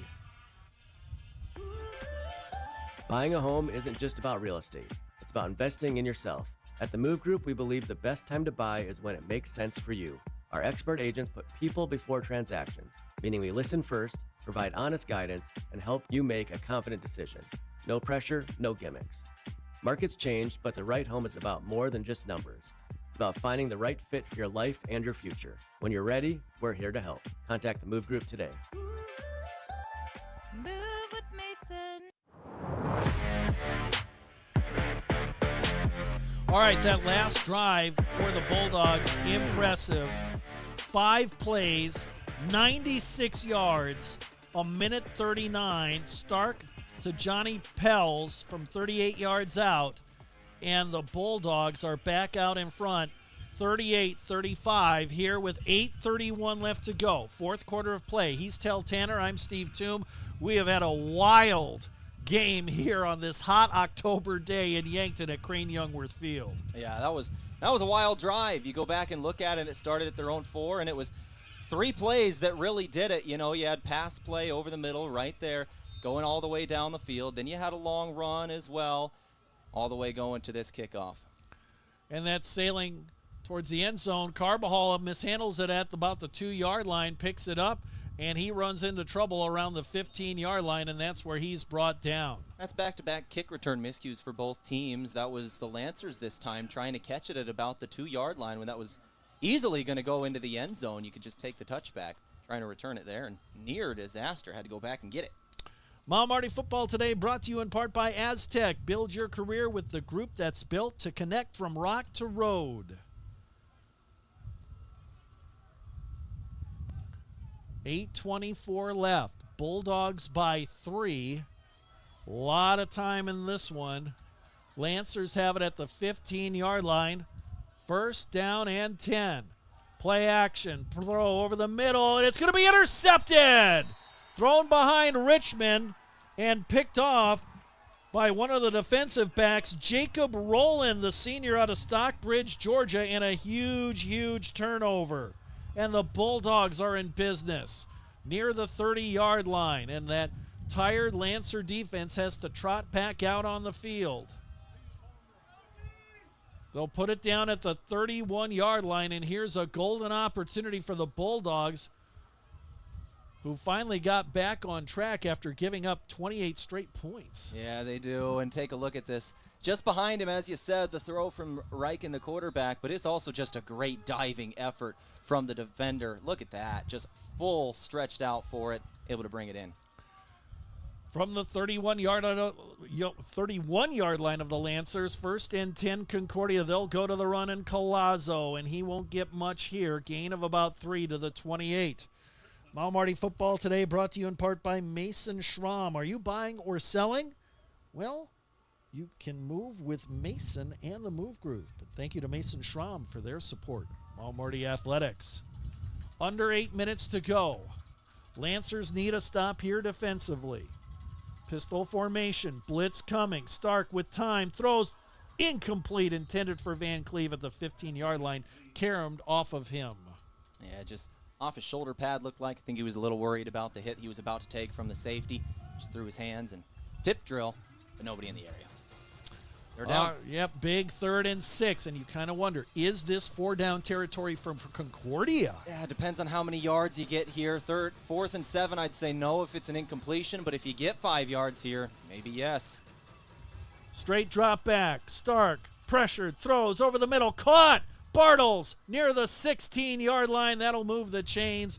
1st down, Concordia. And Stark comes up big for the Bulldogs. Keeps the drive alive, and they're in the red zone. 1st and 10 at the 16-yard line.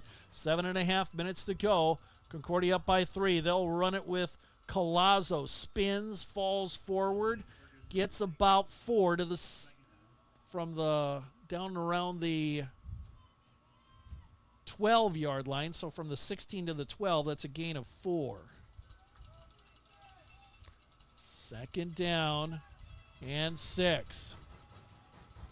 Pistol formation, Van Cleve in motion from left to right. They go back to the run in Collazo, and he's gobbled up right away by Mitchell. No gain on the play. In fact, he might have lost a yard. That was a great play. I think that was Lane Ferguson, actually, the nose tackle. He's going to come out after that, but it was a great play.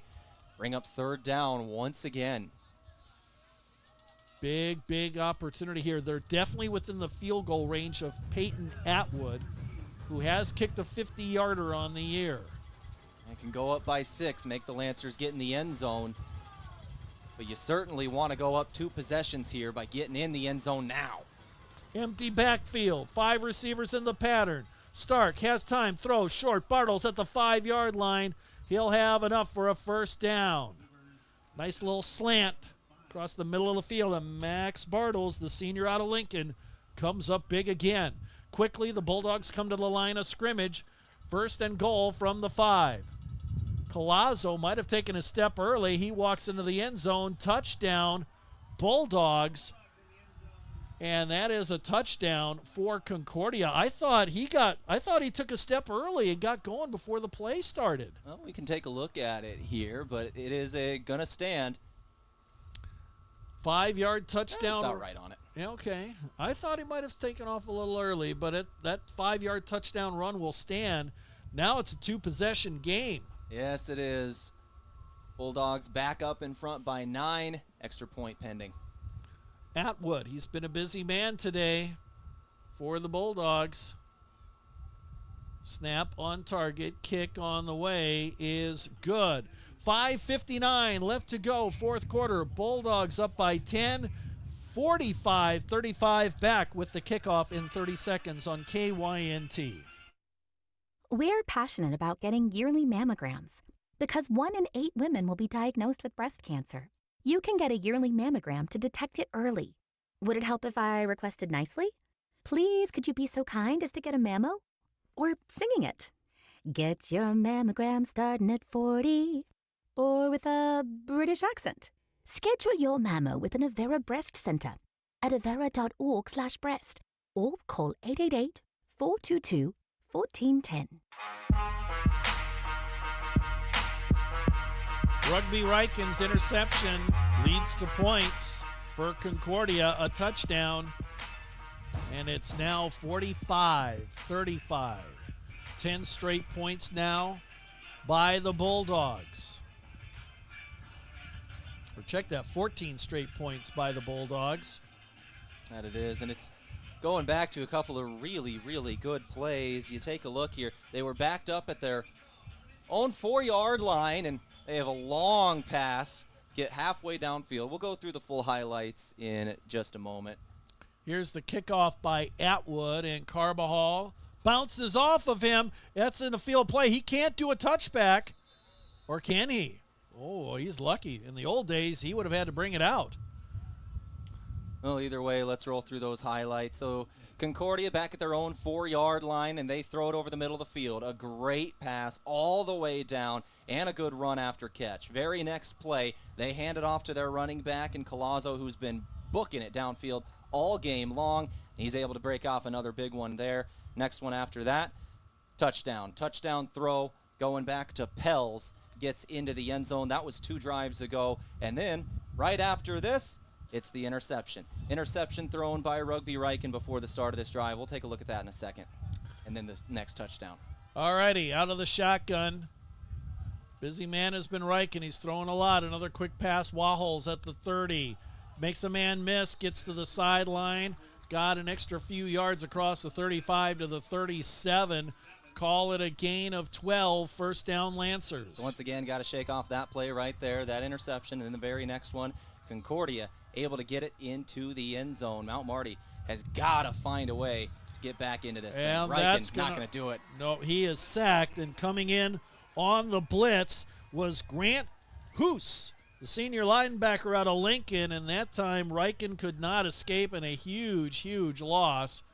We're going to say his forward progress back at the 26, so a loss of 11 on the play.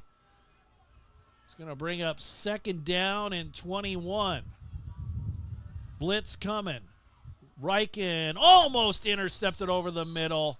Incomplete. Off of the hands of Drake Trent, and then I think it was Jacob Rowland almost caught it on the rebound, but it's incomplete. Man. That should have been about the game ender there. Trent about had it in Mount Marty territory. Just the linebacker just reading the quarterback the whole way, working to his left. His second would-be interception of the game. All righty, big 3rd and 11 coming up for Mount Marty. They need to keep this drive alive, down by 10. Blitz appears to be coming from the outside. Remember, Meyer has been just busy bad in that backfield. He's coming again. Pass over the middle. Richmond has it at the 45-yard line. Shy of the first down marker. It's 4th and 3, and of course the Lancers got to go for it here with 4:50 and counting. And this, if Concordia is able to capitalize on the offensive side of things, this could end up being the ball game here. 4th down, and now a timeout is going to be called. Yeah, Concordia wanted to substitute there. The Lancers got up to the line quickly. Concordia had to call it. I think it's a good timeout by Coach Daberco. Give your defense a chance to rest here. This timeout being brought to you by Pizza Ranch for legendary chicken and the best pizza. It's Yankton Pizza Ranch. They're on Broadway. You can call them at 665-1222. We'll keep it here during the break as the Bulldogs spend their second timeout. And I think it was a good, on a 4th down and about 2 yards to go, and they had to make a substitution. I think it's a wise play. Give that defense a chance to catch their breath, because if the Bulldogs hold here, it's pretty much ball game.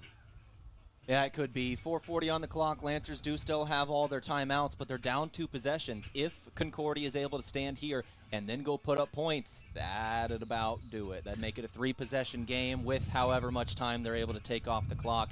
Mount Marty needs this here, and if they don't get this on 4th down, they have to stand, cannot allow points. You have to force a punt.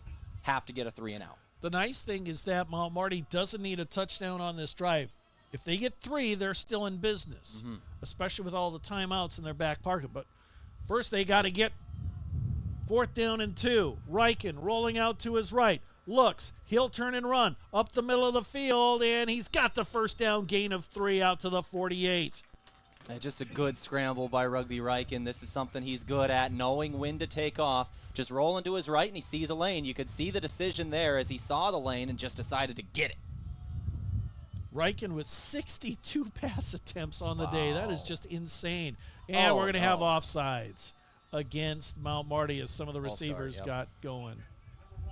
He's actually, I've been trying to find in Mount Marty history the passing yards record, and I believe it was set by Ken Gay, former Lancer quarterback, against Dakota Wesleyan on September 30th, 2 years ago at 370 passing yards. Rugby is at 342 right now. Yeah, that was that wild double overtime game here at night where the Tigers prevailed 51-45 in double OT.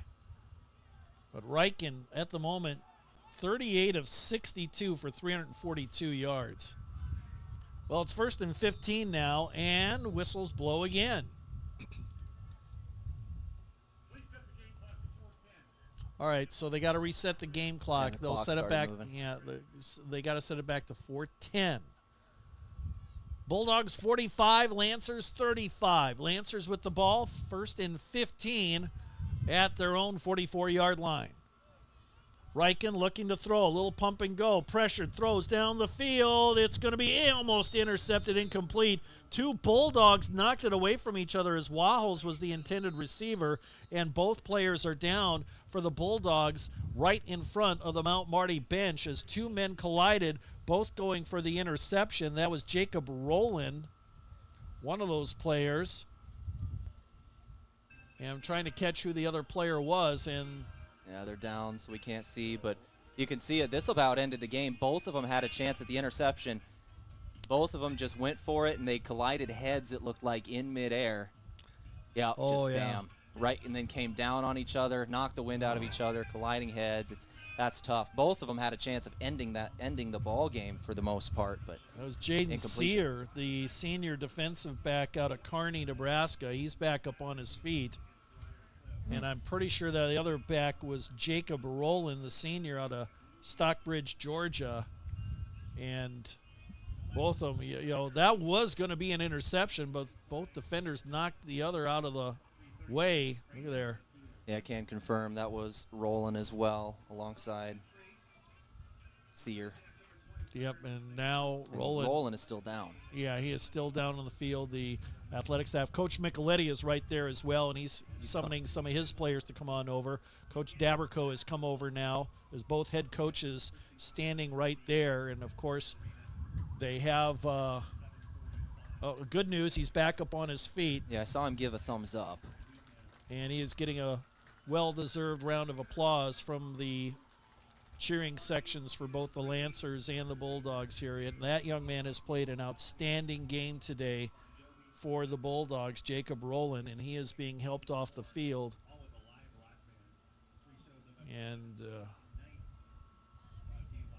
just by the way he is moving, it does not appear that he will probably be returning. Let's hope it's not a serious injury. The other player that was shaken up was Jaden Sear, and he is back up on his feet.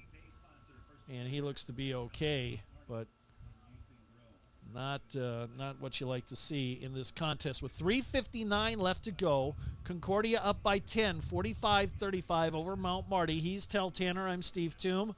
It's been a hot day here in Yankton, unseasonably warm. More like August instead of October, but we play nonetheless. And this has been one heck of a football game in the heat. Yes. As well.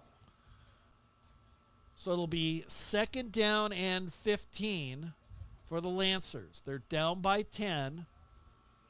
They have the ball at their own 44-yard line. And now Hirsch will move into the backfield. Now he'll clear out of the backfield. Riken wants to throw over the middle. Got a man. Richmond over his head. Incomplete. Oh. Penalty flag down, late hit. Oh, my gosh. And a dangerous late hit at that. That was, I wouldn't be surprised if we see a targeting review here. Just look at this. This is well after the play. It wasn't even a catchable ball. It was over his hands. and then he's hit after. Look at this. Oh, you don't do that. You got to try to hold up, and I know it's tough in that situation. Caden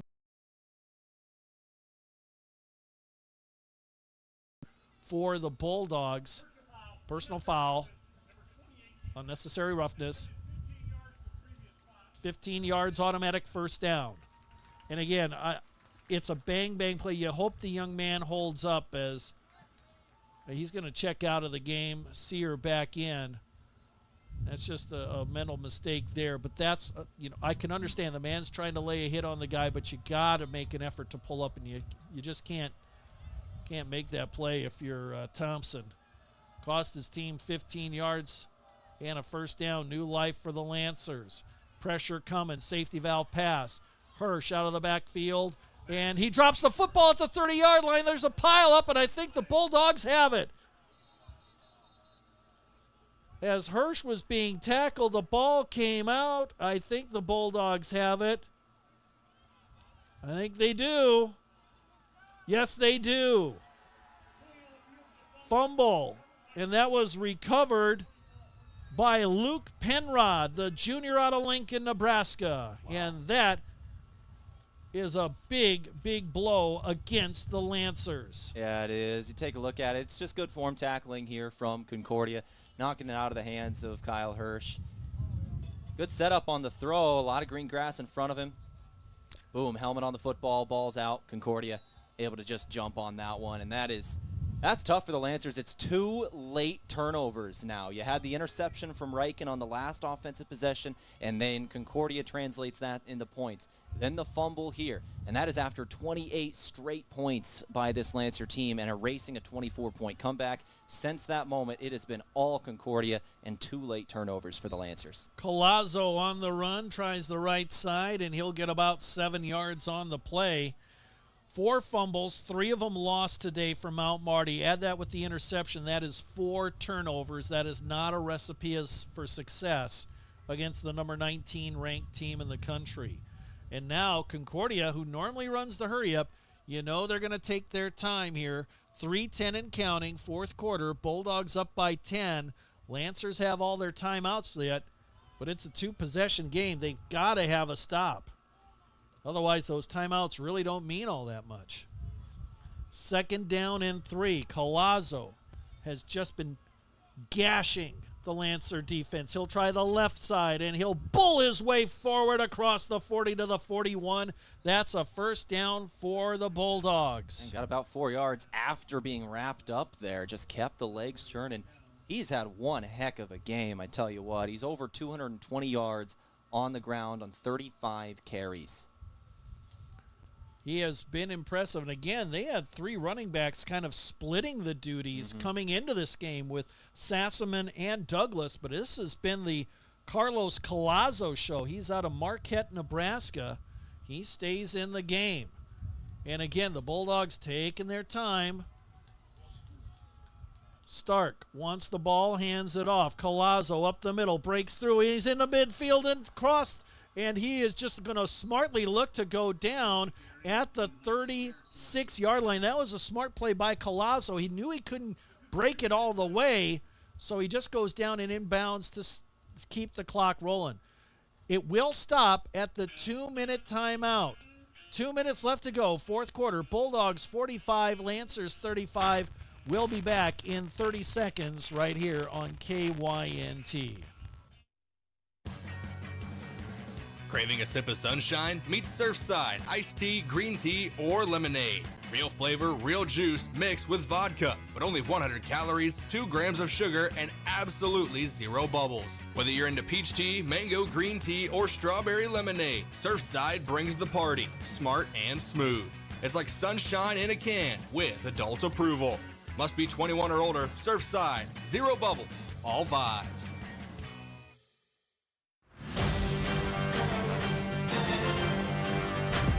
Back here at Crane Youngworth Field, 2 minutes left to go in this contest. The Bulldogs of Concordia in control, 45-35 over the Mount Marty Lancers. And Carlos Collazo, 247 yards on the day on 36 carries for the Bulldogs. Here's the latest one.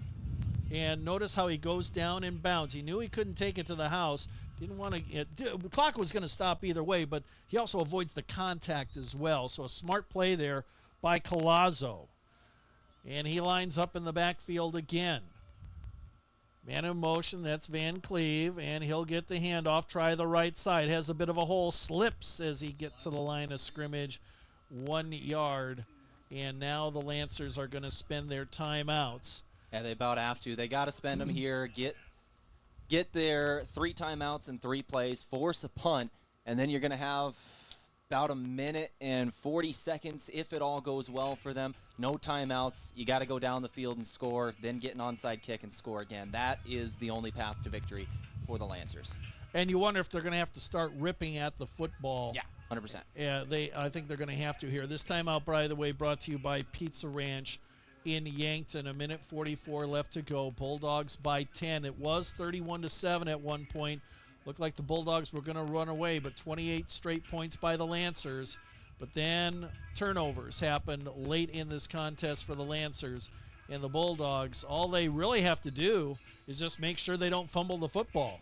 And they'll walk away with a victory here today in this all-important GPAC conference matchup. So they'll trot out after the timeout. The Bulldogs will. Collazo gets a chance to catch his breath. And he's doing this in 90-degree heat. All those carries. And he'll get another one here. He'll try the left side. Plow ahead. Takes a couple of big hits. Gets to the 30-yard line. Gain of 6. And another timeout spent by Mount Marty. This timeout brought to you by Pizza Ranch for legendary chicken and the best pizza. It's Yankton Pizza Ranch. They're on Broadway. Call them at 665-1222. We'll keep it here during this break as well with a minute 49 on the clock. And I'd like to remind you after the game, we'll get you updates on all the scores from around the GPAC and around major college football as well. We'll get you stats. And, wow, honestly, Tehl, I did not think we'd have this many points in the game. No, I did not either. 45 for Concordia, 35 for Mount Marty. This is an incredibly high-scoring game for two teams that have pretty good defenses. Mm-hmm. The Lancers, to this point in the year, the most points they have given up was to Briarcliff with 34. Before that, 22, 10, 14 to Northwestern. Concordia on their end, the most points they'd ever given up was 22 in the game. So, yeah, both offenses really found a groove today.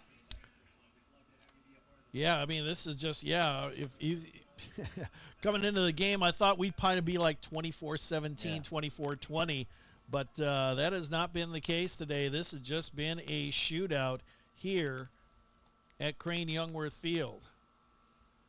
All righty. Big third down coming up. Short yardage. Collazo tries the left side. He'll slip away from a man into the secondary, and he is going to head for the end zone. Touchdown, Concordia on the run from 29 yards out. And that'll about do it. Mm-hmm. Collazo, we just saw him go down a second ago to save the time. This time, wanting to put up that extra touchdown, but that'll bring it 51-35. And a heavy advantage now for the Bulldogs with 1 minute and 39 seconds remaining. All right, I'm going to have to find individual game records here for Concordia. I'll probably look that up during the break as we have Atwood coming up to try yet another point after kick. He's been very, very busy today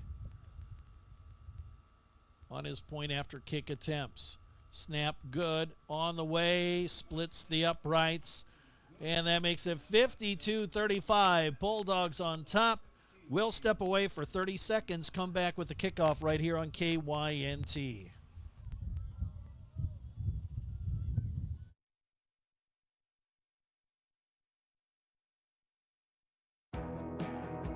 Want better pay, better benefits, and a better place to work? Parker of Yankton is hiring now. Second shift assemblers, supervisors, engineers, and more, with competitive wages plus a night shift pay differential, great health insurance, paid time off, retirement benefits, and real opportunities to move up.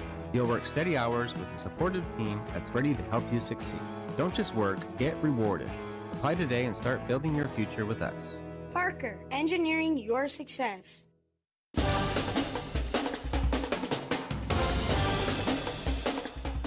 It has been the Carlos Collazo show here today for the Bulldogs, as he is coming up coaching 300 yards rushing on the day as he scores another touchdown to make it 52-35.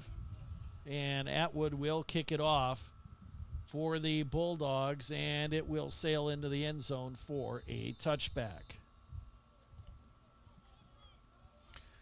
Trying to find the individual game records here on the Concordia webpage. I'm finding the all-time season record. Yeah, and individual career records, but can't find individual game records. So we'll have to try to get a hold of Jake Knabel. He's very, very good at that stuff. He's the sports information director over there at Concordia. Good guy. We like working with him. Yeah, we do. Always a good guy to work with here. And Rugby Riken will take it, first down and 10, and he'll go to the air and incomplete. Hirsch, the intended receiver, at the 30-yard line with 1:36 left to go. Lancers one timeout left as they keep fighting here. And so Rugby Riken setting a record that I think will probably stand for quite some time with all the pass attempts he's doing today. And I think he's about 16 yards away from the passing yards record as well. Rolls out to his right, throws on the run, short pass incomplete, intended for Waholes at about the 30-yard line.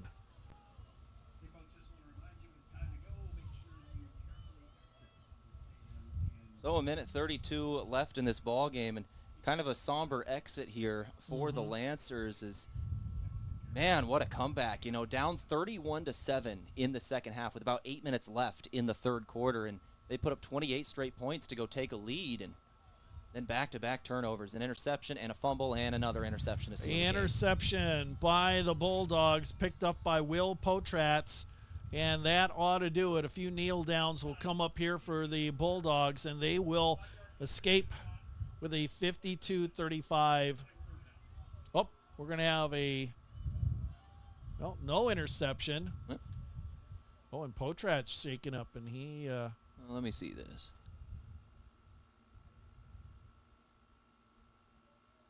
No, he definitely grabbed that. Oh, it was a free play, wasn't it? Yep, free play. Somebody was moving. That's gotcha. Movement on the line. So the Lancers get a break there.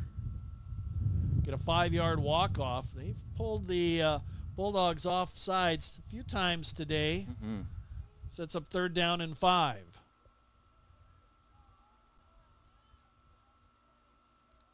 Bulldogs showing blitz. Riken has had to scramble a lot in the pocket today. Play action. Riken wants to throw, being pressured, going to throw it incomplete over the head of his safety valve man. That was Kyle Hirsch at about the 30-yard line. So it comes down to 4th and 5 with 1:20 left to go. Again, Bulldogs up 52-35 here in the fourth quarter. Wow. Just been a kind of a weird game in a lot of ways.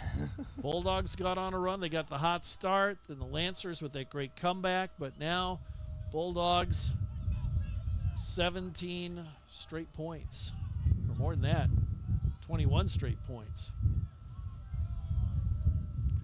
Riken out of the shotgun with 4 receivers. Has time, throws over the middle. It's going to be caught by Richmond. That'll be across the 40 to the 42-yard line. First down, Lancers. They keep hope alive. And a good thing for the Lancers, once again, a breakout game for that young man, Moshe Richmond. First game healthy. He got his feet wet a little bit against Briarcliff. Only 1 catch. Here he's got over 110 yards, 8 catches, 2 touchdowns. Pass down the middle. Richmond catches it at the 35-yard line. First down, Lancers. That'll stop the clock. As he falls forward. Another 20 for Moshe. He's over 130 in the game with those 2 touchdowns and 9 catches. Yep. Great breakout game for the freshman. Indeed. They'll put the ball down at the 33-yard line. 1st and 10, a minute to go. Play action. Riken steps up, throws. Outlet man is Hirsch, racing for the sidelines, but he's tripped up near the line of scrimmage. He'll get a yard or so.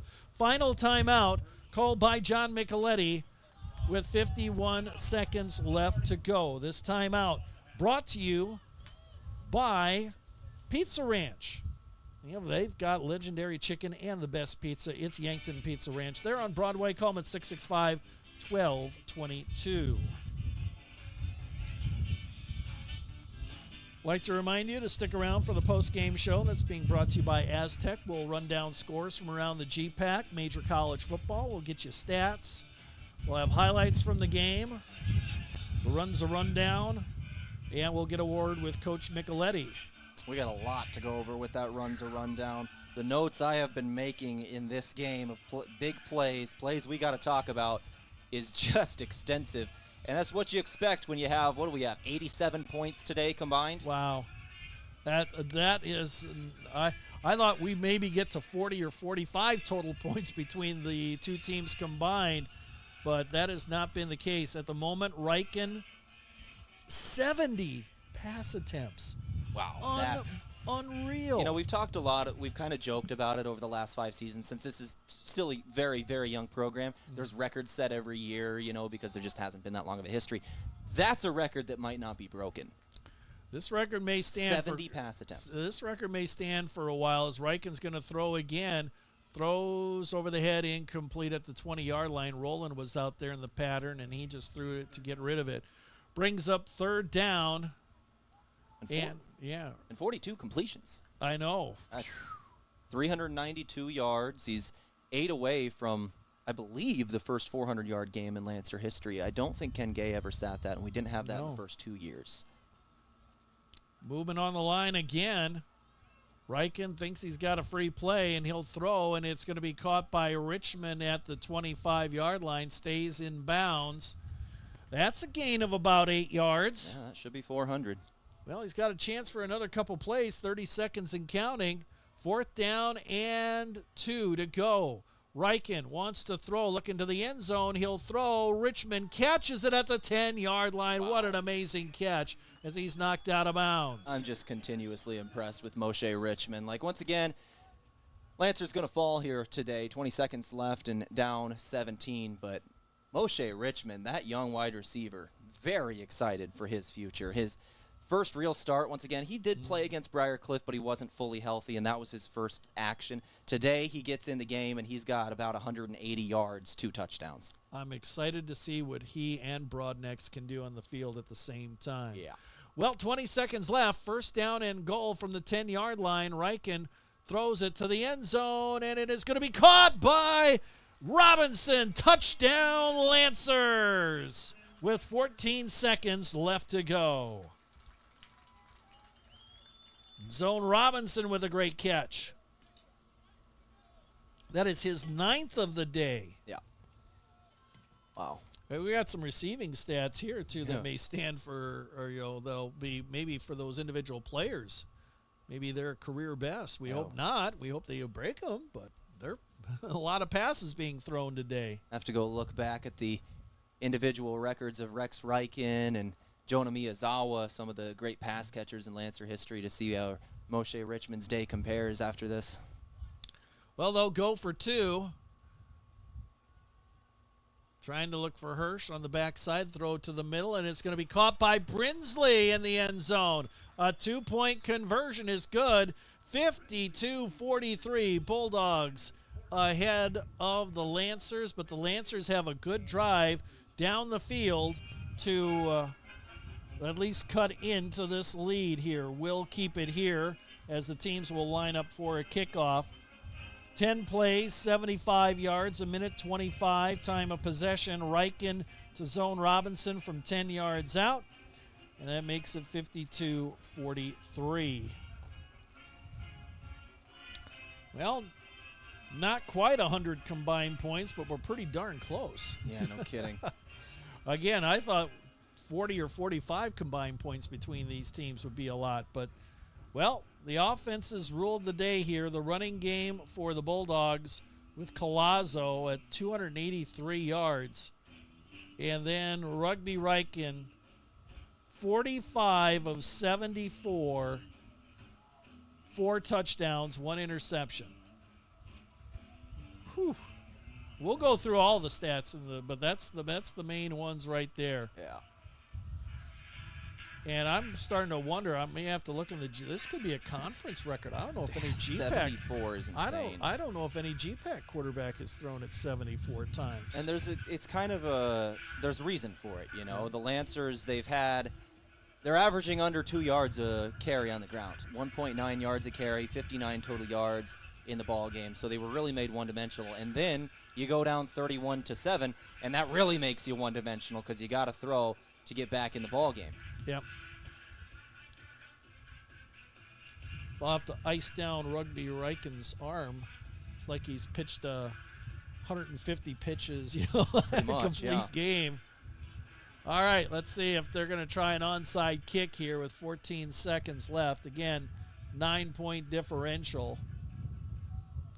Sure looks like they're going to try an onside kick. John Lilly will try it. And it takes a good bounce, and we have a whistle. The whistle was, I think the Lancers might have actually got that ball. Yeah, they blew it did. dead. The Lancers got the ball, but it was blown dead. Yeah, they blew it dead right away.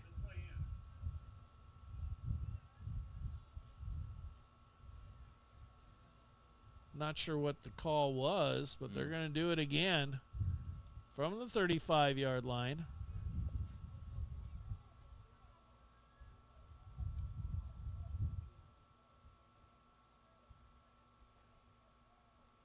We'll have a man hold for him.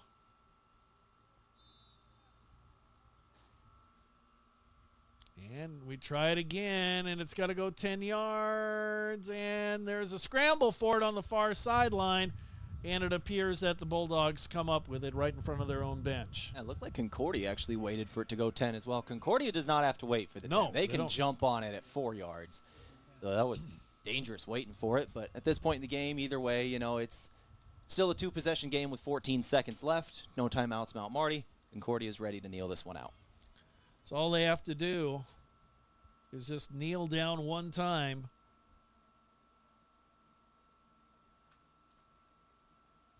And they'll line up in the victory formation with Collazo deep in the backfield. Boy, I think you got an ice bath for that guy coming up at the end of this game with his stats, 39 carries on the day. And they will take a knee on the victory formation, and that will do it. Teams will line up and shake hands at the 50-yard line. Final score, Concordia wins. They stay unbeaten, 52-43. The final score, Bulldogs 4-0 on the season. Mount Marty now 3-2. We will take a 2-minute timeout, come back, and have the Aztec postgame show. He's Tehl Tanner. I'm Steve Thum. This is Mount Marty Football, and you are listening to KYNT. FM 1021 and AM 1450. KYNT, Yankton. Rewarding you for doing everyday things, like buying gas, shopping, and dining local. Does your bank do that? If you're a Core Trust customer, your bank does that. When you open a premium or preferred checking account and meet requirements, you get access to Core Trust perks powered by Bazing, an exclusive network offering 300,000 plus deals and discounts on dining, shopping, travel, fuel, and more. Visit us online, in person, or by phone. Terms and conditions apply. Member FDIC. Aztec has some hot job openings right now. Aztec in Yankton is now seeking employees for all shifts for the following positions: welder, industrial painter, and machine operator. A career at Aztec offers competitive pay, 10 paid holidays, incredible 401k, paid parental leave, safety incentives, and sign-on bonus for production workers. To apply for these jobs or see what other opportunities are available, go to aztecjobs.com. Aztec, built to connect from rock to road. Craving a sip of sunshine? Meet Surfside, iced tea, green tea, or lemonade. Real flavor, real juice mixed with vodka, but only 100 calories, 2 grams of sugar, and absolutely 0 bubbles. Whether you're into peach tea, mango green tea, or strawberry lemonade, Surfside brings the party, smart and smooth. It's like sunshine in a can with adult approval. Must be 21 or older. Surfside, 0 bubbles, all vibes. Farming is hard work. Between managing crops, livestock, and equipment, there's not much time left to handle financing and loans. At Dakota Mac, we can help you do the heavy lifting when it comes to ag financing. Whether you're a full-time farmer, an investor, or a young beginning farmer, we're here for you for all your ag lending needs. Let Dakota Mac help you work smarter, not harder. Hi, it's Jeff Wolfgram from Dakota Mac. Call us at 800-682-4578 to learn how Dakota Mac products can work for you.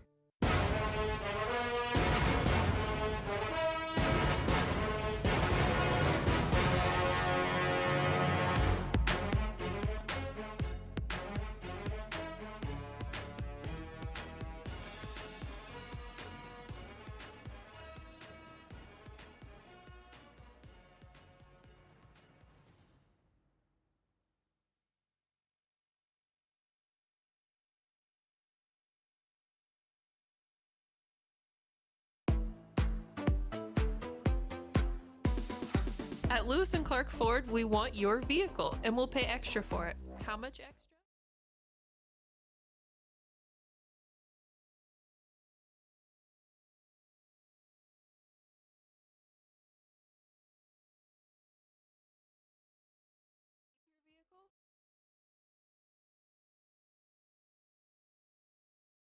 For your trades or buying your used vehicle.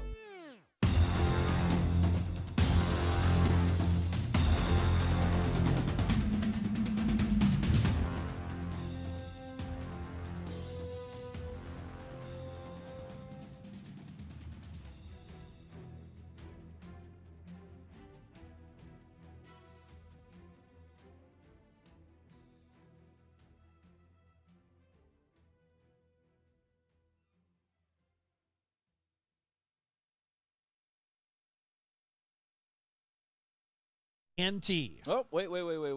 Nope, I fixed it. Oh, all right, we'll keep it here. We're going to keep it right here. We'll keep it I fixed here. it much quicker than I thought I was going to fix it in. All right, so we're ready to go here. Ready to go through this game and these highlights here, Steve.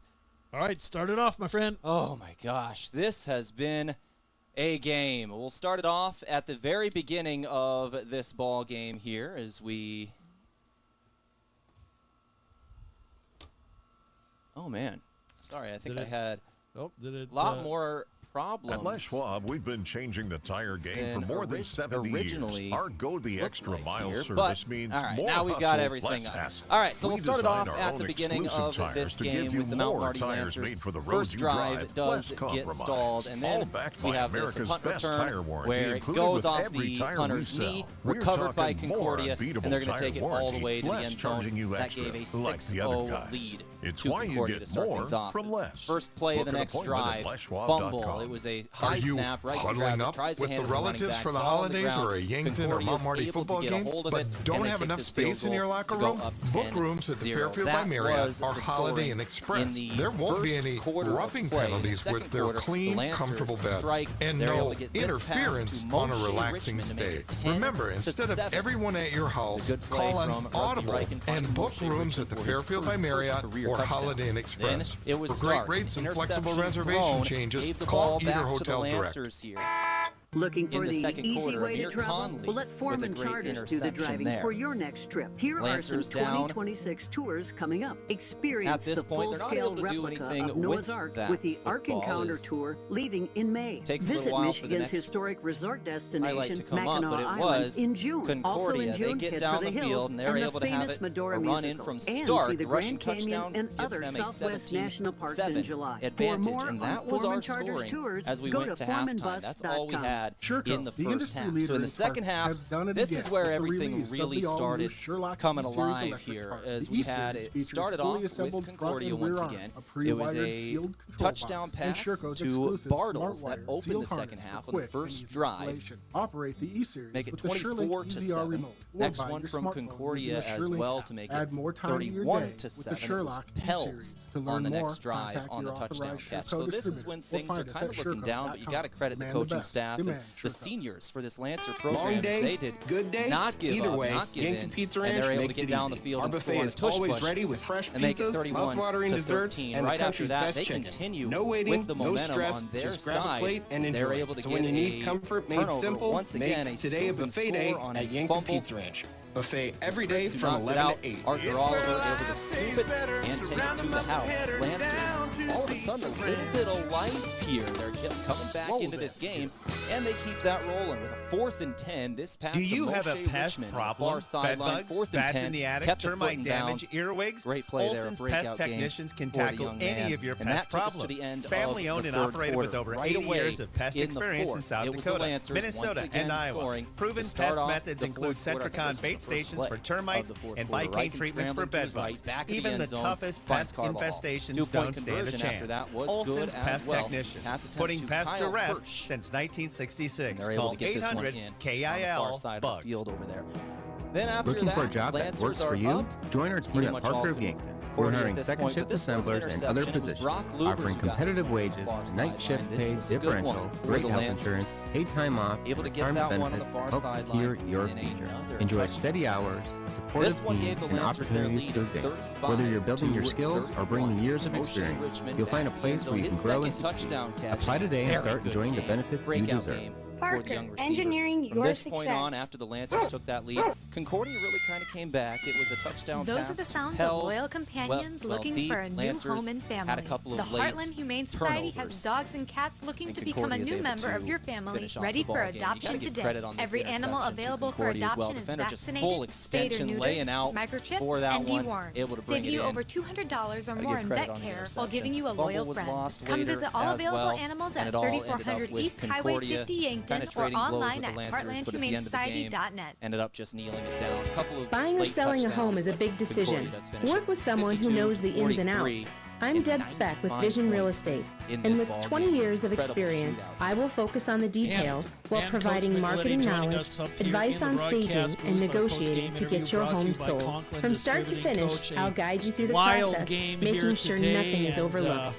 Call me, Deb Speck, Vision Real Estate, 605-664-5555.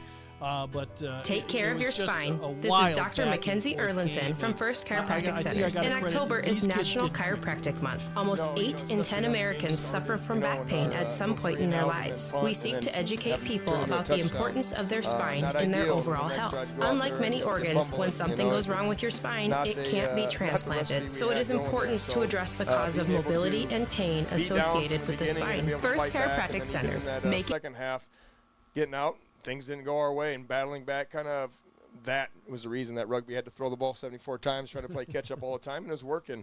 You know, one of the things that they do very what's well, covered you know, that and Phil what's Kemp not. in the middle, that From home and auto to life, disruptive. business, and One of the long-term better care, guys in the they're country. experts design plans You that look at fit him, your holy needs cow, he's and even your bigger up budget. close, so Serving South Dakota, Iowa, and that was another big Nebraska. reason we didn't Visit wanna run the Vision ball in the middle Insurance there with him. GRP.com for Very your good player, personalized so. quote. But no, Vision a lot of guys Insurance step Group, up. It was good to see protecting your Moshe have a future heck of a so day. you Been can working on live that in since the he's getting Vision. back from his injury, getting a little confidence and getting the end zone there a few times.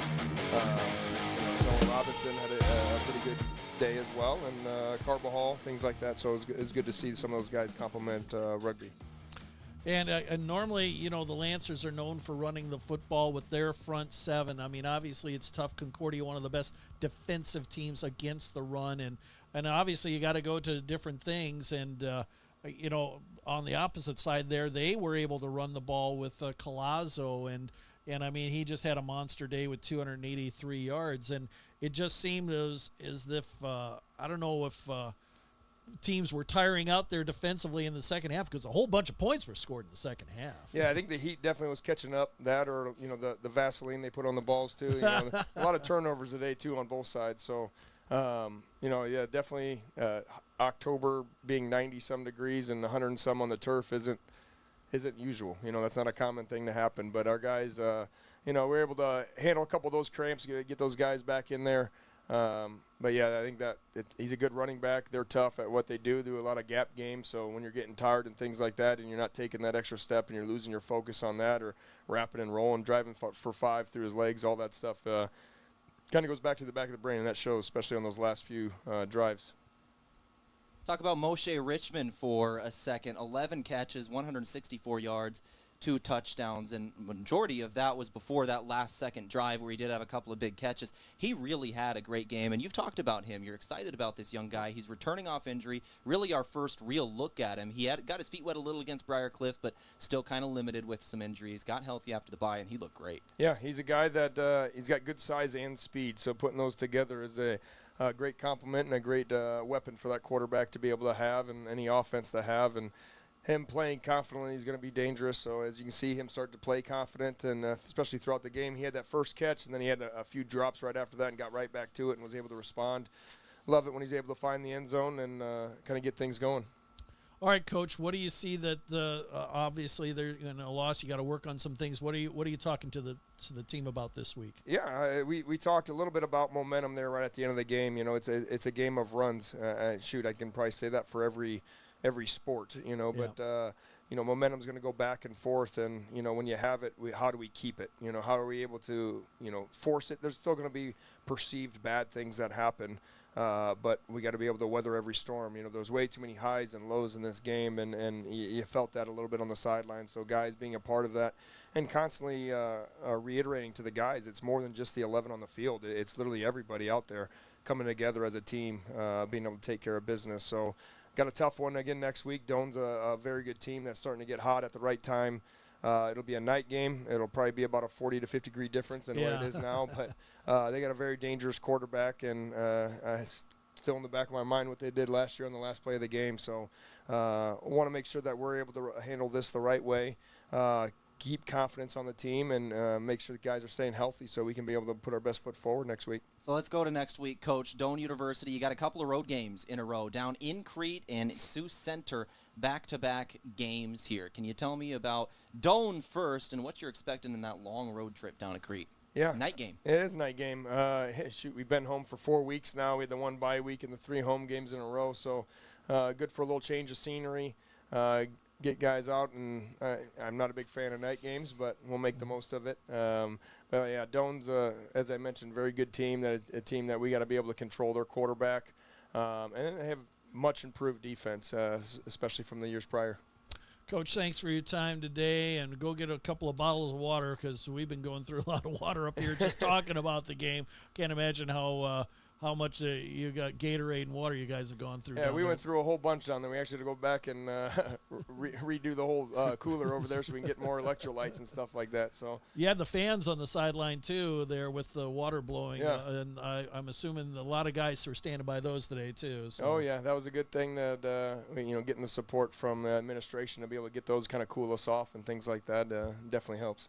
Yeah, we're not expecting to use them in October, but we had to use them today. Is 52-43 the final score.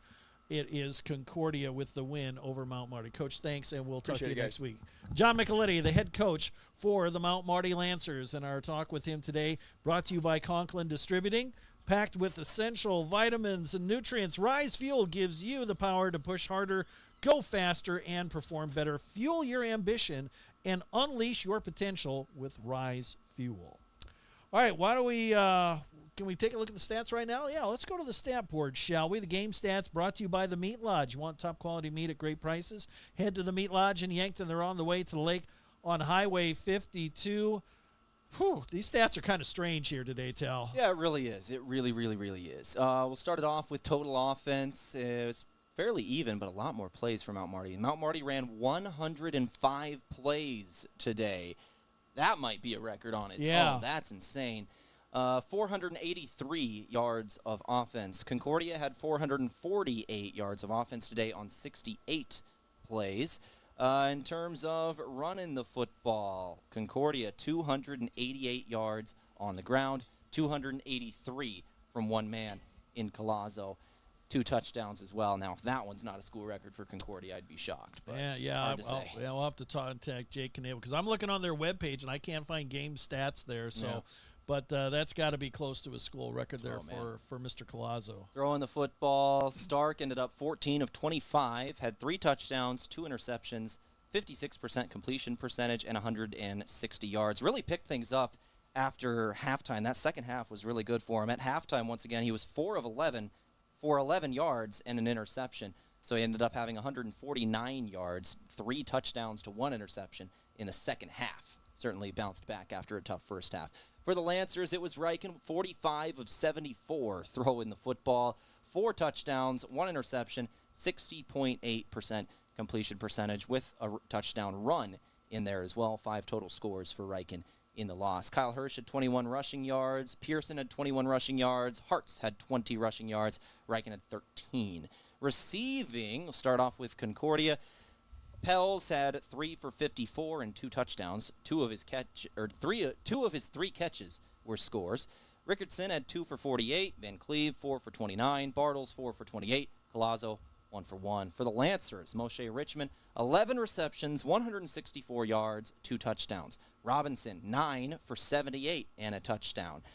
Jackson Wallholtz had 11 catches for 76 yards. Kyle Hirsch, 10 for 62. Brinsley, 1 for 15. Carbajal, 1 for 15, with that one being a touchdown. And then Malachi Hartz had 2 for 14 in receiving. That's your individual stats, team stats. Go over some percentages. Mount Marty had 32 first downs today. Concordia, 24 third downs. Lancers were 8 of 22. Concordia, 7 of 12.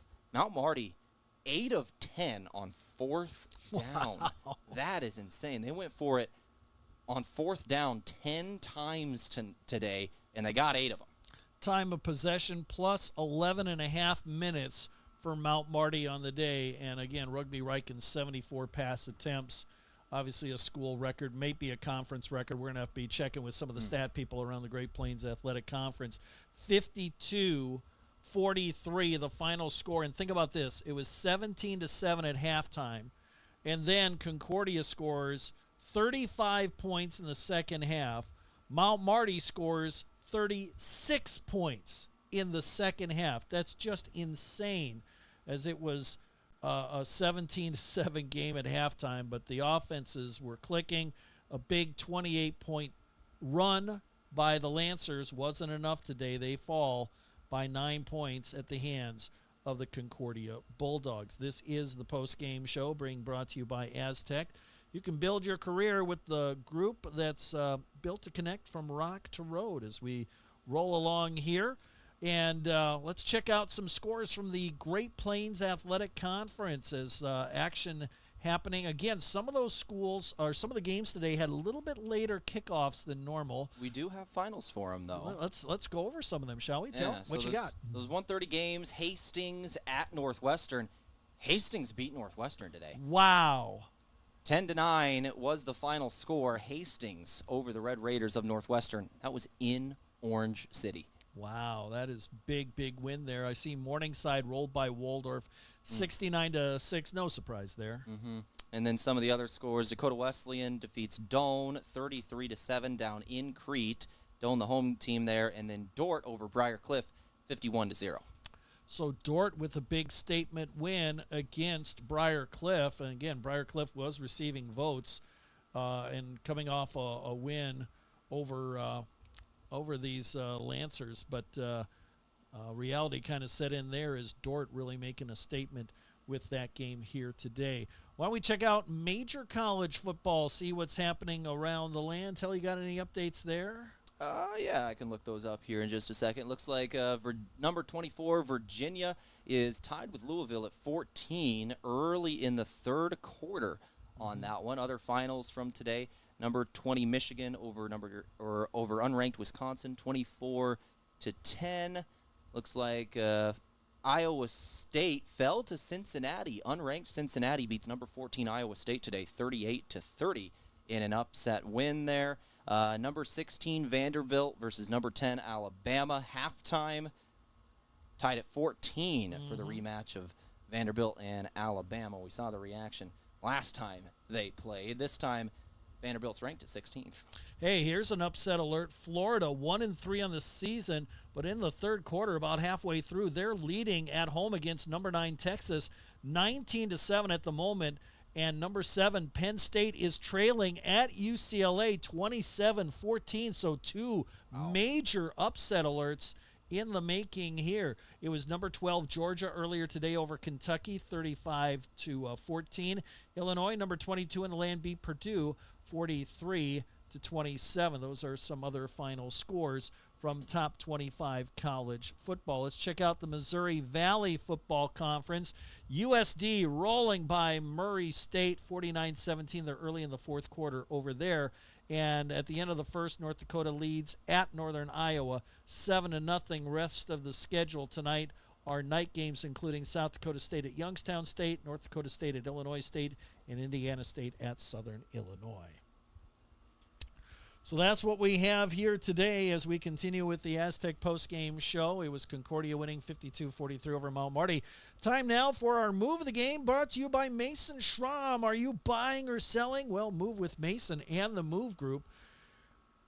Well, I don't know what to pick for today. You know, I mean, there's so many candidates for Move of the Game. I mean, it's really tough to pick. I kind of want to do the scoop and score touchdown for the Mount Marty Lancers Yes. That was a big one as the Lancers were trying to make the comeback in this game. You know, you go back to the third quarter, they're down 31-7. They had just gone down the field and scored on the offensive side of things. Concordia takes over, up 31-14, and then this happens. Yeah, Arthur Oliver is going to scoop up the loose ball on the fumble by Collazo right there, and then he's just into the open. Nobody's going to catch him. Stark, quarterback, trying to race him down. Good effort, but he's not going to catch Arthur Oliver. And that's when momentum really swung in favor of the Lancers at that moment. But unfortunately, they couldn't keep momentum on their side as it was the Bulldogs prevailing 52-43. So our move of the game, the fumble recovery for a touchdown by Arthur Oliver. That's being brought to you by Mason Schramm. Now we move on to our Lancer player of the game. This is brought to you by Avera Health. Visit avera.org today. Well, I think it's got to be Rugby Riken with 74 pass attempts on the day and 4 touchdowns. I think my vote goes there. And a rushing touchdown. And a rushing touchdown as well. Unfortunately, in a losing effort. But those are records that I think are going to be in the Mount Marty record book for football for a long, long time to come. Yeah, wow. That is an insane amount of production. And like I said, it was kind of a perfect storm of what had to happen in order to put up those type of passing numbers in terms of, you know, you're not able to run the ball. You're averaging under 2 yards a carry in the ball game, 1.9 as a team for the Lancers, and then you go down 31-7 starting off that second half. You're pretty much become one-dimensional at that point. You have to throw the ball. So that's what they did. They threw the ball, and 74 pass attempts, 45 completions, 424 yards in the game, all of those school records with 4 touchdowns as well.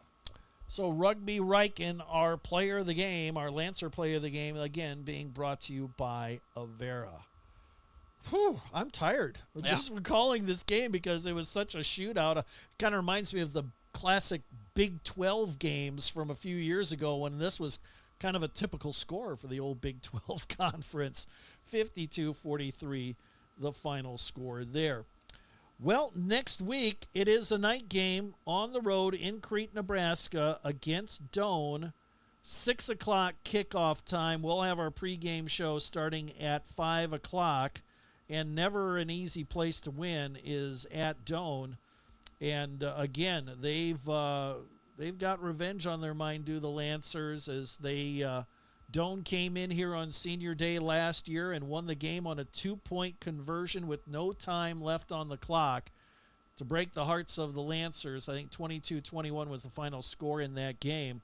And again, a better performance here today for the Lancers. And yes, they have some things. The miscues really hurt them with the turnovers that they had, the fumbles that they were lost because they were kind of, especially a fumble on a punt attempt.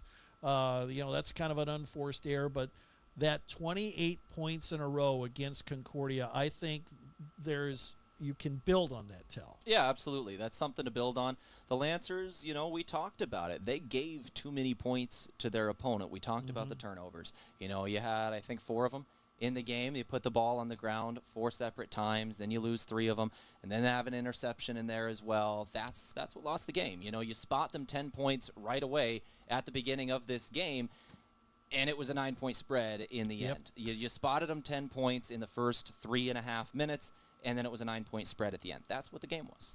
And the short field time and time again for the Bulldogs, as they didn't have to go very far to get their points on the boards, it seemed, time and again. Like to thank Cash, our board operator, back in the studios for running things today. And again, thanks to all the sponsors who make these broadcasts possible. Tehl, what else is coming up for the Lancers here as we are hitting early October? Yeah, hitting early October, and October means basketball in the Great Plains Athletic Conference. So we've got basketball games actually coming up here in about 2 weeks. The first game will be on October 23rd on a Thursday night. We're going to have coverage of it right here on at KYN-TV, the GPAC Network. That is just under 3 weeks away, I suppose. Also on the Lancer Locker coming up, we're going to have that interview with Zach Carlson, the starting left guard for this Lancer program. Spent a lot of time with him yesterday. We're going to air the full thing, about a 10-minute talk with him on Monday evening at 5:30. Can't believe it's 90 degrees outside and we're talking college basketball starting up in 3 weeks, folks. It's a weird time of year. Plus, we got baseball postseason in full swing as well for Major League Baseball, college football with some big matchups today, and some great matchups around the Great Plains Athletic Conference. It has been a very busy day, and we will talk to you again from Crete, Nebraska. It'll be a night game, 6 o'clock kickoff, 5 o'clock for the pregame show. Tehl, any final thoughts? Now, with the Lancers, it's tough. 2 losses in a row after you start off 3-0, but you've got on the schedule a couple of games that you know you got a good chance at. Doane down in Crete, you lost to them last year. That was the final game of the year. They came in and disrupted senior day. Yep. Go avenge that. Yep, Go get that one. So that's coming up. And then a big battle at Dordt the week after that. And then 2 games with Hastings and Dakota Wesleyan on the schedule. Lancers, coming off the bye week, need to focus on getting healthy, get Rodney Broadnax back in the wide receiver room, and just keep focusing on not turning the ball over, on the discipline. You know, we saw too many penalties, too many turnovers. You cut those down, the result might be flipped here today. So you got to cut down on the turnovers and the penalties, and they'll be just fine. All right, I agree with you there, and some big confidence-boosting games for Richmond and Robinson.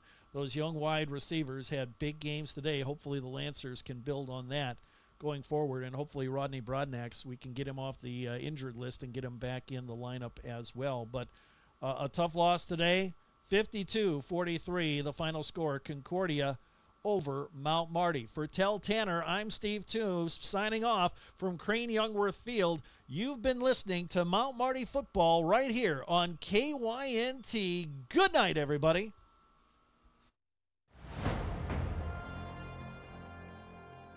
Thank you for listening to Lancer Athletics on KYNT, a Riverfront sports property and Yankton's home team.